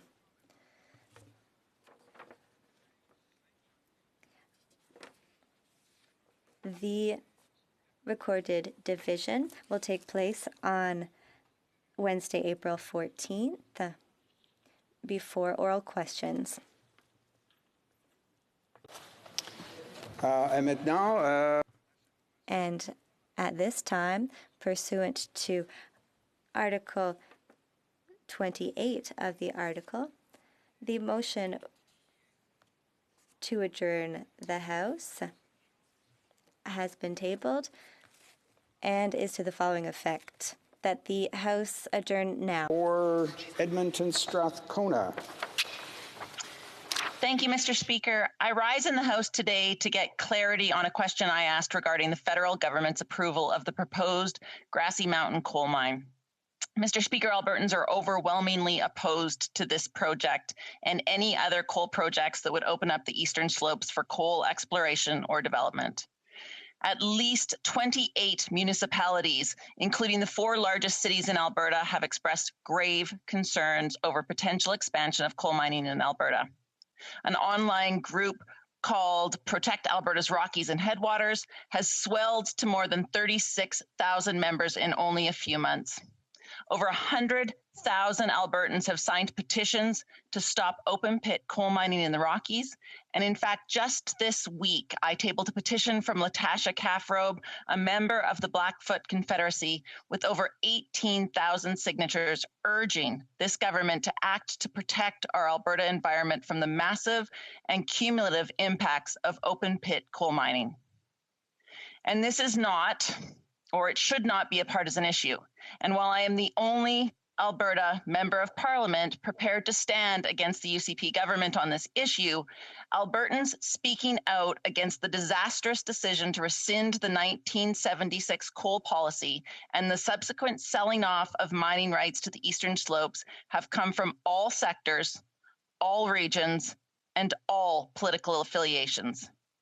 Mr. Speaker, open pit coal mining is a sunsetting industry with extremely limited potential to provide economic benefits for Albertans and extremely high potential to cost Albertans in environmental cleanup, lost jobs, and economic growth in industries like tourism, farming, and ranching. Albertans are already facing extraordinary cleanup costs associated with abandoned oil and gas wells. Coal mining on the Eastern Slopes promises a second costly environmental reclamation liability. In fact, the only ones who will benefit from this mine project will be Gina Rinehart, the Australian billionaire who owns Banga Mines. And I can tell you, Mr. Speaker, neither Ms. Rinehart nor any of the mining executives from Banga Mines will be the ones living downstream of this project. It will not be their water supply at risk. It will not be their environment that is irreparably damaged, and it certainly won't be their livelihoods that are destroyed. Mr. Speaker, the people who stand to lose the most if the federal government approves this project will be the Canadians who live downstream. The Grassy Mountain Coal Project threatens the water supply for much of southern Alberta, including drinking water and irrigation water. I've spoken with many farmers and ranchers in the area. One rancher who irrigates his property via the Oldman River, Mr. Holtman, spoke to me of his deep concerns. He told me that he's lost all trust that the government of Alberta will protect him and his ranch. He is worried about what will happen if the water that he and his neighbors depend upon for their livelihoods becomes poisoned. And it's not just Albertans, Mr. Speaker, who will be impacted. If the Grassy Mountain project goes ahead, it will open the door to further projects in the Eastern Slopes, which together threaten both the South and North Saskatchewan River basins, including the Oldman, Bow, Red Deer, and North Saskatchewan rivers. We have already seen what devastating impacts of open pit mining in BC, where the leaching of selenium and other pollutants into watersheds has caused massive damage. Devastating fish habitat and species at risk. Mr. Speaker, on behalf of my constituents, on behalf of the Indigenous communities who were not adequately consulted, on behalf of all Albertans who cherish our Rocky Mountains and the water and wildlife within, I'm urging this government to reject the Grassy Mountain Coal Project and all subsequent open pit coal mining on the eastern slopes of the Rocky Mountains. Can we count on this government to do the right thing and stop this dangerous and destructive project? The Honourable Parliamentary Secretary to the Minister of Economic Development for Western Economic Diversification. Well, thank you, Mr. Speaker, and I am pleased to address the question by the Honourable Member for Edmonton Strathcona regarding the proposed Grassy Mountain Coal Project. Mr. Speaker, the proposed metallurgical coal project is currently undergoing a rigorous environmental assessment by an independent joint review panel. The panel was established jointly by the federal government and the Alberta Energy Regulator in 2018. The panel process is ensuring a thorough and transparent review of the project based on science and traditional knowledge, meeting the high standards that Canadians have come to expect in a federal environmental assessment. The work of the panel is ongoing, and it would be premature for me to opine on the potential environmental effects of this project while the assessment is underway. The independent panel, however, does have a mandate to consider the potential effects of this proposed project on not only the environment, including the effects on water quality and quantity, but also the socio-economic implications of the project. The panel is also considering the contribution of greenhouse gas emissions that are directly attributable to the project. Mr. Speaker, Canadians have told us that they want to have a meaningful voice in how these types of projects are considered and contribute to an informed decision-making process. That is exactly what this government is doing through the environmental assessment for the Grassy Mountain Coal Project. Through the environmental assessment, various stakeholders have been provided with opportunities to provide their views and perspectives, including the economic benefits or drawbacks of the project. To inform the panel's assessment, a public hearing was held recently from October 27th to December 2nd, 2020. The public hearing provided a very transparent and open opportunity for the panel to hear directly from numerous interested parties, including those with local and regional interests that could be affected by the project. These views will help inform the environmental assessment and this government's decision on whether the project is allowed to proceed. Mr. Speaker, the panel is now preparing its report for submission to the minister by June 18th of this year. The report will provide the panel's conclusions on the significance of any adverse effects and recommendations for ways to mitigate effects related to the project. Mr. Speaker, I can assure this House that before any decision is made regarding this project, the panel's report and the views of participants brought forward in this assessment will be given due consideration. Our government is committed to a federal assessment process that is robust, based on science and Indigenous knowledge, protects our rich natural environment, and respects the rights of Indigenous peoples and supports our natural resources sector.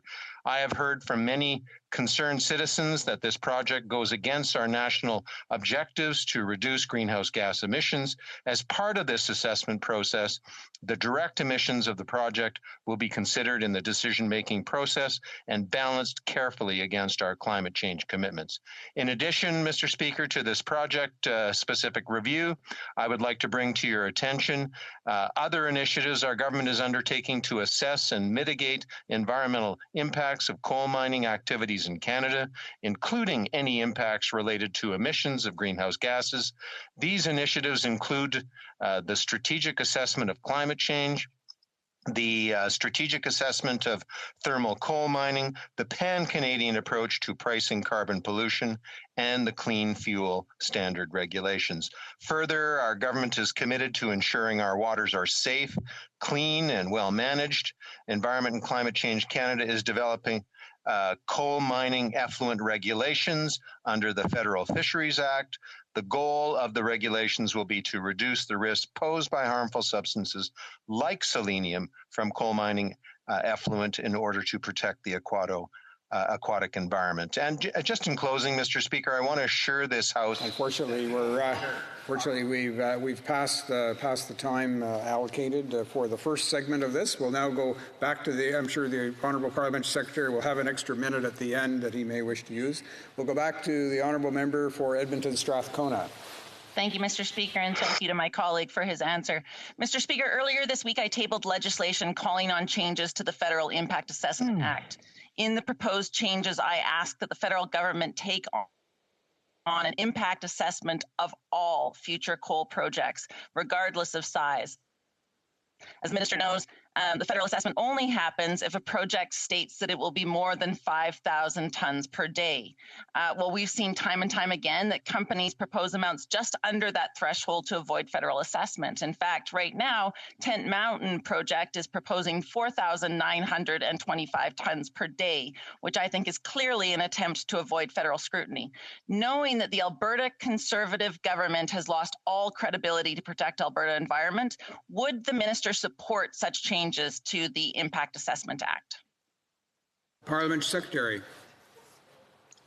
Well, thank you, Mr. Speaker, and I want to thank the honourable member and just emphasize that our government will take the time necessary to ensure that the decision on this project project is based on evidence and science, and that views of Indigenous peoples and the public are considered. Mr. Speaker, the Government of Canada is undertaking a consultation process with potentially affected Indigenous groups to ensure that no decision on this project is taken without a full understanding of its impacts on rights and any required accommodation in place to address those impacts if the project proceeds. Mr. Speaker, this government is committed to ensuring that strong measures exist to reduce greenhouse gases and is committed to an emissions reduction goal of net zero emissions by 2050. Thank you, Mr. Speaker.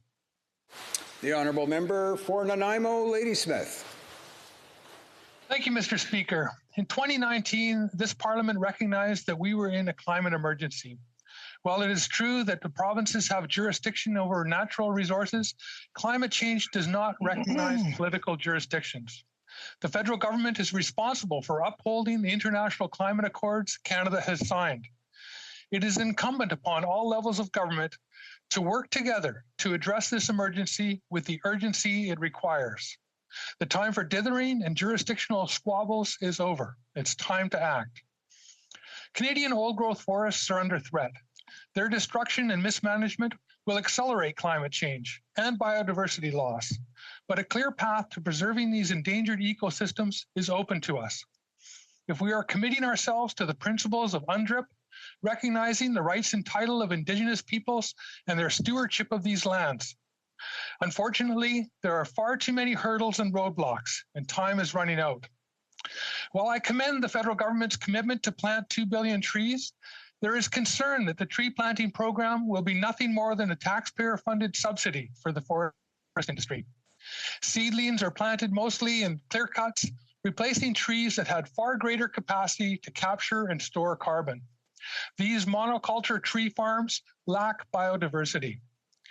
I also commend the government's commitment to protect 30% of Canada's terrestrial areas by 2030. With a focus on protecting intact ecosystems in areas of high biodiversity value. This is why I am urging the government to work with First Nations and with the provinces to protect Canada's old-growth ecosystems before it's too late. The terrible reality is that from a government perspective, it is relatively simple to clear-cut an old-growth forest. Protecting and preserving these endangered ecosystems is more difficult. Since colonization, the economy has been based on the extraction and removal of resources. We talk a good game about preservation, but the hurdles and roadblocks that must be overcome to save endangered ecosystems lay bare the underlying values and priorities of governments. On Vancouver Island, only 9% of the original valley bottom big tree old growth forests are still standing, and just 2.6% of those are protected in parks.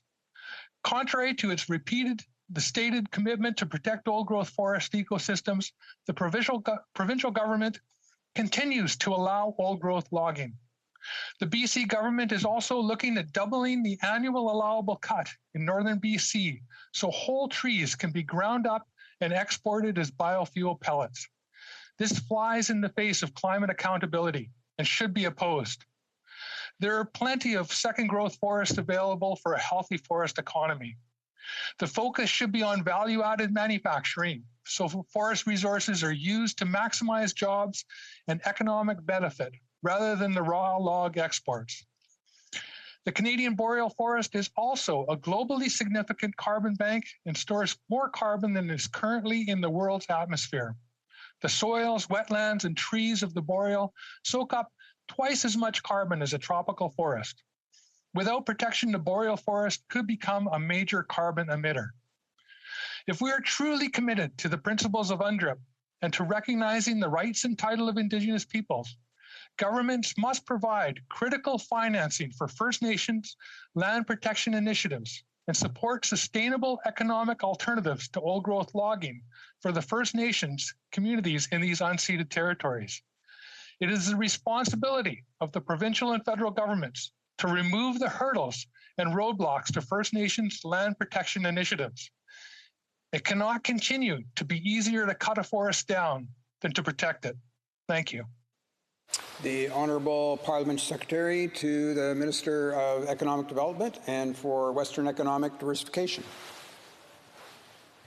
Well, thank you, Mr. Speaker. I share the honourable member's concern for old growth forests as they provide rare and important habitat for wildlife, especially migratory birds and species at risk like southern mountain caribou, spotted owl, and many others. While the provinces and territories have jurisdictions over the vast majority of our forests, the conservation of biodiversity is a shared responsibility. ECCC, Environment and Climate Change Canada, takes this responsibility very seriously. With our provincial and territorial partners, we have identified the forest sector as a priority to improve conservation outcomes for species at risk. Through our Priority Sectors Initiative, we have recently launched a process to develop a species at risk conservation action plan with provinces, territories, Indigenous communities, the forest industry, and environmental groups. When complete, this action plan will identify and prioritize opportunities for the alignment of conservation and forest sector policy and practice with positive outcomes for species at risk conservation and sector sustainability. Further, Canada is cooperating with the provinces and territories to protect 25% of our lands and waters by 2025. Our intent is that this will include more old growth forests as protected areas, Mr. Speaker. The process will involve engagement with Indigenous partners, provinces, and other interested partners and organizations. BC and Canada are looking forward to pursuing cooperation on old growth forest related conservation opportunities under the recently announced bilateral nature agreement that is currently being negotiated by federal and provincial partners. Finally, Mr. Speaker, the government is working with provinces and stakeholders to develop robust land use and biodiversity criteria as part of the Clean Fuel Standard to ensure that there are no adverse land use impacts or loss of biodiversity from growing and harvesting biofuel feedstock. Only biofuels made from feedstock that meets these criteria will be eligible for credit under the Clean Fuel Standard. Under the proposed regulations, forest feedstocks must be harvested according to a management plan that prevents negative impacts to old growth forest stands or forests. Thank you, Mr. Speaker. The Honourable Member for Nanaimo Ladysmith. Thank you, Mr. Speaker, and I'd like to thank the Parliamentary Secretary for his comments and his assurances. If Vancouver Island old growth were a banquet table, there would only be crumbs remaining. The First Nations have only recently been invited to share in some of the small economic benefits from logging the last of these ancient ecosystems. We cannot expect First Nations that are struggling with the legacy of colonization to engage in the lengthy administrative processes necessary to protect endangered ecosystems without serious government support. Canada is a climate laggard. We have the worst record of the G7 countries for emissions increases. People are fed up with government inaction. On Vancouver Island, land defenders are taking direct action and gearing up for another war in the woods, much like the campaign to save Clayoquot Sound that became an international movement in 1993. This government can avoid an international black eye by stepping up to protect endangered old growth ecosystems now, and I hope that they will do so. Parliament Secretary. Thank you, Mr. Speaker. And again, thank you to the honourable member for his advocacy and passion. Forests, I want to assure him, will also be an important part of Canada's plan to tackle climate change. Temperate old growth forests, for example, function as important carbon reservoirs. Nature-based climate solutions such as tree planting and ecosystem restoration, which will be undertaken as part of the recently announced Natural Climate Solutions Fund, will allow carbon to be absorbed or will prevent carbon from being released into the atmosphere. This will have a positive impact on ecosystems, including in old growth forests, and will help Canada to reach its climate goals. Thank you, Mr. Speaker. The Honourable Member for South Okanagan, West Kootenay. Mr. Speaker, last fall I asked the Minister of the Environment about the critical state of the population of spotted owls in British Columbia. There was once over 1,000 spotted owls in Canada, all of them found in the forests of southwestern British Columbia. By 1986, that number had dwindled to 200 as critical old growth forest habitat disappeared, and the species was assessed as endangered in Canada. But over the next decade, the population declined to 100 birds. And now there are only 3 spotted owls left in the wild in Canada. 2 of those owls are a mated pair living in the old-growth forests of Spuzzum Creek in the rugged country along the Fraser Canyon. Now, many people, myself included, were surprised to hear that logging was being carried out in that watershed. Surprised because the primary cause of the decline of spotted owl population is the continued loss and fragmentation of old-growth forests in southern BC. Now, before I switched to politics 6 years ago, I was a biologist, and a lot of my work concerned the conservation biology of owls. I've been following this situation for many years, and indeed, I took part in the first organized surveys for spotted owls in British Columbia back in the 1980s. So I have a lot of concern about recovery efforts for spotted owls in Canada, and it's clear that the efforts, I've lost my place here, just a second. And it's clear that the efforts made so far have been largely ineffective. After the Federal Species at Risk Act came into effect in 2003, the government was required to develop recovery plans so that the populations of endangered species could at least stabilize and hopefully increase so that they became not at risk. That certainly hasn't worked out well for spotted owls. Now, the provincial government in BC has been carrying out a captive breeding program for spotted owls, and I think there are 28 owls in that program right now, and that some of those birds will be released for the first time this spring. What is important for captive breeding programs is that you have enough suitable habitat to release birds into. And for spotted owls, that means old-growth forests. And I'm happy to hear that the government of BC has recently released a plan to preserve old-growth forests. It's an initiative that's long overdue, but much of that remaining old growth lies outside the range of spotted owls, which isn't found in the interior or the North Coast or even on Vancouver Island. And I spoke to the federal minister about this situation last fall and urged him to engage with the province to develop a more rigorous recovery strategy for spotted owls. And I also talked to the BC minister and her staff about their plans, and I was happy to get those briefings on the size and number and location of wildlife habitat areas that provide some refuge for this endangered species. I was very happy to hear recently that both ministers are in the process of creating a new recovery strategy for the spotted owl, and I hope it produces a more realistic chance for recovery through increases in the size and number of wildlife habitat areas and other measures. I'll be watching closely as these plans roll out later this year and in coming years. The Honourable Parliament Secretary to the Minister of Economic Development. Well, thank you, Mr. Speaker, and I would like to thank the honourable member from South Okanagan West Kootenay for the question and his advocacy. And I want to assure him, as a fellow biologist, that spotted owl conservation is a concern of mine and the minister's, and we take that concern very, very seriously. Now, more than ever, Canadians know the value of nature and wild spaces. It is vital that we take action locally, regionally, and nationally to recover Canada's species at risk and restore their habitat. In October of last year, the minister received requests from environmental and Indigenous partners to give immediate attention to the last remaining wild spotted owls in BC, acknowledging that successful species conservation depends on the commitment and cooperation of many jurisdictions. On February 25th, the Government of Canada and BC announced the development of a bilateral nature agreement that will enhance our mutual engagement on species and habitat conservation while enabling immediate action to support spotted owl recovery. In particular, as part of the agreement, federal officials will complete updating the spotted owl recovery strategy, and provincial counterparts will launch a strategy for the reintroduction of captive spotted owls to the wild.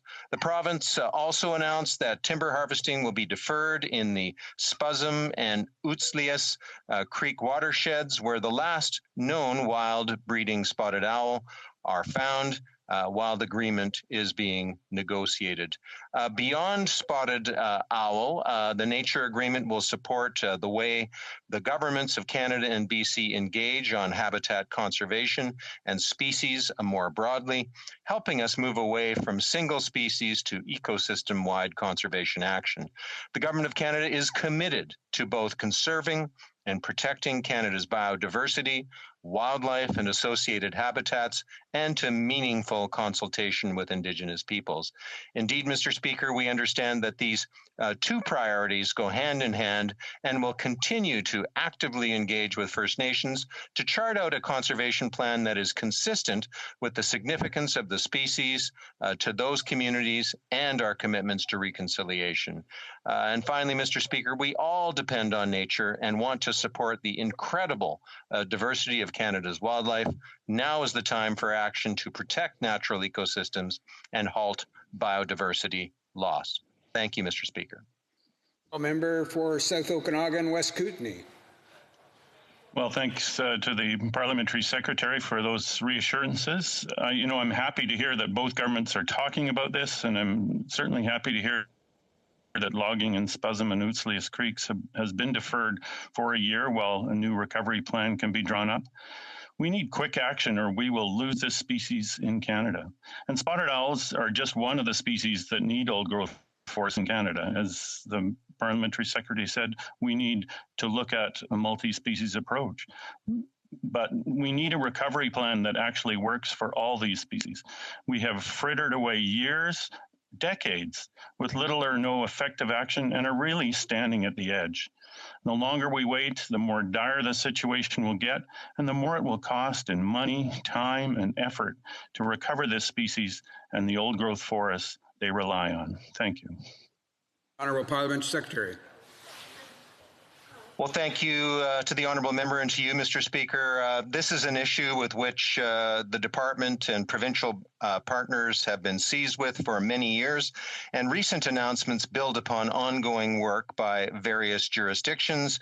This includes Environment and Climate Change Canada's work on a new recovery strategy for the spotted owl, which will help outline concrete conservation and recovery activities to support the species and to identify critical habitat. At the provincial level, it includes the province of BC's investments in captive breeding, competitor control, and habitat conservations. And just in concluding, I share again the honourable member's passion and commitment to preserving endangered species, and there is more work to do. Alors, la motion portant que la Chambre s'adjourne est maintenant réputée adoptée. The motion to adjourn the House is now deemed adopted. The House stands adjourned until tomorrow at 10 a.m. pursuant to Standing Order 24-1.